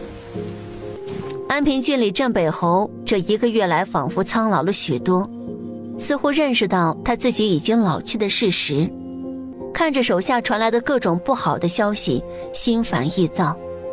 偏偏不争气的大儿子还在城里鬼混，又想到前线的小儿子，难道他真的做错了吗？侯爷，世子他回城了。你再说一遍。禀侯爷，世子他歼灭了叛军，已经回城了。好，好，好，还愣着干什么？出门迎接。侯爷，世子说他先去处理士兵阵亡后事，让侯爷不用麻烦了。还说什么？我受得住。世子说辛苦您结一下战士的抚恤金。这是应当的，他们为国捐躯，自然要处理好身后事，还要举行盛大的祭奠仪式，让百姓们知道是他们给我们现在的生活。山谷里的沈世清对这一切还是浑然不知的，每天就在山谷里过着悠闲的生活。田里的青菜越长越水嫩，看着就叫人开心。天冷了，鸡圈里的鸡下蛋的频率都少了，这让每天捡鸡蛋的小锦一点积极性都没有。大姐，你说这都1个多月了，外面的战争会不会结束了？那好吧。别一副丧气模样，等过几天大姐去探听一下消息。大姐，还是再等等吧，万一有歹人进来。放心，我肯定是判断好了再出去。言字杏子，这一坛加的糖比较多，你看一下你们喜欢吃什么口味？好酸啊这个。大姐，我知道这个杏子的用处啦。那就是在二哥读书累了困了的时候，给他吃一颗，准保清醒过来。这几天沈世清频繁使用精神力，他好像发现的确进山的人越来越少，出去的越来越多。最终他想了想，还是打算去探听一下消息，但是这一次要做好伪装了。他专门让小婉拿了一件旧衣服，还专门放了几天弄脏了再穿上，头发也弄得比较凌乱，穿的旧鞋子。就这样告别了弟弟妹妹，他熟练地走出山谷，外面山林的叶子真的全部都染上了秋色，应了那句树树皆秋色。他用精神力扫射了下四周，这个地方基本没有人，他便趁着出来顺便囤一些货。看着落在地上的一些松针，他都用麻袋装起来用来引火，还有很多的枯树叶他也收起来。捡了一些柴之后，他准备往深山里面去打一些猎物过冬。在走的过程中，他可是一直都释放着精神力，所以也没遇到什么人，继续前行。走到一片茂密的树林，地上真是长满了菌子，正准备挑一些捡了，结果却发现一棵倒下的树上面长满了香菇。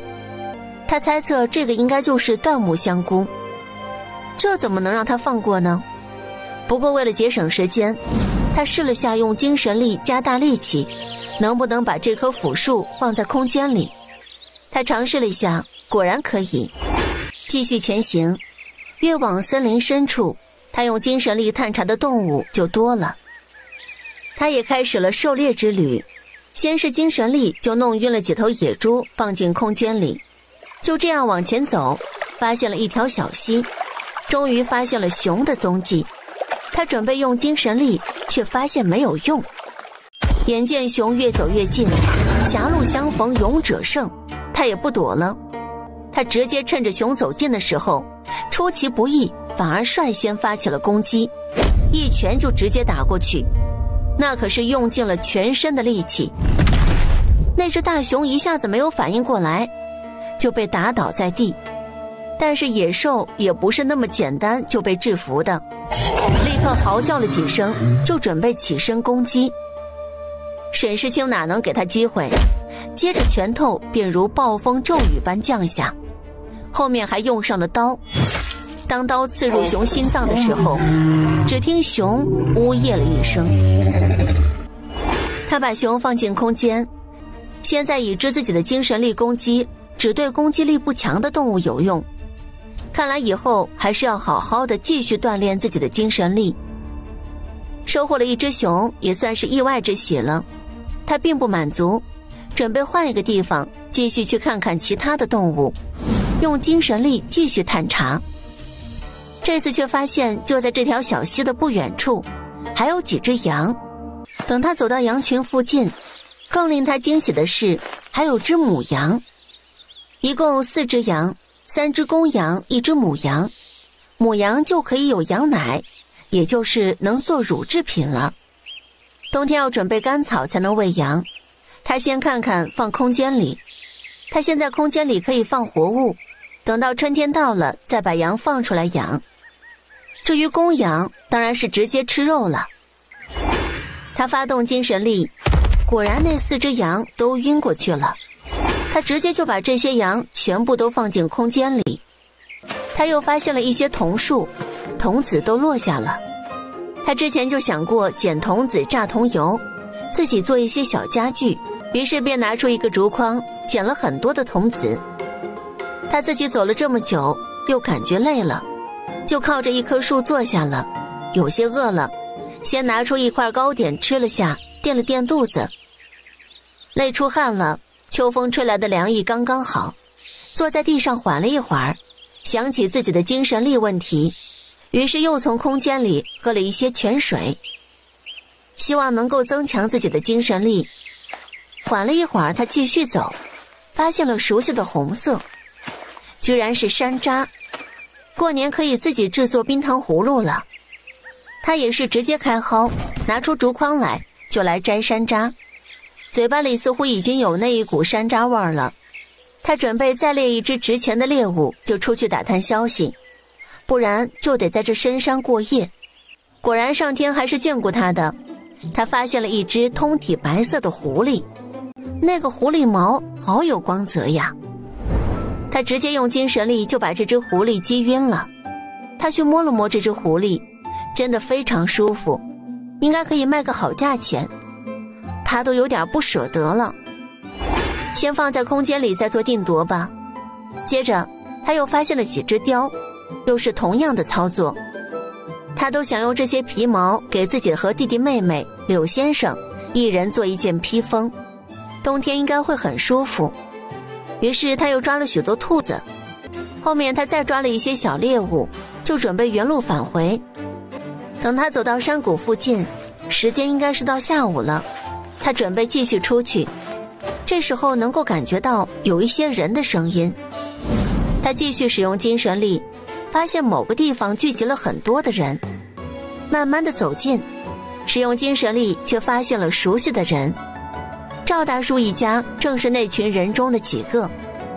奇怪的是，没有看到赵大叔的儿子水生。你们这是什么意思啊？合着都怪我，我当初说要进山，是你们自己跟着我，我甩都甩不掉。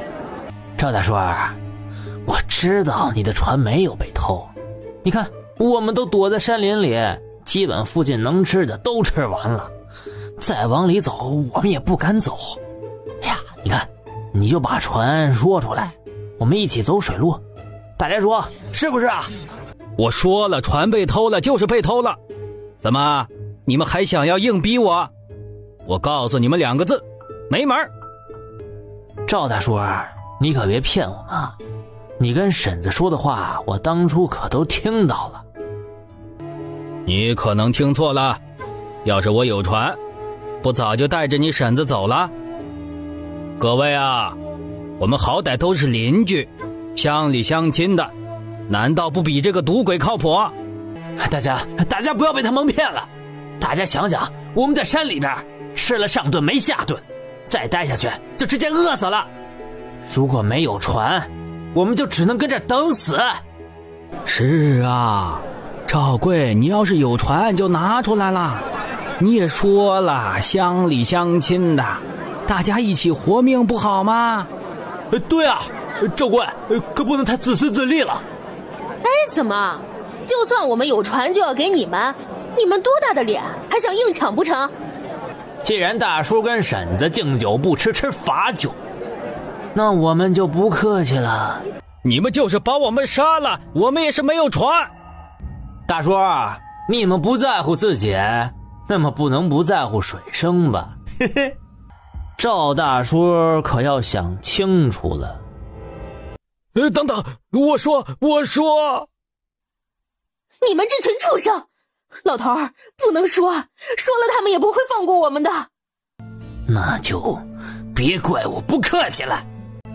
就在这千钧一发之时，一支箭穿过他的胸膛，他还来不及看一眼伤口，人就倒下了。我的庆儿，是谁？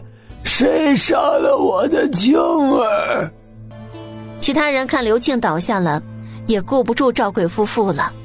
他们本来也都是老实的农民，哪里见过这阵仗，全部都跑了。不知道是哪位英雄豪杰相助，是我们赵家的恩人，恩公不方便出面也无妨。赵贵猜测可能恩公只是顺手路见不平，看着晕倒到地上的刘大爷，他现在却半分怜悯之情都没有。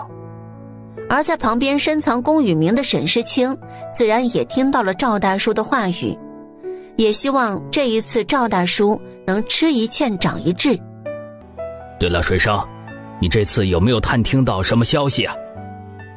爹娘，我出去在河边遇到了一些人往回走，据说前几天世子已经歼灭叛军了，安平郡解围了，很多人都回去了。爹娘，我们也可以回去了。好，那我们赶紧走。哎呀，老头子，回哪里去啊？到时候回村，那些人也回村，我们怎么办呀？我可不想跟那群人在一起。那你说去哪儿啊？我看我们进城去。你有打鱼的手艺，凭借我做菜的手艺，我寻思着我们在码头支个摊子。爹娘说的不无道理啊，刚好现在安定下来了，娘的手艺又那么好，以后我打鱼，你跟娘卖吃食怎么样？那我们就这样吧，我们去乘船。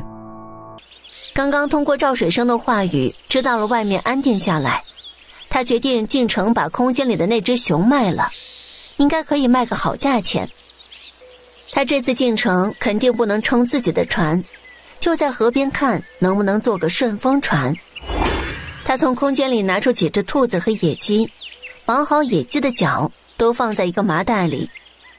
等他走到河边，发现也有很多人在等船，看来消息已经传来了，很多人都准备回去了。各位，1000银子一个人了，船上还能坐下10个人，先到先得。这1000银子就是100文，还能负担得起。于是便看到很多人都在商量着要不要坐这艘船。比之前那艘要便宜，要不就出2000银子，早点回家。咬咬牙，那对夫妻是第一个交钱上船的人。哎，这边请，里面还有茶水呢。沈世清这次进城发现也没有那么严格，也只是简单的问了几句，他展示了一下自己的猎物，就让他进去了。城里面也不如以往热闹，他是想去找个酒楼，看能不能吃下一头熊。他先带着一麻袋的野鸡野兔试试水。小姑娘，你是要来吃东西还是卖东西啊？大哥，我是山里的猎户，打了一些野味，不知道你们收不收啊？收啊，当然收啊。你跟着我去后院厨房吧，有专门管事的人。沈世清便跟着这个小二进了酒楼，也进了后院。李大厨啊，这个姑娘也是个猎户，小小年纪就是打猎的，看来是有本领。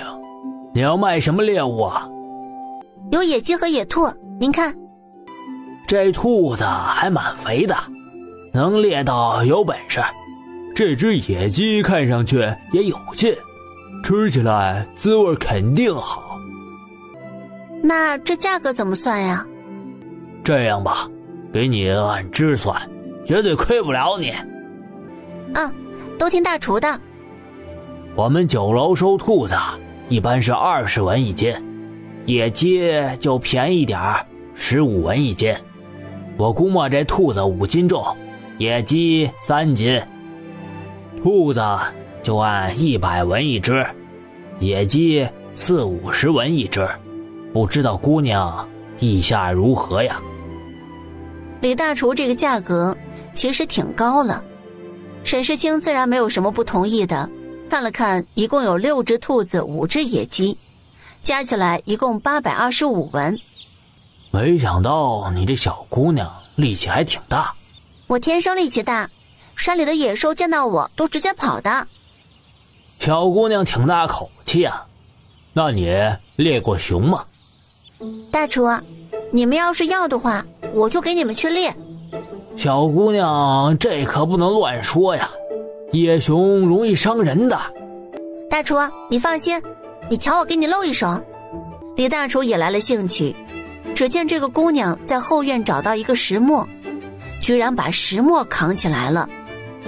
好，小姑娘果然是天生神力。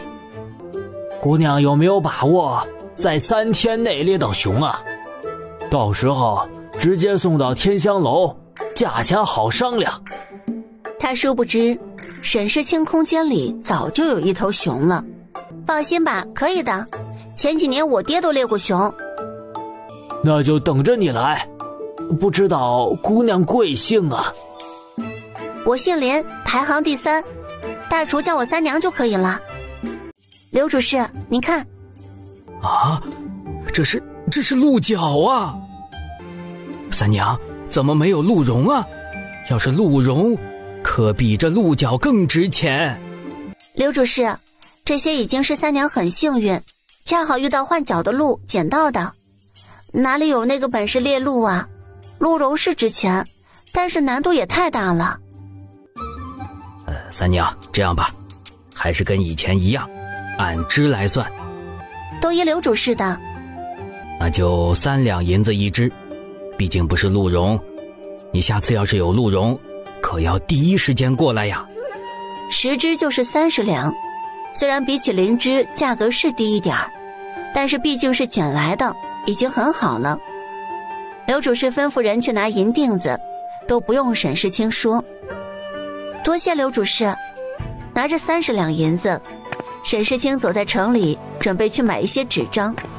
于是他走进一家书铺，拿起宣纸来毫不手软，10几刀的纸就到手了。又买了一些墨条，还有几支毛笔，还买了一些红纸，准备过年时写对联。他去客栈租了一间房。没错，他今天不打算回去，一个考虑是熊掌预计3天后去天香楼卖，还有就是现在河面上还有好多船正在回来，他回去也不方便。这个是李大厨，你把它掀开看看。这个真是熊啊！你真是太厉害了。我之前跟掌柜的说这件事情，他还说我胡闹。这几天我也是担心，怕你出事儿啊。你在这里等着，我去叫掌柜的。这个价格的事儿他可做不了主。那边掌柜的还在算账，听着李大厨说找到了熊，账都先不算了，先去看看。这可是他们天香楼能不能出名的法宝。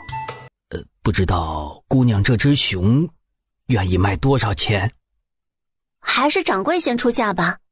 不过听说宋老太爷寿辰，是不是需要熊掌啊？那张某自然也不会让姑娘吃亏。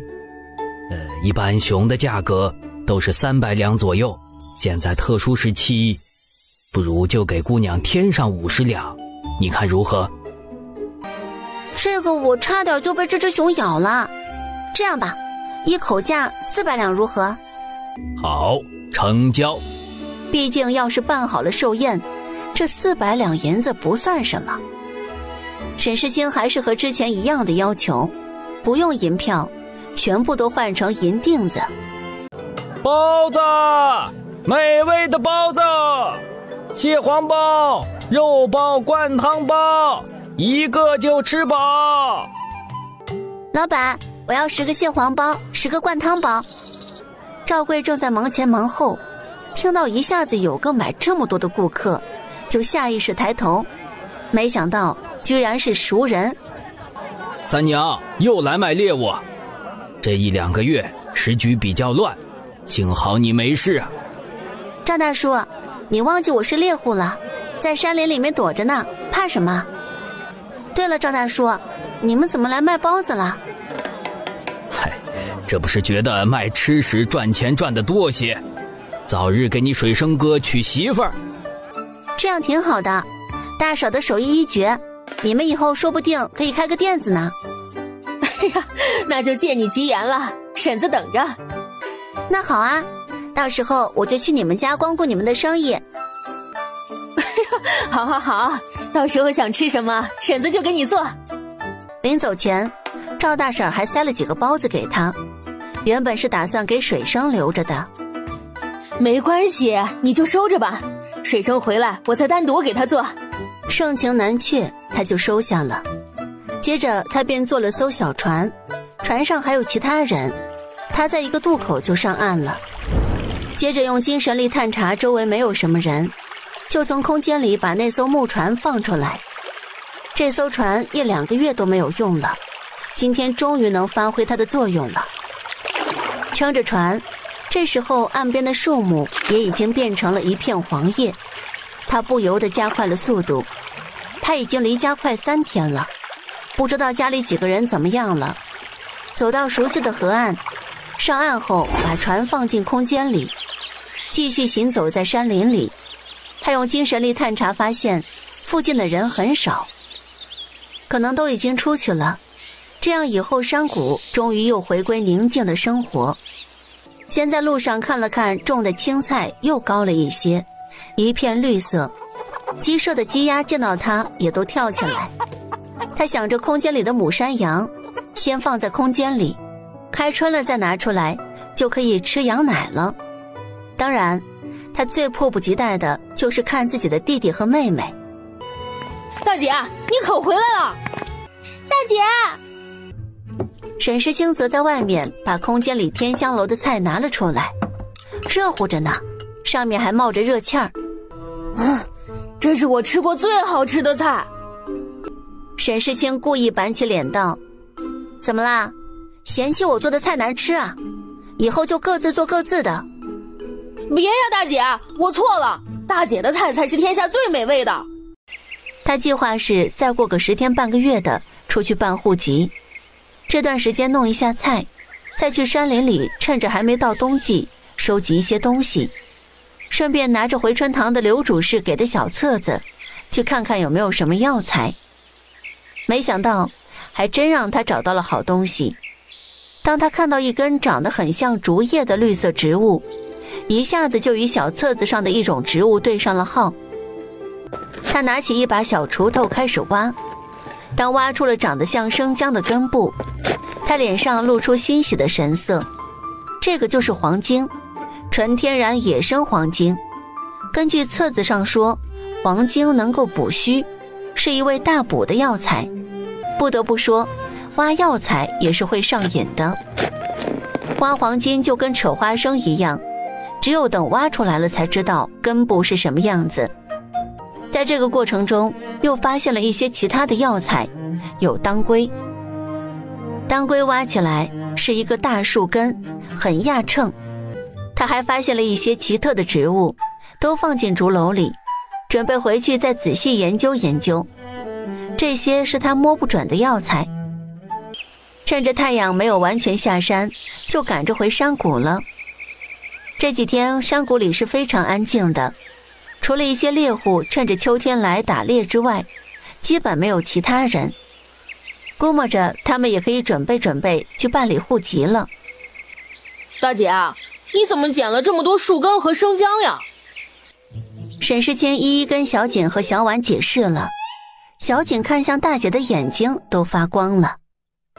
你们别在那里干看着了，帮我把这些药材晒一晒吧。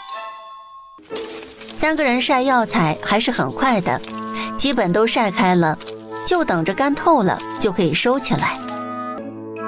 明天我们去安平郡把户籍办好，要跟弟弟妹妹对一下口径，统一说是逃难，户籍丢失。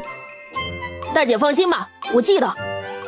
现在还有一个重要的事情，那就是夫子的饭菜，他们尽量做了一些可以放久点的食物。毕竟夫子可是远离庖厨之人，他们办户籍如果快点的话，应该可以当天回来。第二天一大早，乔装打扮的3人就出发了。小锦、小婉体质越来越好，翻山越岭不带喘气儿的。先用精神力探查了下周围没有人，再熟练地把木船放出来。小锦和小婉立刻就跳上去了。大姐，你去休息吧，我来撑桨。今时不同往日，我一定让你们刮目相看。于是他将信将疑地把船桨递给了弟弟，自己坐在船舱里。怎么说呢，小锦的确没夸海口，比以前好一些了，但是只仅限于好一点点。他和小婉都感觉今天早上的粉儿都要吐出来了，最终还是他替换了。突然沈世清把船划进一条狭长的河道，小姐和小婉都很纳闷儿，但是大姐却用眼神示意不要出声，于是便都平稳了气息。刚刚沈世清察觉到有一列船队正在往他们这个方向驶来，所以他当机立断，先把船划到这个小河道了。他本来想着等这些人走了他再出去，突然听到几个关键词儿，突袭等等。他警觉心起来了，想着前段时间听说叛军已经被歼灭，安平郡过上了真正的宁静平安的生活，没想到还有漏网之鱼。他凭借超强的精神力，当听完了整个计划，他知道可不能明哲保身了，因为对方的计谋太歹毒了。对方船里居然只是放着一些感染瘟疫的尸体，他们准备投放到各个村庄，从内部污染整个安平郡。他只能继续发动精神力，似乎听到了一些关键词儿，先去哪里投放。可惜他不太熟悉安平郡里的村庄名，只能听到类似的一个柳塘的发音，打算明天进行。他先慢慢等待他们过去后，心里已经有了成算，皮之不存，毛将焉附。他突然想到一个人，心中有了计划。大姐，发生了什么事？大姐在想，去城里给你们买什么东西好，还是给你们银子自己买？船划到一个岸口，他看着周边没人，就上岸把船收进了空间里。3人就跟望夫石一样，在等待过路的船只。还好最终还是上了一艘渔船，在中午前到了安平郡城门的那个大渡口。沈世清发现码头比上次热闹多了，虽然没有恢复到之前的规模，但是短时间内这样已经很好了。他上次已经弄清楚怎么办理户籍，所以这次效率很高，很快就排队到了他们。那几个登记的小吏看着几个小孩子来落户还是很新奇的，便多盘问了几句。这时候小锦发挥了他之前没有展示出来的特长，卖惨，在他原本给的基础下加了好多内容，把那些小吏都看得不忍了。最终交了银子，拿到了他们在这个世上的身份凭证，户籍上的名字都没有改，用的就是原来的，毕竟这是沈父母寄予了对他们的期待。不要那么急，我们可以多买一些回去，而且大姐决定了，我们明天早上再走，现在走回去可能会天黑，走夜路不安全。他早就规划好出逃路线，没过多久就出现在镇北侯府的后门，熟练地跳出去。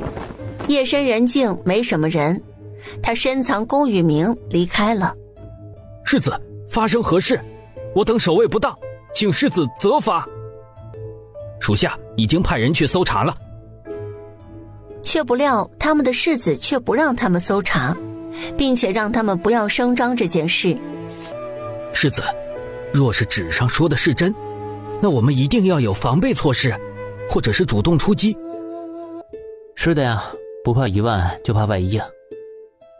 便吩咐属下把这安平郡的舆图拿来，他要找出这个柳塘是哪个地名。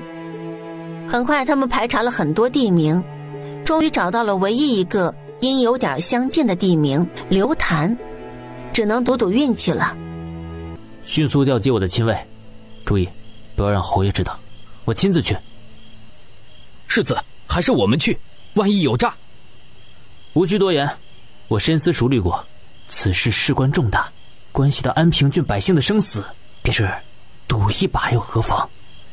半夜他们便集结在刘潭村的水域，准备来个守株待兔。那边沈世清回到客栈，走进房间发现小婉还睡着，他也整理了下便也睡了。第二天晨光熹微之时，沈世清就醒了。大姐啊，我晚上有点没睡好，本来想去找你，但是怕打扰你就没去。这么大了还认床？不过大姐上次也是睡不着，果然金窝银窝不如我们的狗窝呀。沈世清让弟弟妹妹在客栈等着他，他自己一个人去买包子，是不想暴露他们。半个月不见，赵大叔他们的小摊越做越热闹了，老远就看到好多人簇拥着，还看到了赵大叔的儿子赵水生也来帮忙，看来利润可观。这次他直接在赵水生面前去买包子，赵水生一时没认出来，就看到一个小姑娘买了这么多包子。卖完了结账时跟自己父亲提起这件事情，赵贵一下子就反应过来是他，还埋怨了自己儿子怎么不便宜点卖给他。另一边，顾子义在刘潭口守株待兔，他的手下都有点没耐心了。世子，会不会是有人故意透露的假消息？若真是假消息，我们还能在这儿安安静静地等着他们来，说不定早就中埋伏了。手下想想也是，正要回话，却听到一丝声音，两人对视一眼，他们按兵不动，等着那艘船划过来。你是谁？你是顾子义？世子饶命啊，我们也是听从别人的命令的，我可以告诉你其他人在哪里。看清顾子义脸上带着杀气，这个络腮胡就把所有东西都交代了。等没有利用价值了，他的手下手起刀落，那个络腮胡就没命了。你们注意一下啊，先把尸体焚烧了，不要让自己也沾染上。他随即带领大部分人马去他们的据点，这次行动很顺利。沈世清他们也顺利回到了山谷，解决了户籍的问题，他每天过得很悠闲，去山林里采采山货，或者采一些药材种菜。转眼气温就降下来了，冬天到了，房间里的被子全部都换成了厚的，衣服也是夹棉的。夫子把学习功课的时间也往后推了半个时辰。随着天气寒冷而来的，还有他的萝卜也已经长大了。他想到泡菜，各种酸菜，于是全家人就开始拔萝卜，还举办了拔萝卜大赛，当然是沈世清是榜首。冬天洗萝卜手容易冻住，所以小姐和小婉洗了一些，就没让他们洗了，而是他去弄了些温泉水掺和着冷水来洗，这样手就不动了。洗完了萝卜，三人切条去晾晒，他打算把这些萝卜做成萝卜干，新鲜的萝卜也放了一些在空间里，他打算今天就来个羊肉炖萝卜。加油干，大姐今天做羊肉给你们吃。田里的青菜他花费了一段时间全部都收好，放进空间里。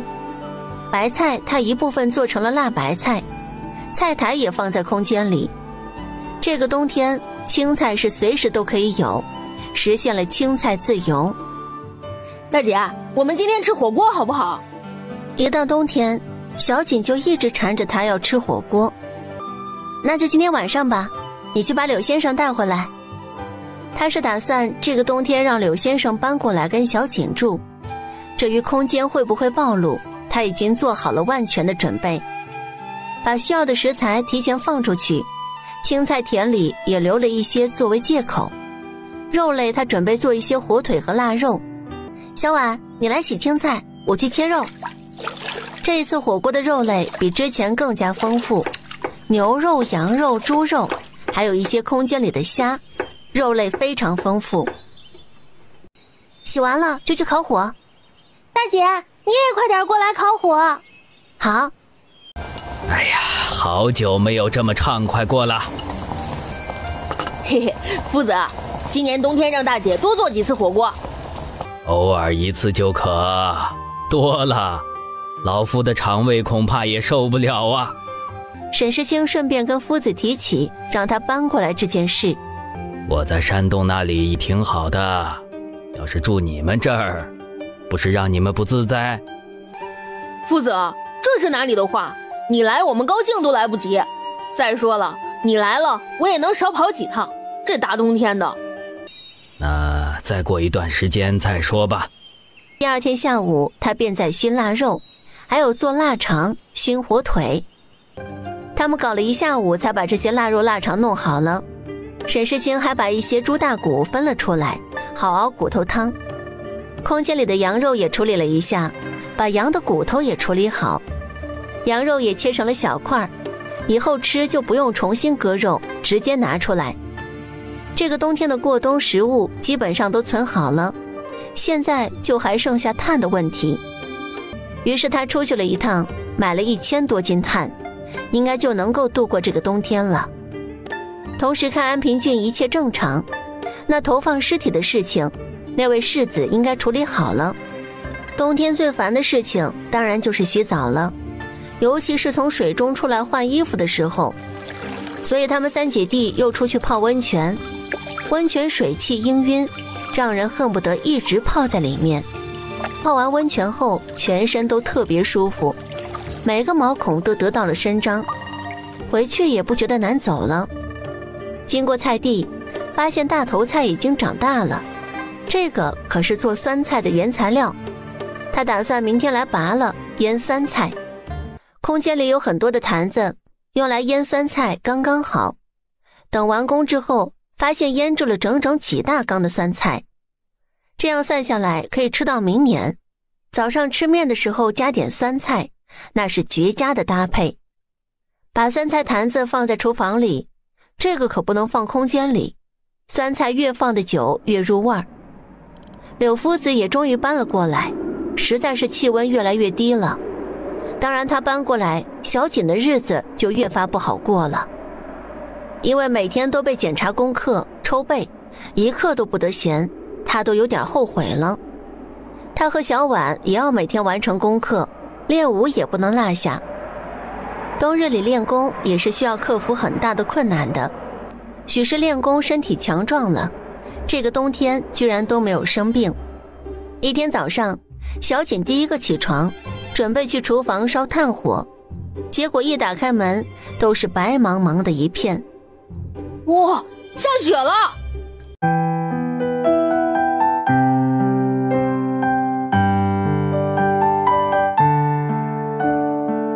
吃饭了，快进来。烤一下手，喝点热水。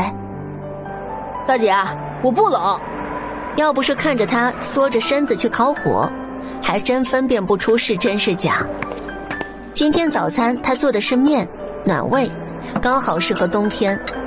每个人加了一个茶叶蛋，还把腌的萝卜干和酸菜弄了一些出来当配料。吃饱了，果然身体就暖和起来了。嘿嘿，大姐你看，这是我们堆的雪人，你能猜出谁是谁吗？有我们3个人和夫子，对不对？大姐你真聪明，一下子就猜出来了。还兴奋地向他介绍了自己的创作理念。他为了不打击弟弟的自信心，还是认真听着。终于他讲完了创作理念，突然小婉丢了一个雪球在他身上，一场大战就此揭开帷幕，瞬间变成了3人混战。山谷里的鸡鸭，他冬天到来前就搭了棚子，所以这个冬季并没有多少冻死的。原本打算放空间里，但是怕夫子感到疑惑。野牛的话之前存了挺多干草的，每天让小锦去喂。山中岁月悠悠，这个冬天经常下雪，他估摸着外面的河可能会结冰了，只能窝在里面。幸好东西都买全了，我们今天晚上包饺子吃吧，每个人都参与进来。你们喜欢吃什么馅的？我们可以多包点儿，反正食材也多。包了最常见的猪肉白菜馅儿，还有香菇猪肉馅儿、玉米虾仁馅儿，多了这几种馅儿。接下来重头戏那就是包饺子，那可是每个人都参与。沈世清就是最常见的对角包法，小锦也跟着他学，速度杠杠的。但是小婉包的每一个饺子都特别精致，让人舍不得吃。柳先生那就更随意了，这个肯定不是我包的，一副此地无银300两的模样，逗笑了其余的3人。接着便都尝起饺子来，一家人团团圆圆，这样的生活一直下去也挺好的。他心里想着。柳夫子也是一样，好久没有这么热闹的冬天了。一直到过年的前几天还下着雪，天地间都是银装素裹。写几副对联，夫子想写多少就写多少，我们可以一天一换。大姐，你看我剪的兔子可不可爱？很可爱，你看下还要剪什么图案都可以，到时候我们一起贴在窗户上。今年大年30，小景和小婉都来打下手。大姐，那个肉丸子多放一点嘛，我吃得完。沈世清也不会厚此薄彼，也问了小婉喜欢吃什么，也是一样的多放点儿。想吃什么就说，过年就是吃开心。老夫也有想吃的，不知道能不能满足啊？夫子想吃什么了？准保让您吃个够。几人这样忙忙碌碌，很快就到了晚上。小锦、小婉、柳先生果然没食言，他们点的要吃的基本都吃了很多，到后面实在是吃不动了。沈世清便提议先歇一会儿再接着吃。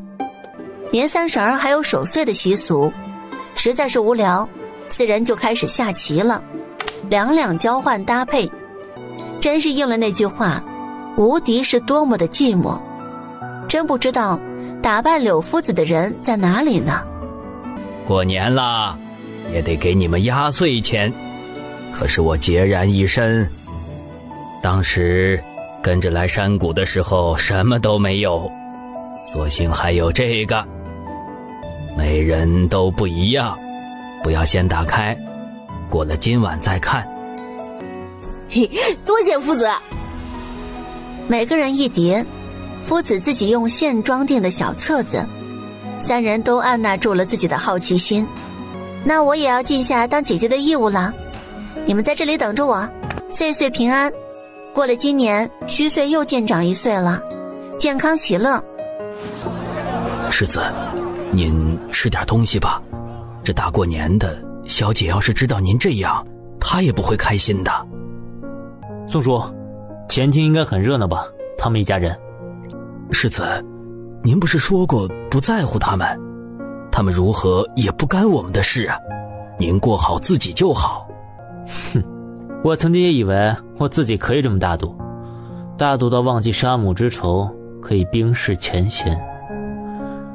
可是结果换来的是什么？若不是有着父子伦常在束缚着我，我真的要疯了。世子，小姐去世是有蹊跷，也不一定是侯爷所为啊。我不杀伯仁，伯仁却因我而死。难道这与他真的半分干系都没有吗？宋叔，你放心，不出3年，我一定会把他拉下来的。世子，过几天要不去山里散散心，赏赏雪景？安平郡好多年都没有下这么大的雪了，山上的雾凇都特别大，这样也能避免年后的一些人情来往啊。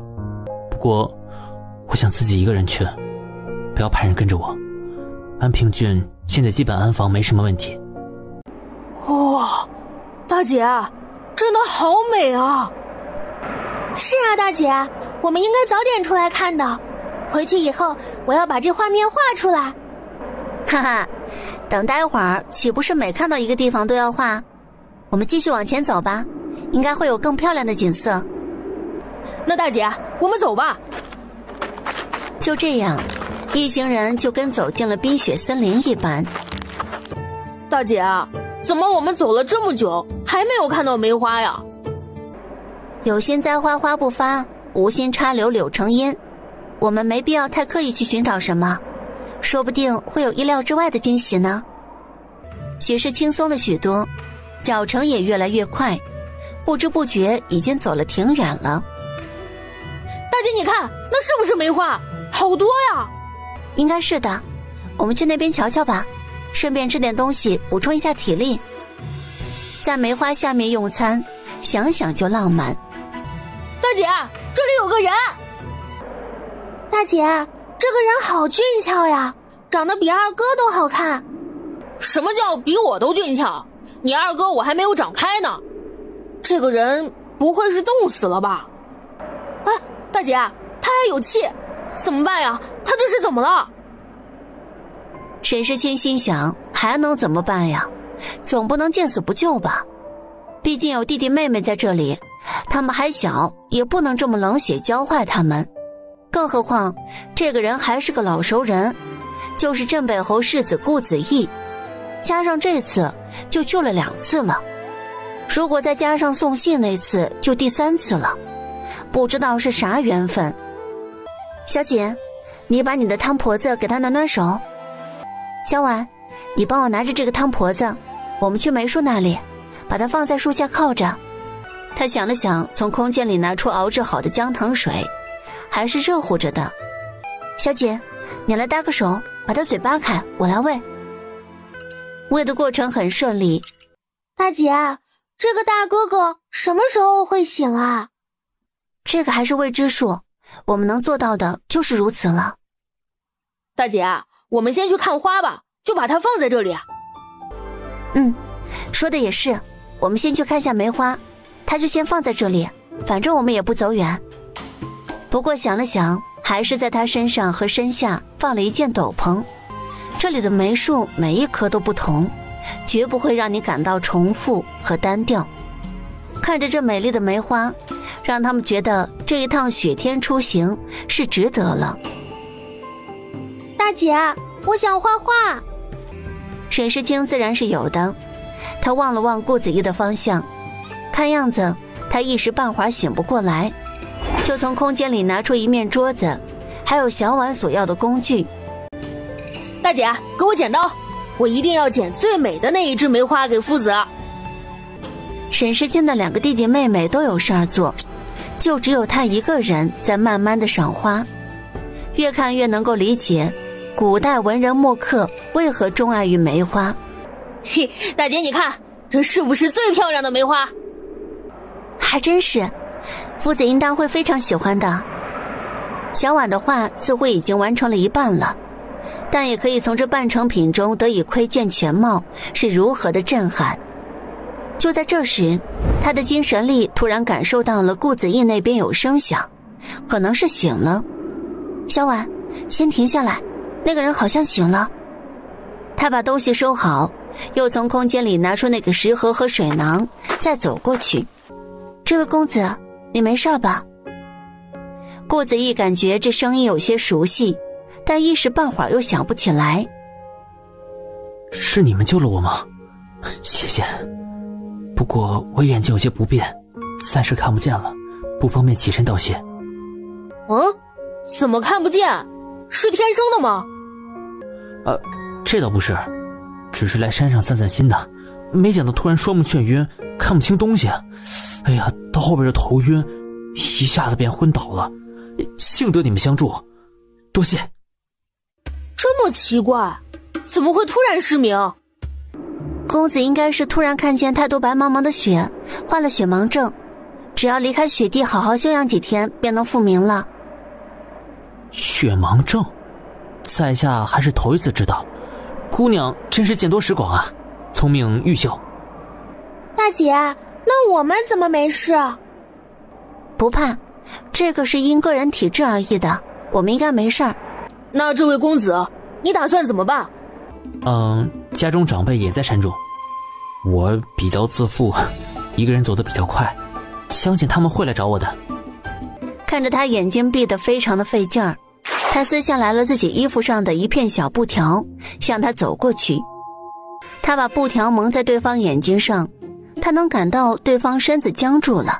顾子一直感觉一个微热的气息喷在他耳边，让他耳朵痒痒的，这是从来没有过的感觉。多谢姑娘。公子，需要我们一起等待你的长辈吗？他本来说不用，可不知话到嘴边就变成了麻烦姑娘了。姑娘，这里有花，那我依靠的是什么树啊？没错，这里头是一片梅林，我和弟弟一起把你搬到树下。在下有个不情之请，可否给我折一枝梅花？这有何难？公子稍等，给你，这可是我选了好久，是最漂亮的一枝。顾子义闻着一股淡淡的梅香，就跟少时冬日母亲每天都要在梅园里剪下开得最盛的一枝梅花送给他一样。多谢。大姐，我饿了，要吃东西。公子，跟我们一起用餐吧。小弟，你去把食盒拿过来。他们吃的自然是做的酱饼，拿出饭来就有点太奢侈了。姑娘怎么带着弟弟妹妹一起上山啊？我们来找梅花。没错，我们家都是猎户，在山有优势的，至少不会迷路，冬季动物也冬眠了，危险比较少。哦，原来如此。顾子吃完一个，居然还想再吃一个。山的另一边，宋叔生气地跟另外几个人说：你们怎么带的路？走了这么久都没找到世子，世子都发了信号，这除非危险状况不可轻易发的，这可怎么办呢？这位公子，不知你是否能走？待会儿我跟弟弟妹妹一起把你送到山脚，这样你的长辈应该就比较容易发现你。不知道公子意下如何？那就麻烦三位了。这些兔子就送给三位恩公，我现在也用不上了。沈世清也不客气，好，那就多谢了。沈世清看着他能正常走路就放心了，他跟小婉走在前面，小锦牵着他的手慢慢走。一开始顾子义还走得比较慢，后面慢慢的就能跟上来。这个剑能不能给我试一试？有何不可？你可以试试。小弟，不可。无妨，只是试一下。不要说到人了。大姐，我知道的。大姐，我有些拉不开，这把弓箭好重啊。是吗？给我试试。小锦把剑递给大姐，看着大姐轻轻松松就直接拿了起来，一下子就把剑拉开了。顾子义虽然看不见，但是听觉更加明显了，能够听到这个女孩把自己的弓箭拉开了。他真想看一看这个女孩到底是一个怎样的女孩。大姐，你好厉害呀，教教我。每个人的领悟能力是不同的，我也不知道怎么跟你说。我以前曾经教过人，不知道你信不信得过我。多谢师傅。对，就这样，以后这样拿弓箭。师傅，你真厉害。可惜这里没有猎物，我又看不见，要不然可以试试你的成果了。谁说没有啊？这不就是……随着一支穿云箭划破天空，有一只兔子立刻就被射中了。哇，二哥你好棒呀！难道我真的有天赋？可能只是之前没有遇到好老师。多谢这位公子。那是你有天赋，的确是有好苗子。好了，再练一会儿，就把弓箭还给这位公子。我们要赶紧把这位公子送到山脚下，不然一到晚上就比较麻烦了。这位大哥哥，你的箭术怎么样？当然会了。那大哥哥好了以后，可以展示一下吗？这可把顾子义给难住了。顾子义想了想，不知道要不要展示一下。他就算闭上眼睛，也可以通过听声辨位。没关系，大哥哥你要是不会也没关系的。没有不会，只是怕我这眼睛会有些不便。怎么会呢？大哥哥你就给我们展示一下吧。顾子义话音一落，一边利落地手持弓箭。你们再放一只野兔。顾子义耳朵动了动，似乎在分辨野兔的位置。只见他毫不犹豫地朝某个方向射出去。射中了，射中了！你真厉害！我什么时候才能学会这一招？我之前练过，你们没有练过暂时不行。不过我是因为特殊原因才这样的，你们呀没必要学。是啊，小弟，这位公子说的也是，我们也没必要专门去练这个。每个人都有自己擅长的点，没有千篇一律的两个人。大姐放心，我醒的。人外有人，天外有天。要是我一直跟别人比，哪有那么多精力？公子，我们继续赶路吧。好。于是几个人又继续往前走，雪地行路还是非常艰难的。这一回，因为小锦对他有了一份偶像滤镜，那照顾的那叫一个细心呐。终于走到一个下坡的地方，从他的角度也能看到在下方有一些人，应该就是找这个世子的人。已经到了，公子可以在这里等你的家人，这里位置很明显。顾子义第一反应是没想到这么快就到了，感觉有些不舍，但是也不好表现出来。再次谢过三位了，这个是微微谢礼，希望三位能够收下。救命之恩本是无以为报的，希望不要嫌弃。那我们便接过了。沈世谦接过玉佩照例一看，发现这块玉佩跟上次那块不一样，上次那一块没有什么图案，这一块玉佩有特殊的图案，而且他觉得这图案非常熟悉，仿佛从哪里见过。在下还有一个不情之请，不知姑娘贵姓啊？我姓林，双木林。辛苦公子一人在这里等待，我们也要赶着回家，天高路远，有缘再见。哎呀，世子啊，可找到您了。宋叔您慢点，不急不急，我就在这儿呢。世子，您怎么了？或许是被这个雪地刺到眼睛了，回府后请个大夫看看就好。真的没事吗，世子？都是我的错，应该让您多带几个人去的。幸好你没事，不然就是要了我的命，我下去也无颜见小姐呀。我发了信号这么久，怎么还没有过来人呢？属下无能，雪地无法判定方向。雪地无法判断方向，若是以后去漠北作战，那岂不是直接投降认输了？也罢，是我的疏忽，忘记了对你们进行这方面的训练。回去之后训练都加倍，可别是过了1个年都安逸起来了。沈世清三姐弟走路，那可是开启了竞走运动，要早点离那个世子远点，不然被发现了就比较麻烦。终于走远了，他又想起那块玉佩，终于想起那一块玉的图案有什么特殊的，因为他曾经见过。想起那东西，还真是一场孽缘。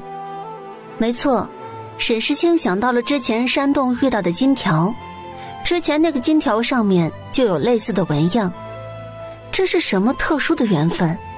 那金条居然是顾子毅的，真是巧了。血盲症，这个我倒是听说过，不过这个因人而异，世子居然患了血盲。听他的语气，似乎还有点幸灾乐祸。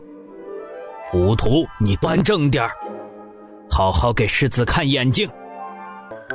世子没什么大碍，我开几副敷眼睛的药就可以了，再开一些吃的药，不出3日便能复明。宋叔，这件事情为我隐瞒啊，就说我最近感染了风寒，不便见人。你再去帮我找一家人，大概是家里有3姐弟。江南无所谓，聊赠一枝春。沈世清他们顺利的在天黑之前回到了山谷。你们先回家去，我找个地方把那一棵梅树移植好。还有，你们先把这枝梅带回去。知道啦。沈世清他就去山谷找个合适的位置，还别说，真给他找到一个万分适合的地方。他拿出锄头就开始挖地，异能越来越厉害了，轻轻松松就挖好了，把梅树放进去，把土夯实后，他想了想，从空间拿出一些泉水，倒了一些，倒在梅树的根部。把梅树种好了以后，他又觉得仿佛少了什么。对了，少了一面桌子，最好是石桌，可以在树下煮茶，也是非常惬意。空间里还是有很多建房时剩下的大石头。就这样，一面桌子就成型了。又找出4块石头当石凳，简直完美。回去的时候，还是去看了一下鸡圈，那些动物还是蛮有活力的。等开春了，就可以再建一个羊圈，把空间里的母羊放出来，远远的就可以看到炊烟升起。不知道是小婉还是小锦在做饭，还蛮勤快的。世清回来啦！你们今天寻找的梅花真好看，没想到在这山谷里也能附庸风雅一回，真是不枉此生。小锦这么勤快，就去烧水了。是呀，二哥一回来就主动去烧水啦。夫子，我今天喂牛的时候，你猜我看到了什么？别跟为师打哑谜啦，直接说就是。我看到了一棵梅树，没想到我们去外面冰天雪地里找梅树，山谷里却有，这真是踏破铁鞋无觅处，得来全不费工夫呀。不过那里的梅树比不过我们去外面看到的梅林，外面的真的是一大片一大片的，山谷里面就只有1棵。外面的梅林有多大？这个您可就要问问小婉了，她可是专门记了下来，准备给您画出来。哦，是吗？小婉在画画一技上面的确是有天赋，这可让为师有些期待呀。晚餐沈世清又想吃菌子了，做了个菌菇汤，又做了个炒菌子，再加上萝卜干炒腊肉，这可是下饭菜。晚餐果然是基本煮了多少饭，4人就吃了多少饭，光盘行动。夫子，我今天又去看了下那里的梅花，今天居然开得非常盛，我们择日不如撞日，今天便去赏花吧。那便去吧，记得带一些茶具。夫子，我晓得的，我再带一些炭火去，给夫子弄一些烤肉，怎么样？大姐，我们要不要搬桌子？不用，到时候你就知道了。大姐，要我帮忙吗？你就穿得美美的，我们一起去看花就可以了。不过，还真有需要你帮忙的地方，你记得带画画的东西，给我们记录下来。没问题，大姐，我一定会好好画。就这样，4人除了夫子，每个人都是大包小包。偷得浮生半日闲。夫子说错了，以后您天天都可以来，哪里是半日闲，是日日闲。那好，等花谢了之前，我每天都要来几次，不过就不需要你们陪伴了，我自己一个人来。小婉记下了吗？可要把这幅场景画出来。以后我把这幅画珍藏起来。夫子，您总是就会使唤我，您自己又不画。好好，既然小婉说了，那我也画。我画你们三姐弟，你画我们，如何？夫子，吃点东西吧。无妨，你们先吃。我这一幅画就快完工了。就这样，在外界冬日过年去拜年，他们却在这山谷中欣赏这美景，日子好不惬意。冬天就这样每天找一点乐趣中，也慢慢的过去了。大姐，马上就到春天了，我们是不是要回杏花村看看？自然要去的，等雪融化了，我们三人一起去。现在外面应该安定下来了，我们回去给爹娘的墓地清了一下。过了元宵后，温度慢慢上升，积雪融化，这一切都象征着春天将要来临了。夫子，这个事情就是这样。这一天，沈世清把他们要去给父母扫墓的事情告诉了夫子。我还以为是什么大事，你看没有遇到你们，我不也好好的？放心吧，更何况山谷里你们还有这么多吃的。把夫子安顿好了，他们就将要踏上回村之旅。夫子，柴火就在柴房，一些粮食就在厨房。我知道的，你们放心去吧。沈世清他们明面上是带了很多东西，当然等出了山谷，他自然就会放进空间里。大姐，我们是按照我们进山的路回去吗？如果原路返回，再加上雪天路滑难走，恐怕还要走个3-5天才能回去。那大姐，是不是还有比较近的路？可以走水路，这样比较快。我们先去镇上，然后从镇上回杏花村，这样也好打听消息。等翻过这座山，果然看到有河流。不过待他们走近，却发现一个可怕的事实。大姐，水结冰了怎么办？别急，让我看看冰的厚度。他从空间里拿出一根木棍，敲打了一下冰面，没想到冰冻得还挺结实。大姐，那我们就从冰上走过去，这样不就可以直接过去了？大姐你瞧，这冰非常结实。沈师姐，你给我上来！你知不知道冬天的冰面上有多危险？万一掉下去，寒冬腊月的，没死也得留下后遗症。大姐，我错了，我以后再也不贸然行事了。大姐，那我们现在往哪里走？是呀，要往哪里走？要是返回也不甘心。想了想，他用精神力探查了一下，没想到他还真的感知到了一个地方，好像有人的声音。我们往这边走。终于他们走到一个地方，地势比较低，应该就从这里可以走出山林。果然出了山林，没多久就看到几户人家。他们继续往前走，发现村庄上的房子看上去很多，似乎很多家都没有人了。可以判定这里可能也跟杏花村一样，因为战乱很多人都走了。他挑来挑去，去了一家有人在院子里劈柴的大叔家里，准备去那里询问。这位大叔，你们是？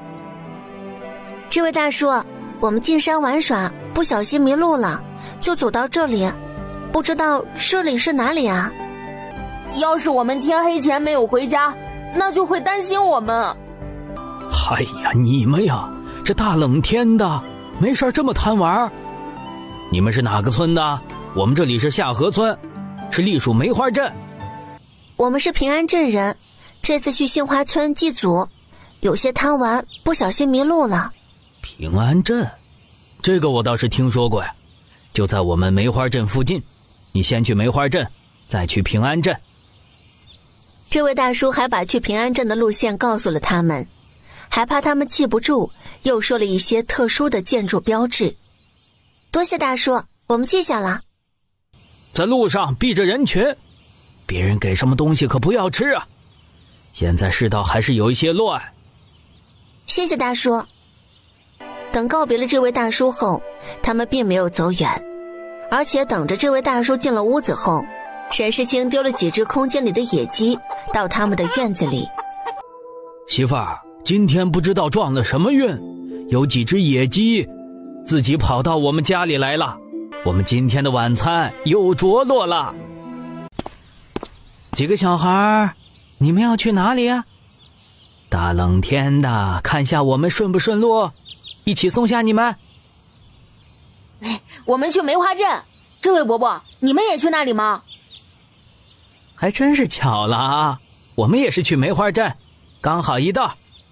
沈世清却心里警戒起来，因为他用精神力感知到那辆马车里还有好几个人，听到一些闷哼和呼吸声，而且对方刚从反方向过来，怎么又去梅花镇？真的吗？你能带我们一程吗？我们走路走的脚都酸了。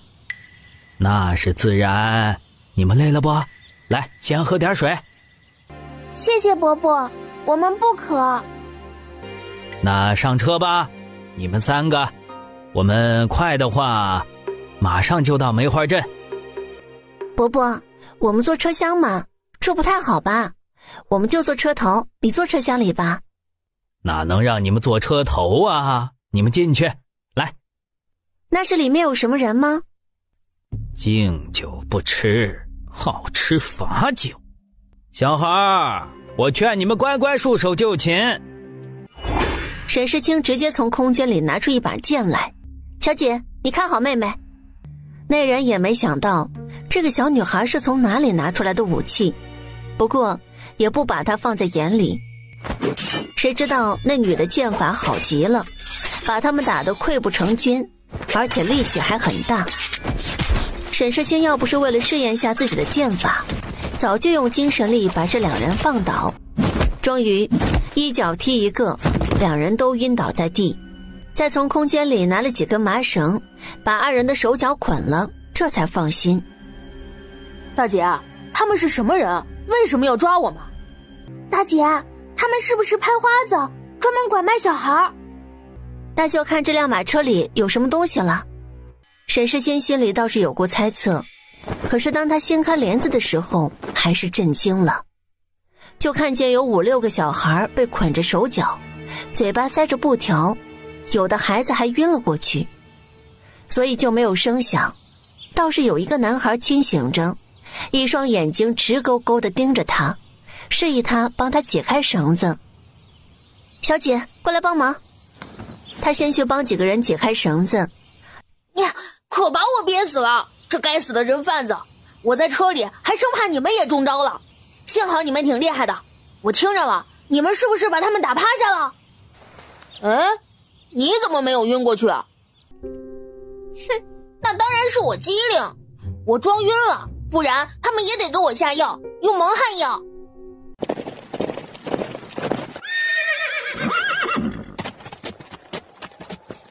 就这样，你来试试。没过多久，他们就到达了梅花镇。谢奇已经让其他的几个小孩子自己回家了。几个孩子应该也是镇上的富户，对镇上还是很熟悉的。谢奇，现在就只剩下你自己了，你的家人在哪里？谢奇从怀里拿出一个信号枪发射出去。家中长辈应该就快来了。没过多久就有几个人来了，听从谢奇的吩咐，把那2个人贩子控制住。这位姐姐，这辆马车就交给你处置了，姐姐应该学会下车了。小妹妹，就此别过，有缘再见。大姐，这个姓谢的好狂呀！你这是什么意思啊？没看我们白得了一辆马车吗？就是不知道谢奇能不能把人贩子同伙给抓住。不过看刚刚来人的模样，应该是没有什么问题。其实他有个猜测，通过这辆马车内部这么宽敞，可能这辆马车不是人贩子的，而是谢奇的，所以他以一副主人的姿态把它送给沈世清。大姐，待会儿我再去问问，我就不相信没有人知道。大姐，要不我们去问一问镇上的官差，或许他们知道呢。于是吃完了东西，他用了几十文钱，最终还是找到了路途，知道了平安镇具体的方向。哎，公子怎么把马车送给那几个人了？他们救了本公子，自然要付一些报酬了。哦，对了，我让你们去审问那2个人，有没有问出什么消息来？公子，那些人好像是普通的人贩子，他们说没有人指使。至于他们的同伙，已经说出具体的位置了，我们的人已经去告诉县令，让他派兵去抓。沈世清3人坐着马车走了很远的路。大姐你看，到了平安镇了。沈世清首先找了个没人的地方，用精神力探查了一下，把马车放进空间里。啊，大姐你看那里。走到一个地方，听着小景的惊叫声，沈世清也被他吸引了注意力，发现了另一条街，那里已经变成了一片废墟了。大姐，怎么会这样？沈世清想起曾经听镇上的人说，那些叛军跟鞑子勾结，会屠村。今天看似真是如此。等出了镇，探查到附近没有什么人后，沈世清才把马车拿出来，继续驾着马车，一路上也没见到什么人。坐在马车上，他心情很沉重，比曾经去深山的路上更沉重。大姐你看，前面就是杏花村，村口那棵树还在那儿。大姐啊，那些房屋怎么都是打开的，院子里也非常混乱。许是被一些人翻过，可能是逃荒的人，也可能是那些叛军。我们先去家里看看吧。这群人太可恶了。这些木块就叠在一个地方就好了。小婉，你等下拿扫帚扫地。大姐你看，这是什么？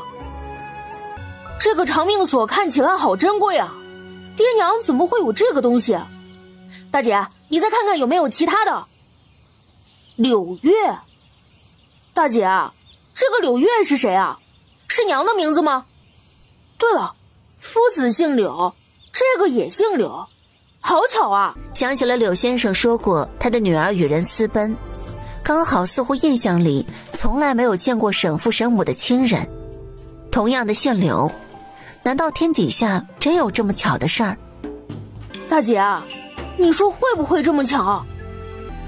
大姐，要是真是这样，那柳先生不就是我们的外公了？这个不能凭空猜测的，等我们回山谷后再慢慢询问吧。沈世清摸着这个锦盒，总感觉里边的厚度不一样，于是拿出了一把剪刀，只好把盒子拆了。没想到居然真的有夹层，父亲亲戚。等我们回谷后在旁敲侧击问一下柳先生，到时候再说吧。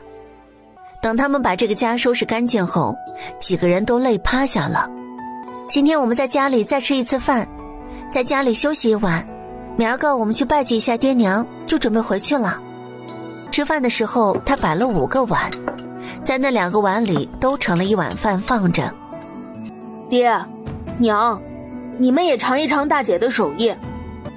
安平郡镇北侯府，一个不速之客大晚上还闯了进来。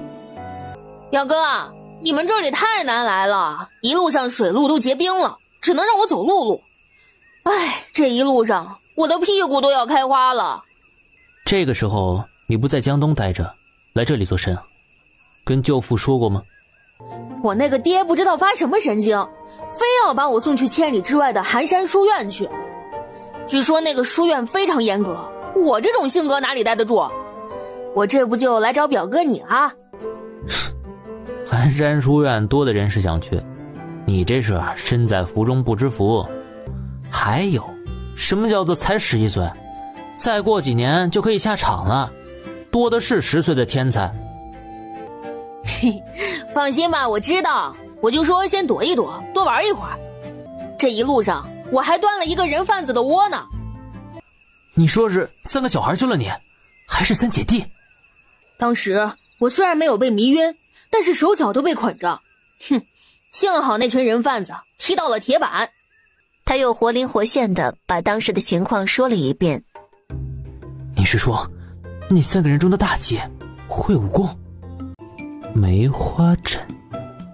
他看了看房间里的鱼图，好像安平郡没有这个镇，难道是隔壁的镇？现在他也不清楚，他要找到那3人是为了报恩，还是有什么其他的情感在里面。杏花村第2天一大早，3姐弟都有些起迟了。等我们吃完，就拿一些东西去拜祭一下爹娘。爹娘，我现在正在读书，以后我一定会出人头地，光宗耀祖，你们在那里不用担心我。爹娘，你们刚刚有没有听到大姐说的，我们可能找到我们的外公了，我们不是孤零零的3姐弟，还有其他的亲人。大姐，我们马上就要回去吗？是啊，大姐，我们在这里多待几天吧。你们忘了，我们还有一件重要的事情弄明白。那大姐，我们是今天就走吗？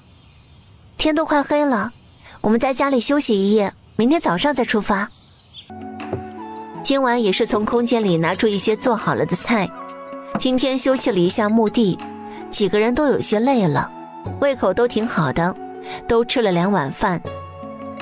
大姐，你看，今天的月亮好圆啊！几人都到院子里看月，小景还吟诵了几首学过的有关月亮的诗。小婉则说回去之后，她要把它画下来。沈世清则是静静地在赏月。大姐，这是那一片芭蕉树吗？可惜没看到猴子。再过几个月出来的时候，应该就能见到你的猴哥了。3人也没有一直在这里停留，继续前行，还看到竹林。我们来挖冬笋吧。大姐，这里哪里有笋？对呀，在地下，不然怎么是挖冬笋呢？冬笋比较难找，但是很美味。我们今天看有没有运气挖一些回去，来得及的话还可以做晚餐呢。就见大姐慢慢的在挖，扒开泥土，居然真的看到了笋。哇，没想到这个笋在土里就长这么高了。小锦惊呼道：1、2、3、4、5，一共有5根。今天第一锄头运气还比较好，我再挖几个地方就回去了。这么多够了，等我们以后有机会再来挖吧。大姐，终于到了。再过2、3年就要你来推开了。好，大姐，到时候你就站在旁边看着我来。回来了。你们终于舍得回来啦。嘿嘿，夫子，想不想我们？愣着干什么？快进来，屋内烧着炭火。我看不是不可居无主，是不可食无主啊。我这几天吃的食物跟这个相比，那真是味同嚼蜡。幸好事情你们回来啦，也让我继续大快朵颐。夫子，以后您想吃什么，我就给您做什么。夫子很少跟我们讲您年轻的时候的事儿，我想夫子年轻时一定是英俊潇洒，迷倒了不少的小娘子吧。世清这丫头可真会夸人呐，也只有你师娘看上了我。先生这么多年，怎么不去找您的女儿呢？怎么没有？当初她一走，我就四处派人寻找，可惜得到的消息说他们坠崖了，但是活要见人，死要见尸。我不相信我的月儿不在了，冥冥之中她似乎还在。夫子，是哪个月？王月吗？没错，就是王月的月。红玉，当时是我跟你们师娘翻了好久的书才定下这个字。外祖父。小简，你刚刚喊我什么？夫子，您先坐好，我们有样东西要给您看，你等一下。这个是月儿的，是月儿百日宴，我和他娘专门为他打造的，后面还刻了他的名字。这就是我的月儿。月儿，你怎么就先我一步走了？小锦，你来说下你娘是怎么去世的？我娘自打我记事以来就是体弱多病，后来爹去世后，娘伤心过度，也就跟着走了。外祖父，这里还有一封信是写给您的。月儿，你怎么那么傻呀？你后面回来，我已经原谅你了。信中说了自己的不孝，以及当时情况紧急，只能假死脱身，后面也不方便去见父亲，以及说了一下他生下的几个孩子：石青、石锦、石婉，来外祖父这儿。外祖父，外祖父，夫子，你真的是我们的外祖父吗？如假包换。外祖父，我有外祖父了。你们一路上也累了，早些休息。沈世清却看出了外祖父的悲伤，看来他还是很伤心的，只是不便在孩子们面前表现出来。现在是要给他一个独处空间的。外祖父，我们商量了一下，您就不住在山洞里了，跟我们住一起吧。不必啦，我住山洞也挺好的，习惯了，比较清静。要是天天看着你们反而吵闹，尤其是世锦，看到你啊，我就愁你的学业。正是因为我学业不精进，那外祖父就要在我身旁辅导呀。外祖父，这样吧，现在还比较冷，您还是继续住在这儿吧，等夏天暖和了再搬走如何？至于这个时期是多久，一拖再拖，不就直接留下来了吗？好，那就说好啦，等夏季一到，我就搬回去。接下来水深火热的读书生涯又开始了。小锦总感觉这次夫子要求更严格了。这个当然不是错觉了，这可是柳先生专门为他新制定的学习计划，要求更加严格了。随着日子一天天的过去，春意正浓，积雪全部都融化了。这段时间里，沈世清还带着弟弟妹妹去泡了一次温泉，那可是特别舒畅，尤其是练完舞后。等他们泡完温泉，走在林间的小路上，已经有很多的野花野草都长出来了。大姐，你说现在有没有一些野菜？我们下次放假就去采野菜吧。我们今天先看看有没有什么野菜，等下次休息再来也不是个好主意。大姐你看，这里有一根刚刚冒出来的蕨菜。这个还这么小，几天后来应该就差不多了。大姐，羊奶可以做什么？等你和妹妹生辰的时候，如果有羊奶，你们就知道了。放心吧，绝对是美食，羊奶不会膻腥的。大姐，我们以什么理由解释羊的存在呢？这个羊圈刚建好，还得晾几天才能让羊住进来。我这几天想一些理由，到那时候再跟外祖父解释。这几天傍晚总感觉你们神神秘秘，怎么有什么事瞒着外祖父？外祖父，我们前几天去泡温泉的时候经过林子，发现有几只野山羊，我们想下次休息的时候去捕捉一只羊回来养着。山谷里也很多草，到时候跟着牛一起去放养。这个随你们，就是要想清楚，平常那么多功课，现在又养羊，实在忙不过来，我去给你们牧羊。外祖父，这个就不用您操心了，这个都交给我。您要是想偶尔体验一下，那我就让您去。春季动物躁动，你们捕获的时候可要注意自身安全。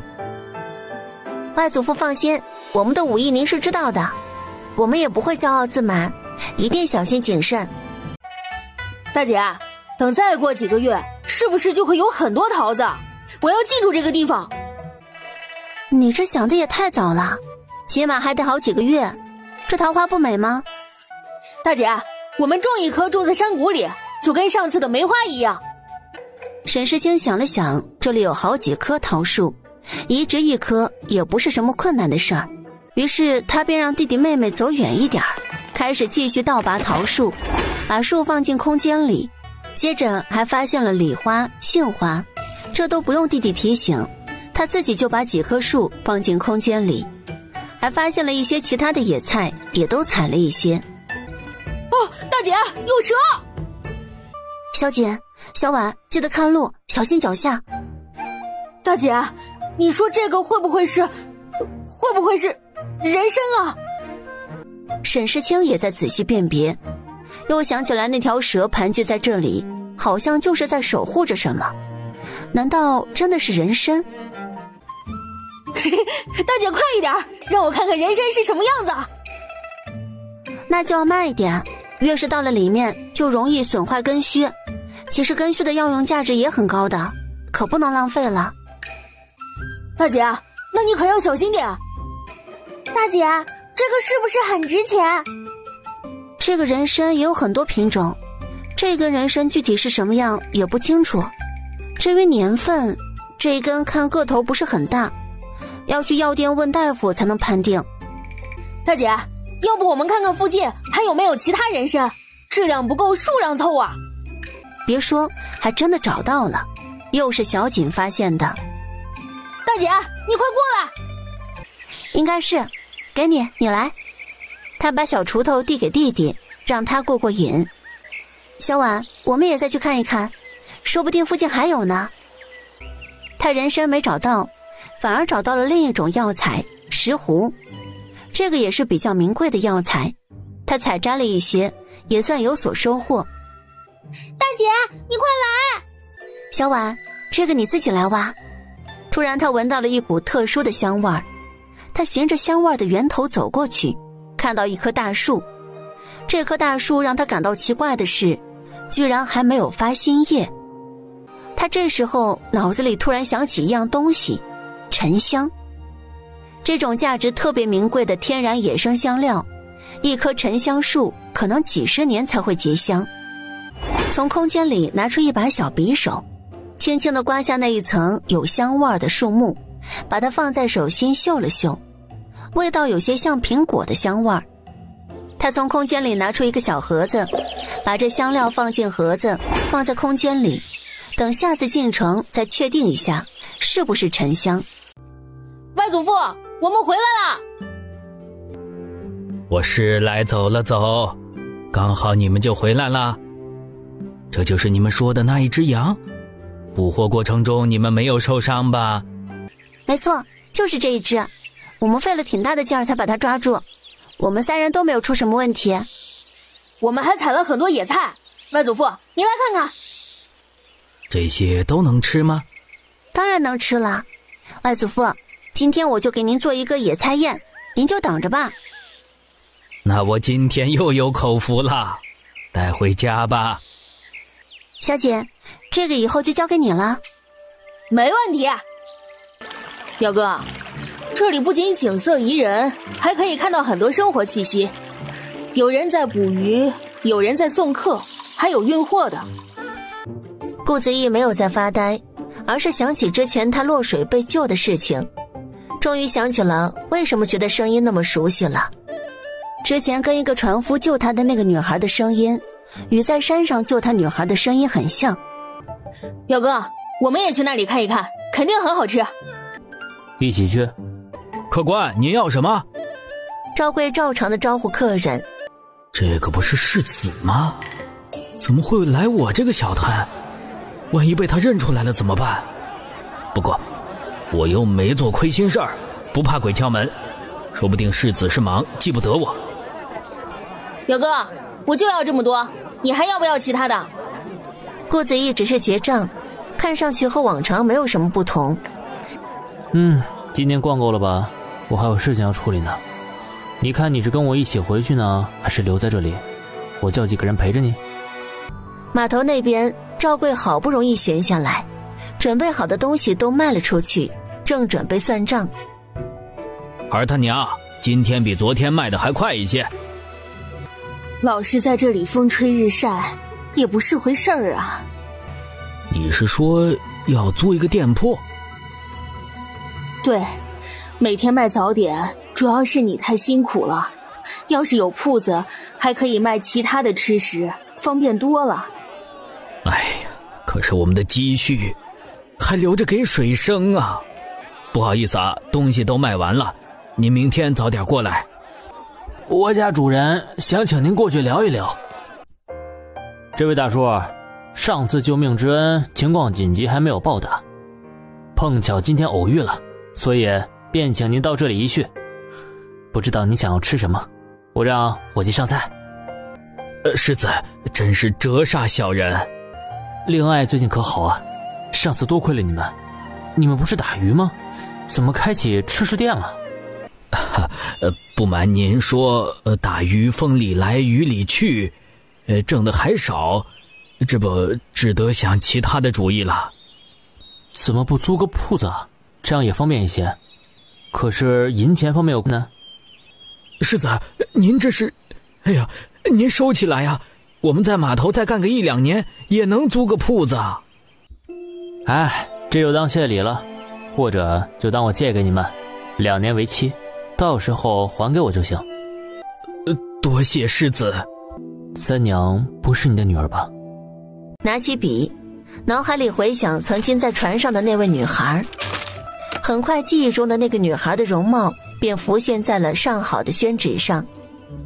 他突然脑海中又闪过另一幅画面，白雪红梅，一个女孩手持梅花的场景。他又把这个场景画了下来，这才满意。世清啊，天天吃这么好，会不会把你们吃空了？外祖父您是不知道，这座山可是宝山，我们前几天还发现了几根人参，更不用说之前发现的灵芝，还有我们的珍珠呢。是啊，外祖父，我们现在养了一些家禽，还有种了谷类，就算是外面再次战火连天，我们也可以在这里平淡的生活下去的。那小锦的以后呢？一直待在这儿？外祖父放心，之前户籍不是办好了吗？我是打算安定了再买一座房屋，之前去问过了，一时没有适合的房子。这几天我也思考过，要不要出去看一看，把药材卖掉，再看看房屋。我看择日不如撞日，明天我就去怎么样？顺便补充一些日常的物资。你自己决定就好，外祖父我就是怕你们生活。他还想着要是过不下去了，他可以跟他的老朋友联系联系。小锦，你记得去看看田里的蔬菜的情况，还有牛羊鸡鹅。大姐，你就放心吧。小姑娘，那个吃食摊子已经不在了，他们去城里开铺子了，你去城里说不定能找到。多谢这位大婶儿，那您知道具体位置吗？好像就在进了城的西边，那里有很多饭店吃食铺，就在那里，你去找找吧。你跨越万水千山。这位客人，您请进，我来给您念一下我们这儿的招牌菜。啊，就上你们这儿的招牌菜就行了。爹娘，还是开店好啊，累是累些，但是挣银子。是啊，就是太累了，你娘天天要炒这么多菜。爹，我在后厨帮忙吧，您去前面休息一下。赵贵拗不过自家儿子，便出去招呼客人。但是等端菜到其中一桌时，他有些震惊了。但是对方使了一个眼色，他便没有说什么了。赵家小厨，在这大街内当街纵马，这又是哪家的纨绔子弟？沈世清不想管闲事儿，结果看着前方突然有一个小孩子走在大街上。这时候那匹马已经冲过来了，他最终还是出手了。这该死的畜生，都不许走！是不是你们这群人动了手脚？大公子，您这是怎么了？快去带人报官！有人竟然敢当街暗算我！那不知当街纵马又是什么罪过呢？听着这熟悉的声音，顾子玉抬头看，果然是他那个讨人厌的弟弟。顾子玉心有点害怕，就怕对方把这件事情告诉他父亲。你没事多管什么闲事儿？边说话边走了。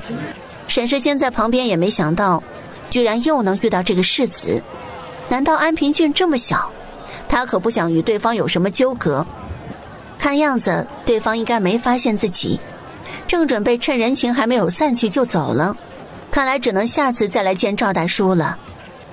三娘，你来了呀！你跨越万水千山，只一眼便似万年。梦里繁华也搁浅。林姑娘，上次多谢你跟赵大叔了。也是恰好遇到，举手之劳。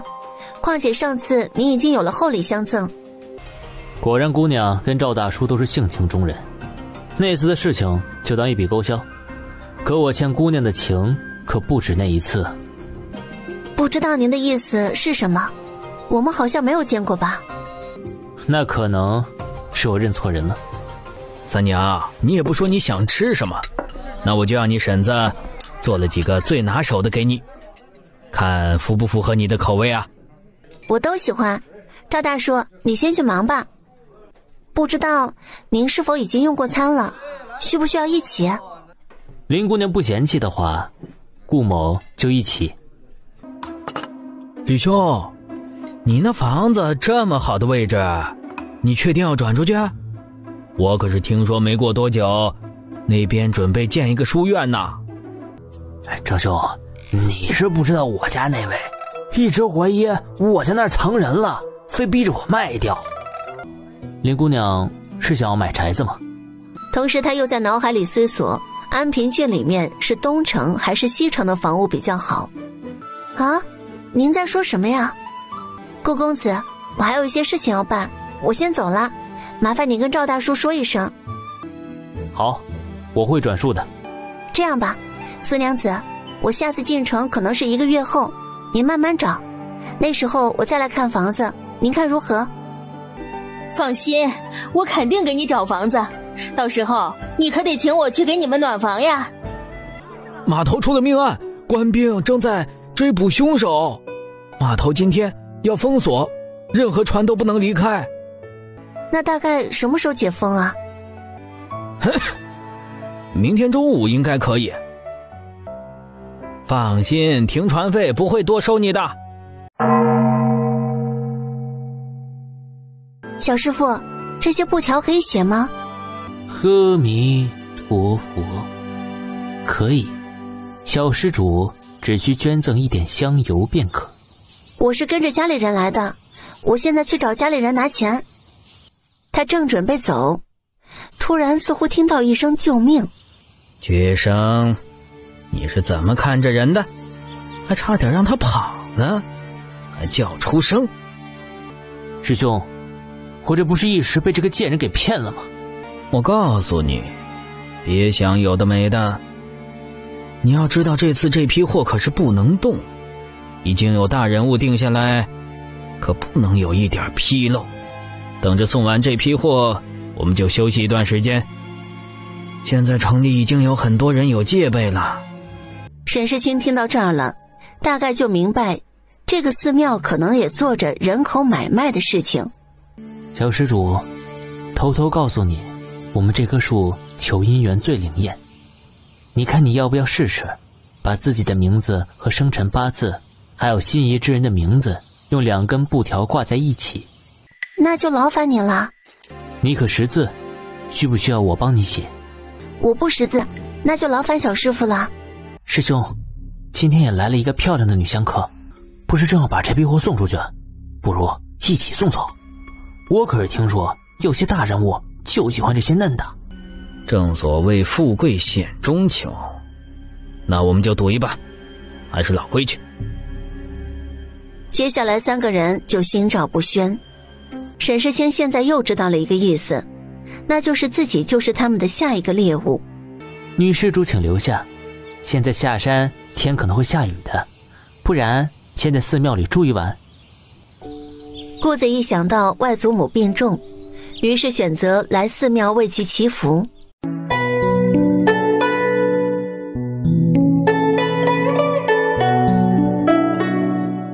林姑娘，嘘，林姑娘，好巧啊！哎，你专门引我出来有何用意啊？沈世清于是就将事情告诉了他，还把现在对方的下一个动手对象就是自己告诉了顾子毅。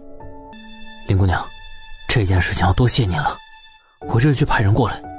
顾公子，不可，狡兔三窟，他们在这里已经经营许久，怕到时候带人来搜查，可不一定查得出来。那林姑娘是有什么好主意吗？这几个和尚好像是要把我当做下一个对象，我刚好将计就计，这样里应外合。你现在去派兵，一定能够来一个人赃俱获。不行，你还这么小，这件事情这么危险，万一出事了怎么办？没事儿，我自小就是跟随父母打猎为生，猛兽我都不怕，还怕这个吗？你就放心吧。于是两人就这样达成了共识。时间紧迫，让顾子毅先去安排人埋伏，他则将计就计。顾公子，你怎么也来到这弘慈寺了？家中长辈旧疾复发，挫着晚辈却无法及时于床前尽孝，只能寄希望于神佛了。顾公子，神佛会被诚心所动，家中长辈一定能够健康长寿的。女施主，天色阴暗，还是早些回房去，晚膳我会晚一点送到您的房里。多谢小师傅。女施主，这是晚膳，有不足之处还请见谅。哪里的，多谢小师傅。他从空间里拿出自己做的饭菜，吃得饱饱的，把这些100%加了料的饭菜倒了一些进空间里，剩下的拌了拌，装作吃了的模样。小师弟，你下了蒙汗药了吧？师兄放心，我已经放了。他看上去没有什么戒心，应该是吃了。就算没有吃，我们不是还有迷烟吗？待会儿就直接把这个货物和西边那个一起，这可是2个上好的货物，指望卖高价。于是听着脚步声，他顺势趴在地上装晕。弄好了就走了，不要耽误时间。沈世清感觉自己被丢进了一个麻袋里装着，有个人把他扛着。好了，待会儿我们好好吃一顿，就要去送货。世子，您看，果然来了，没想到居然有这么多人。以前的安平郡的官兵不知道是干什么的。世子，要现在就拦下吗？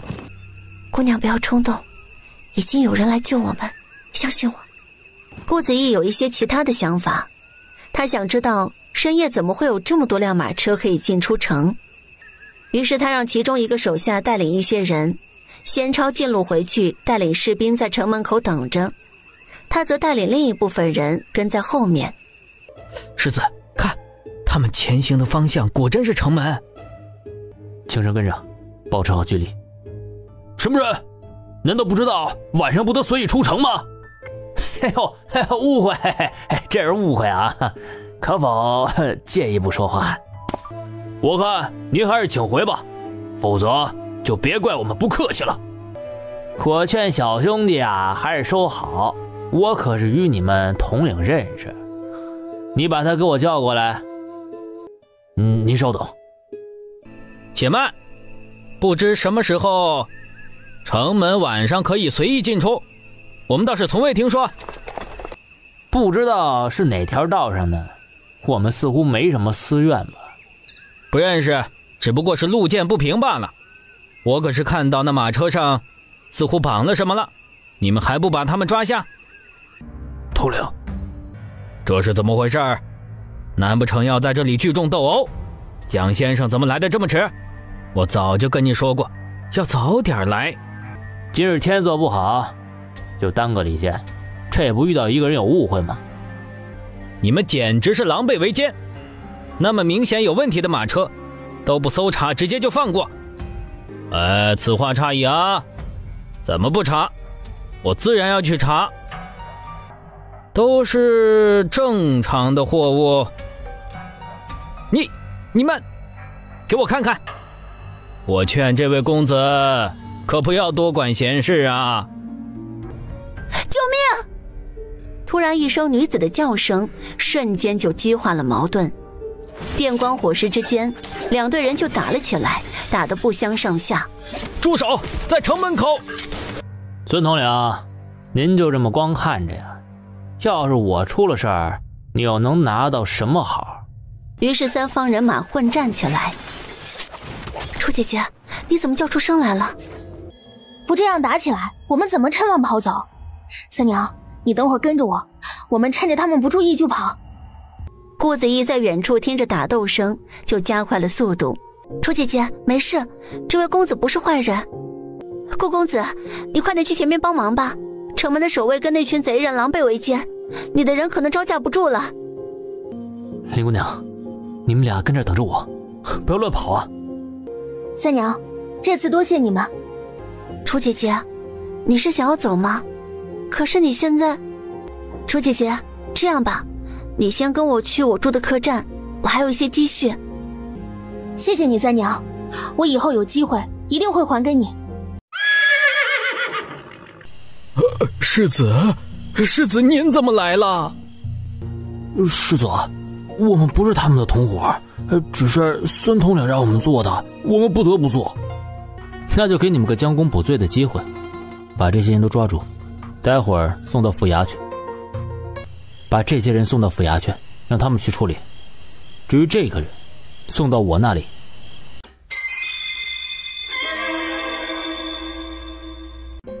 世子，是属下的错，不关你的事儿。不想活之人，总有各种各样的办法。把尸体一同交给府衙。顾公子，事情处理好了吗？已经处理好了，只不过那个为首的人自尽了。今天因为我逃跑，有一个渔夫因我而死，那人就是被红慈寺的和尚他们杀了的。这群和尚罪过可恨，我已经派人去抓他们了，一定会好好审问，给你们个交代。那就不耽误顾公子处理事情了，我们要先回去了。这位姑娘的家在哪里？是否需要通知姑娘的父母？多谢，不过楚瑶不是本地人，这个不用公子忧心。林姑娘，等我把事情处理好了，到时候也会知会你们一声。有劳了。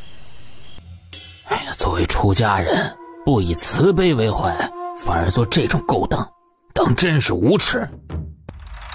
我感觉他们有些眼熟啊，好像是在通缉令上面见过。你确定吗？原来这一伙人本来就是之前专门干这个事儿的，后面被通缉，不知道怎么逃到这里，把原来的和尚给杀了，代替了他们。问那几个人，他们之前把那些人卖到哪儿去了？给其他郡负责此事的官员联系，看能不能找到。世子说的是，卑职一定去办。对了，那个孙统领也要好好处理，城防这么严重的事情，居然有这样的酒囊饭袋在那儿。楚姐姐，这个就当借给你的。多谢，如果你一直在这里，以后我一定会报答你。三娘，多谢你，送君千里，终须一别，就此别过。一路平安。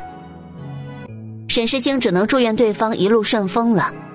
其实他之所以对楚瑶这么好，还有一个原因，对方跟以前在孤儿院的时候很照顾他的一个大姐姐容貌特别相似。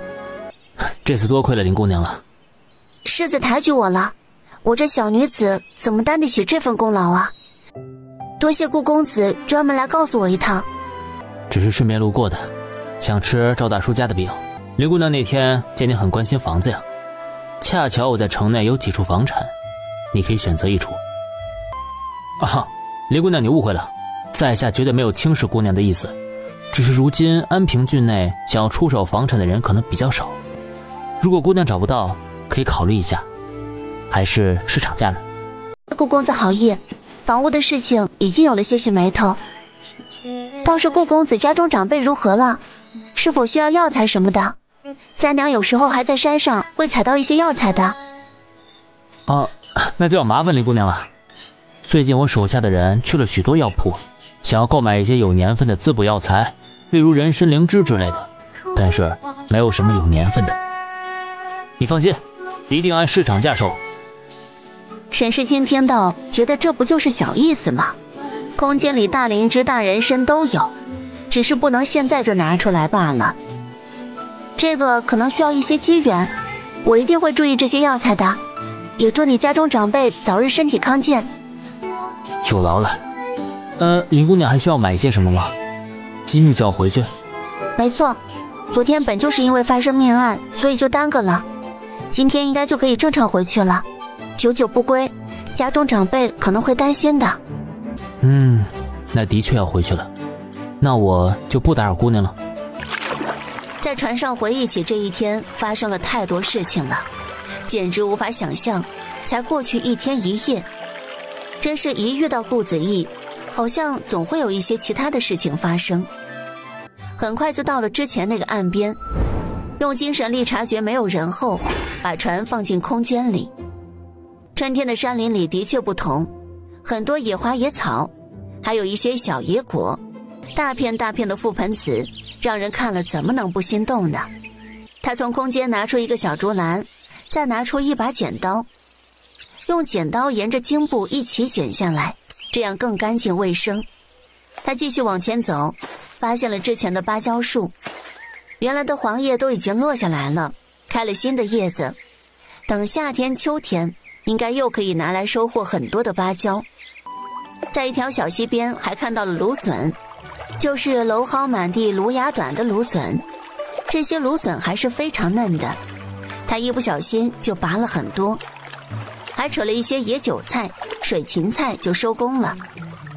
小溪里面还有一些小河虾，从空间里拿出小小的竹筐，准备来捞河虾，讲究一个快很准，还真给他捞了很多上来。大姐，你回来了。大姐，你怎么今天才回来？是出什么事了吗？沈世清想了想，还是决定不隐瞒。这些人太可恶了，有没有被砍头？大姐，你下次可不能这样轻易的冒险了。那个世子是上次我们去赏梅的那位公子吗？没错，就是他，还真是与他有点缘分，老是遇上。老是？大姐，还有哪几次？你可要告诉我。大姐，你就告诉一下我呀。世清回来啦，你这回来的真是时候啊，刚好今天功课都上完了，你可要问他们自己把进度赶上来。知道了，外祖父，我一定会赶上来的。大姐，这个芦笋也能炒虾吗？那当然了，两者搭配起来更加鲜香。等会儿出锅了，先给你尝尝。不了吧，还是大家一起吃。二哥，你尝一下这个菜，很好吃。大姐，以后我们就这样吃，天天吃。我看你用不了多久就会吃腻的，放心吧，会给你吃的。这是这一次卖绣品的钱，一共60两，你自己放着。大姐，还是放在你那里吧，而且我现在也用不着银子。还有，不是要买房子吗？就给大姐你买房子。谁说我要买房屋了？大姐，你之前跟外祖父不是说要过1、2年在城里买房子吗？房子应该是很贵的，那我们就应该现在就要存钱。那钱就先放在我这里，不过可不是买房子，而是给你存嫁妆。顾子毅今天从早上就乘船出发，可惜现在是春季，水势平缓，没有那种千里江陵一日还的水速。世子，您可需要就餐？就到前面找个渡口，看有没有吃的，如果有的话就买一些，一切从简。敢问这位船夫，你们是往哪里去？可否顺路渡我一程？姑娘，这也不是我能做主啊，我替你问一问这艘船的主顾。那就有劳了。公子，外面有一位姑娘想问一问是否顺路，能够搭一程。我们去江东，你去问一问，如果是顺路啊，就让他上来吧。姑娘，我家主顾心善，愿意送你一程，就是不知道你去哪里啊？我们是去江东。我也是去江东，多谢了。楚姑娘去江东所谓何事？2次见面也算是有缘了。上次的事还没有谢过顾公子，现在小女子又成了顾公子一份情，再次谢过。哼，区区小事何足挂齿，楚姑娘不必放在心上。顾公子与林姑娘很熟吗？他上次可是看出来对方与三娘好像有一些说不清道不明的氛围，但是三娘好像比自己还小2、3岁的样子，恐怕什么都不清楚，只是对方的单相思。突然被问到这个，顾子夜倒是有些答不出来，准确地说是不知道该怎么答。不知道还有几日能到达江东？应该还有3日的路程，楚姑娘不必着急。大姐，这笋怎么这么快就长这么高了，都长成竹子了？你看这里不是也有些嫩竹笋吗？要是你想吃就多扯一些，等我再做手指笋给你吃。大姐，我来扯竹笋，你去砍竹子。他随手就是一大把，手都放不下了。大姐，我来帮你吧。没过多久，眼前就出现了几大捆竹子。大姐，我有点渴。大姐给你拿水喝。他本来想跟以前一样将矿泉水倒在葫芦里，但是想了想，突然有一个想法闪过。他之前就想试一试灵泉水对其他人有没有作用，于是他便拿着加了料的水递给了小锦。大姐，这水怎么了？大姐，这水好像更甜一些。那是当然了，因为你口渴了，自然觉得水是最甘甜的液体。小姐，你累不累？要不要休息一会儿？大姐，不知道怎么了，我突然感觉自己有很多力气，一点也不累了。是吗？那我们就乘胜追击，趁着这股东风去寻找药材。小锦全身活力满满，那就只有一个原因了，那就是刚刚灵泉水的作用，看来会让人精神力满满。大姐，这个金银花能不能种啊？这个当然可以了，那就交给你了。他则去看看有没有其他的。他还发现了很多株百合，这个可是既可以当做观赏类的花朵，也可以当做是药材。他在挖掘这几株百合的时候可是小心翼翼，尽量不破坏它的根部。还发现了随处可见的益母草，益母草对女子身体有好处，他也挖了一些，以备不时之需。还发现了对士兵非常有用的一种药材，那就是3七，这可是止血良药。我们再找一些其他的药材。别说，又找到了其他的小药材，例如黄芪、当归之类的药材，也算是他们的运气好了。小姐，先休息下吧。拿一块竹席放在草地上，上面再铺上一层深色的粗布，拿出他之前让小婉做的几个小抱枕，再拿出一面矮桌子，摆上吃食，还有水果和昨天没吃完的果茶和糕点。大姐，这糕点真好吃。那就多吃一点，还有其他饭菜也多吃一点，别光吃糕点。大姐，我有点困了，你给我拿那个懒人床让我眯一会儿吧。睡觉？你不怕蛇爬到你身上啊？嘿嘿，这不是因为有大姐你，我什么都不怕。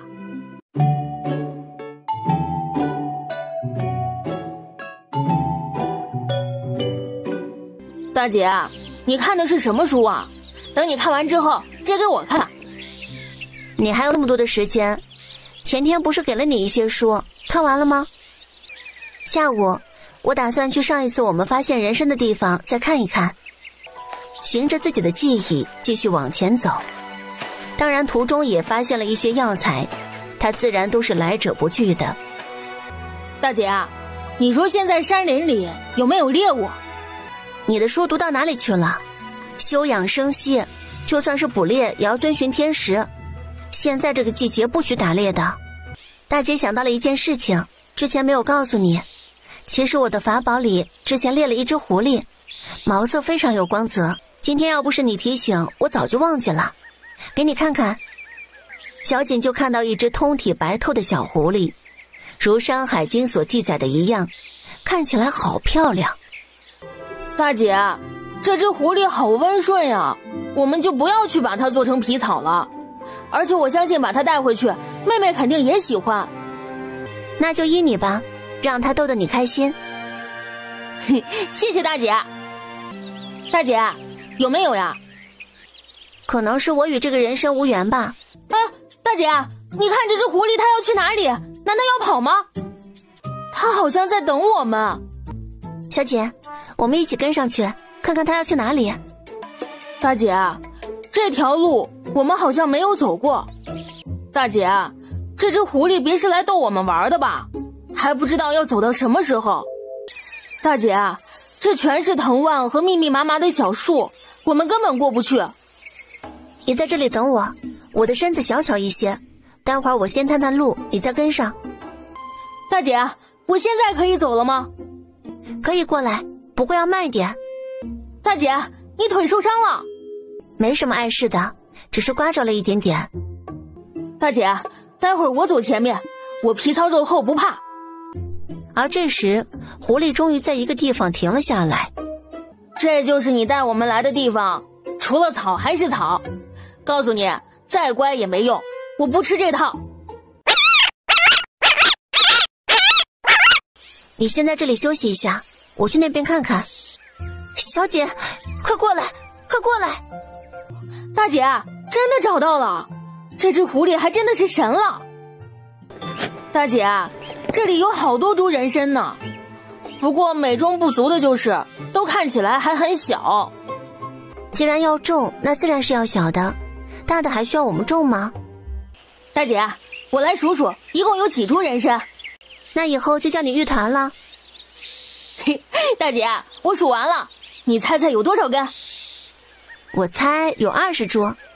大姐，你这回就没有猜到了，一共有35株人参，好多呀！真的吗？这么多呀？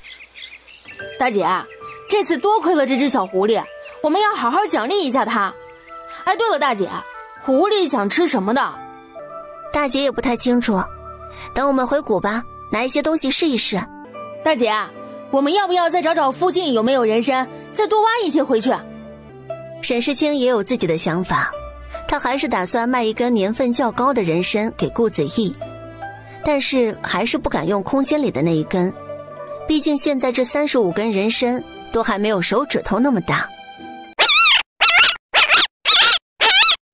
玉团，你想不想喝那种水？如果你给我找到年份久远的人参，我就给你喝那种水，怎么样？你好好想想，这个水只有我有，你同意的话就点点头。再继续回去，如果你发现哪里有人参，就拉我衣袖。这次2人准备先去泡温泉，就在他们准备进温泉洞的时候，玉团拉了拉他的裤腿。小姐，等一下，你先进去。玉团，你这也太眼尖了吧！他终于看到熟悉的红色很大的一株植物，比上次他们发现的那一株人参还要大。这个都是你的，只不过量就只有这么多，要是你想一次性喝完了，以后就没得喝了。他已经计划好了，空间里的那株就卖了，想办法卖给顾子义。这一株还可以移植，那就继续培育。二哥，这个是狐狸吗？没错，这是只小狐狸，它还有个名字叫做玉团。你来摸摸它，它的毛很舒服。二哥，它会不会咬人啊？玉团可乖了，你看它现在不就在我的怀里？二哥，你说的没错，真的好舒服。玉团，玉团。外祖父，您看书看累了，先休息一会儿吧，喝杯茶。好，世清辛苦了，你刚从外面回来，也要休息一下。外祖父，那就把茶喝了，这样我才没有白辛苦。好，那我可就不能辜负世清的心意啊。柳先生喝的茶一入口，便发现身体有股怪怪的感觉。他感觉之前在某个地方受的折磨，留下来的暗伤，喝了这杯茶，那些部位都暖暖的。沈世清其实一直在偷摸观察着外祖父，见外祖父把一整壶茶都喝完了，这就证明灵泉水的确是对外祖父有好处，以后要多给外祖父喝一喝。以后做饭也是用稀释的灵泉水。这样每一个人都能用上。子毅，子毅，外祖母，真的是你，伯超，谁让你把子毅叫过来了？哎，这不是让外孙担心吗？外祖母，不怪舅父，是我自己要过来的。若是听闻我自己的至亲卧病在床，却无动于衷，这不就是无情无义之人吗？子毅怎么能做这样的人？从小外祖母就一直在照顾我。母亲怎么这样？子毅来了是件开心的事情呀，您快点打起精神，让子毅陪您逛一逛。对啊，舅母说的是，子毅好久没来江东了，还想看看江东的美景，到时候我带着您一起去看。好，那你可得在谢府多留几天。好，外祖母想让我留几天，我就留几天。舅父，外祖母身体究竟怎么样了？你可不要瞒我。母亲，这本来就是旧疾，我已经找了很多位名医，都是说只能调理，无法根治。如果调养得好，还可以撑个几年。舅父，有没有什么是子怡能做的？药材什么的我都可以去买。子怡，你不用做其他的，多陪陪你外祖母。速度快点，我今晚可不想住客栈，我们早点回去，我娘亲一定很想我了。爹，我回来了。光叫我，没看到你表哥在这里。你祖母旧疾犯了，我修书给你表哥，他就赶过来了。爹，祖母怎么样了？还算你有良心，你祖母好了很多，回来的真凑巧，刚好赶上了给你表哥的接风宴，一起去。大姐，我先去把羊和牛固定好，你们先干活，我等会儿就回来。外祖父，就是先把这小竹子插入泥土中，再把黄瓜藤绕在上面。如果藤蔓还没有出来，就不用管，它长出来自己会攀爬的。外祖父，您做的真好，要是累了的话，就在那个棚子里休息一下吧。事情，你还要做什么事情就去，这里交给我。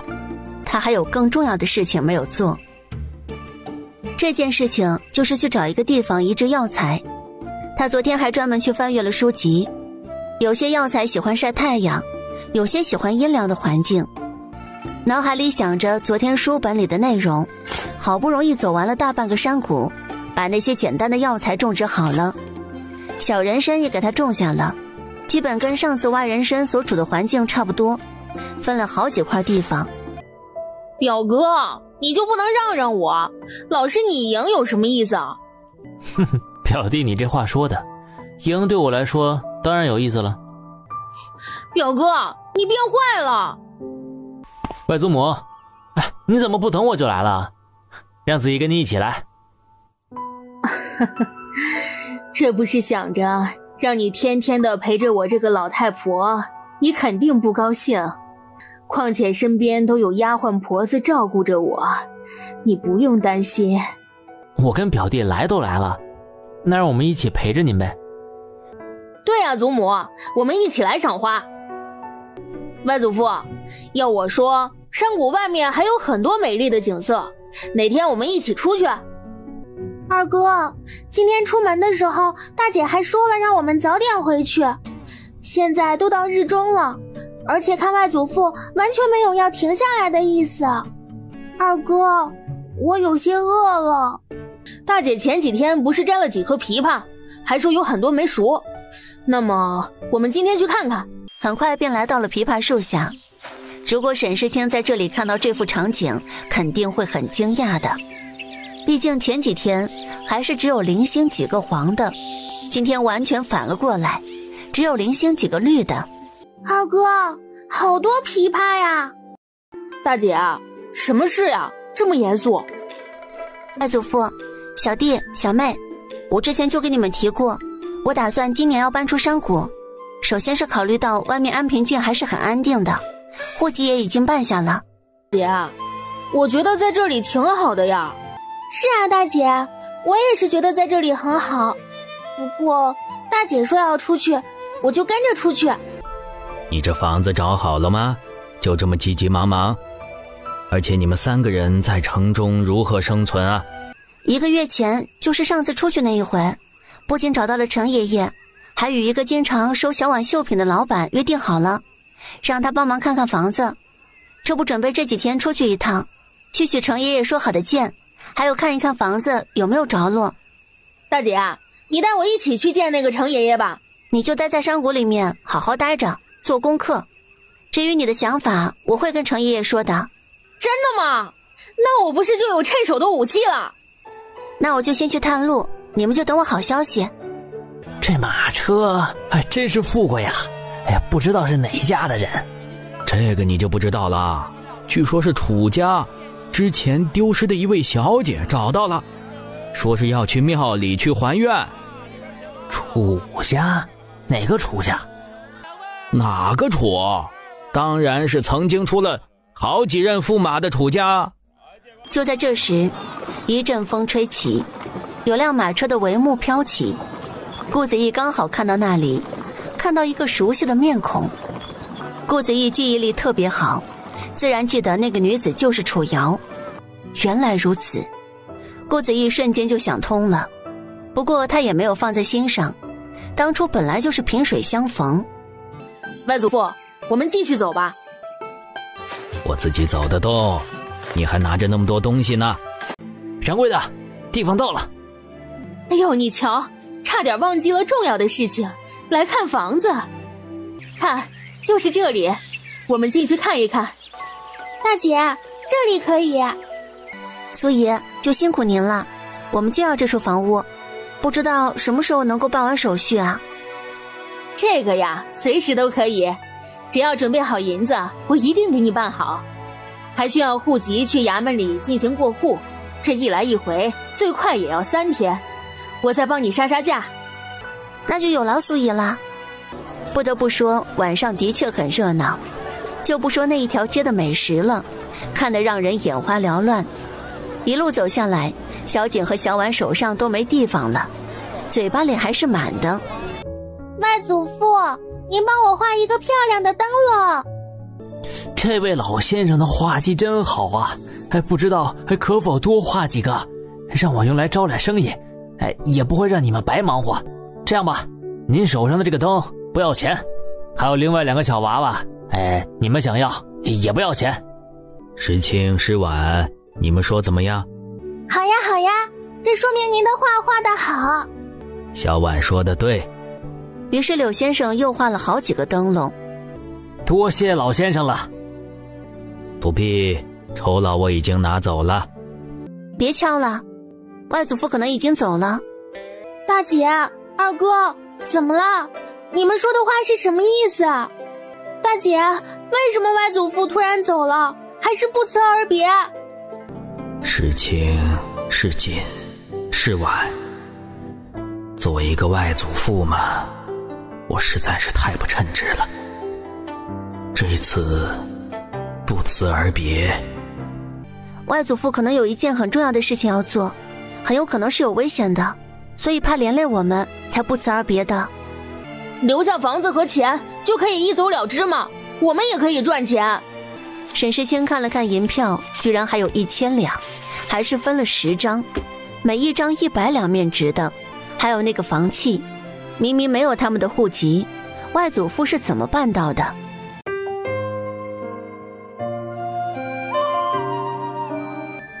你们先回去吧，我还有点事儿要办。大姐，我觉得这里的茶水和糕点都不错，待会儿我们买一点回去吧。大姐，我也是这样觉得。您好啊，可以搭一桌吗？请坐。大姐，我怎么觉得有点眼熟啊？雪弟，我想起来了，二哥，这个就是之前我们去看梅花的时候遇到的那个大哥哥。这个是林姑娘的弟弟妹妹，上一次是你们一起救的我，可惜眼疾没有机会见到你们的模样。不客气。林姑娘，你们这是要去哪儿啊？我们正准备回家呢。不知道你们急不急，还没来得及道谢呢。不如我做东，我们去赵家小厨吃一顿，以表谢意。不好意思啊，我们才吃了东西没多久，暂时不饿，就不劳你破费了，而且要着急着赶路的。哎呀，瞧，这我真是考虑不周了，没看到桌上的东西。这样吧，这儿的茶水费我来出。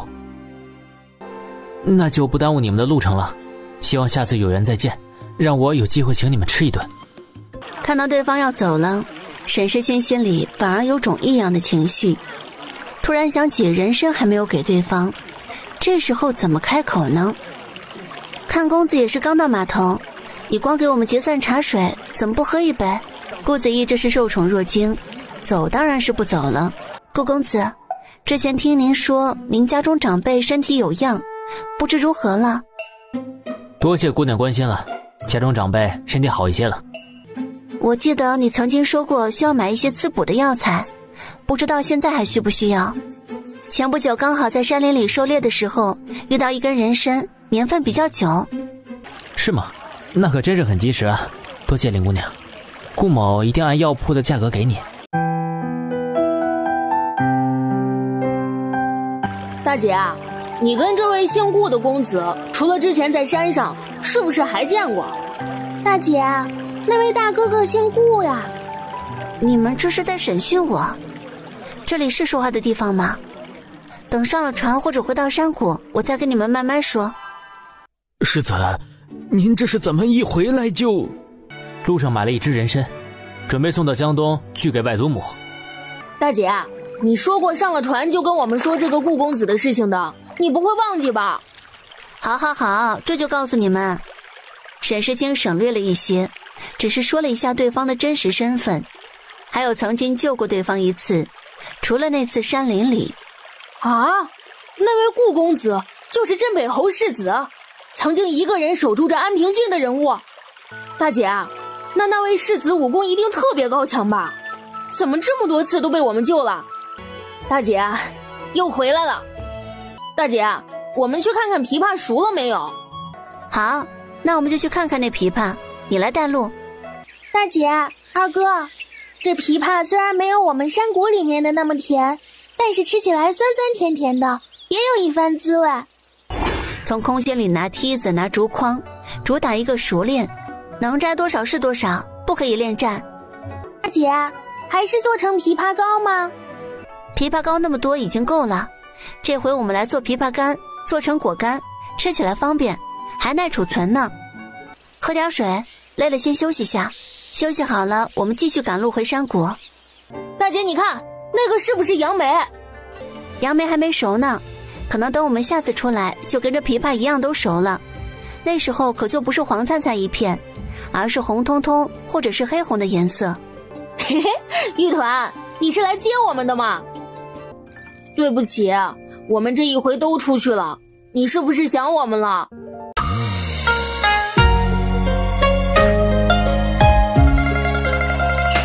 怎么啦？你的意思是让我摘了这朵花？没有开玩笑吧？之前这只狐狸可是把这几朵花护得像什么似的，现在居然让他摘，他都有点不敢相信。接下来神奇的一幕出现了，那一朵花突然就在他手中消失不见了。沈世清有个奇怪的想法，于是立马用精神力探查了一下空间，居然发现神奇的一幕出现了。空间里原本周围都是黑雾的一边，突然出现了一块地，大概有1亩地，而且土壤是紫色的。紫色，那一朵不见了的花也是紫色，难道二者之间有什么奇特的关联？这不就是要什么来什么？1亩的土地用来种植药材，那是绰绰有余的。不过种在山腰的这个人参，想了想还是没有挖，毕竟就是靠着这个的那朵神奇的花，导致空间有很大的变化。那么这只人参一直在这里，那可能会更好一些。把那些小人参都放进空间里面的紫土地，忙活了好一会儿，把人参处理好了，其他的药材就暂时不移植。接着沈世清再去了一下田里，看了看秧田，秧苗已经长出来了，可是只有一点点长。想来还需要很久才能插秧，那他们也好安心的进城。继续走在山谷里面，居然发现桑葚熟了，看着那熟悉的紫黑色，仿佛又回到了去年。大姐，这么快桑葚就熟了吗？沈世清估计应该也是与灵泉水有关，可能是今年过年下了雪，瑞雪兆丰年，所以这些果子都成熟的比较早，只是熟了一部分。来尝尝今年的第一颗桑葚吧，具体离所有的熟了还远着呢。大姐，这个感觉比去年的要更甜一点。终于把一切东西都收拾好了，空间里存了很多的食物和蔬菜，还有很多鱼类、螃蟹、小龙虾都在里面，各种穿的用的都放在空间里面去了。大姐，我们现在就走。不要这副模样，以后有机会会回来的。大姐，这水好清啊！是啊，这里不仅水清，景色还很漂亮。我看你再练练，以后5月5龙舟赛的时候都可以上场了。大姐，还真别说，要是我有这个机会，我一定去。大姐，你跟小妹就在下面为我助威，嘿嘿。这艘船就这样缓慢地继续划下去，可以说是到了晌午才到达了码头。这一回他专门去问了长期把船停留在码头的价格，得到了一个还挺满意的数字，于是一手交钱一手存货。大姐，我们这艘船就一直放在这里吗？那是当然，进城了一切都要小心为上，寄存是最好的选择了。小姐，你先去打点水拖拖地，小婉你来扫地。好嘞，我这就去。小婉，那些画你喜欢挂哪里都可以，待会儿想好了就让你二哥给你打个孔，用钉子挂在那儿。知道了，大姐，你先去布置其他地方吧。沈世清自己一个人去库房放了好几个架子，放了一些他们的食物，还有几个大缸放粮食，各种各样的物资。他只是放了一些可以长期放的物资，比如腊肉、笋干等等，很多物资还是放在空间里，还有很多棉花、布料也放在几个箱子里，再放在库房，这样才有家的感觉。接着就是柴房，把空间里的柴火放了一部分在柴房里面，就去看厨房了。从空间里拿一个水缸，把水缸填满，再放到厨房里，这样也是很方便。而且这口井的井水很甘甜。就是这个味儿，好久没吃了。这种天气吃火锅刚刚好，一家人吃着火锅全都出汗了，这才有人间烟火气。第二天那是开始了他们的日常生活，练练武功，再自己学习。虽然没有外祖父的严格要求，但还是很有自觉，很认真。大姐，我去请师傅吧。你还是乖乖待在家里吧，我待会儿去请。至于饭菜就先做好放在法宝里，这样也不用担心饭菜会凉了。像这种款待人的，就不能只是一些清粥小菜。于是之前买的猪蹄儿，那可是有了用武之地。鸡鸭鱼肉当然得有，不过一些清淡的菜色，还有比较让人有胃口的菜也要准备。苏姨，要是大姐看到你带了礼物去，非得要打我不可，您还是放下吧，不然大姐非要让我扫地出门。你这孩子啊，倒是挺会说话。好，那我就不客气了，空手上门了。师傅，请用茶。苏姨，您可过来了，来尝尝我们的手艺，就是不知道菜色合不合您的胃口。哎呀，看来我今天可得要吃撑了。你们怎么知道我喜欢吃辣的？这一桌子很合我心意。那可真是无心插柳了，所以喜欢就好，多吃一些。这个是蟹吗？这时候居然有蟹，挺难得吧？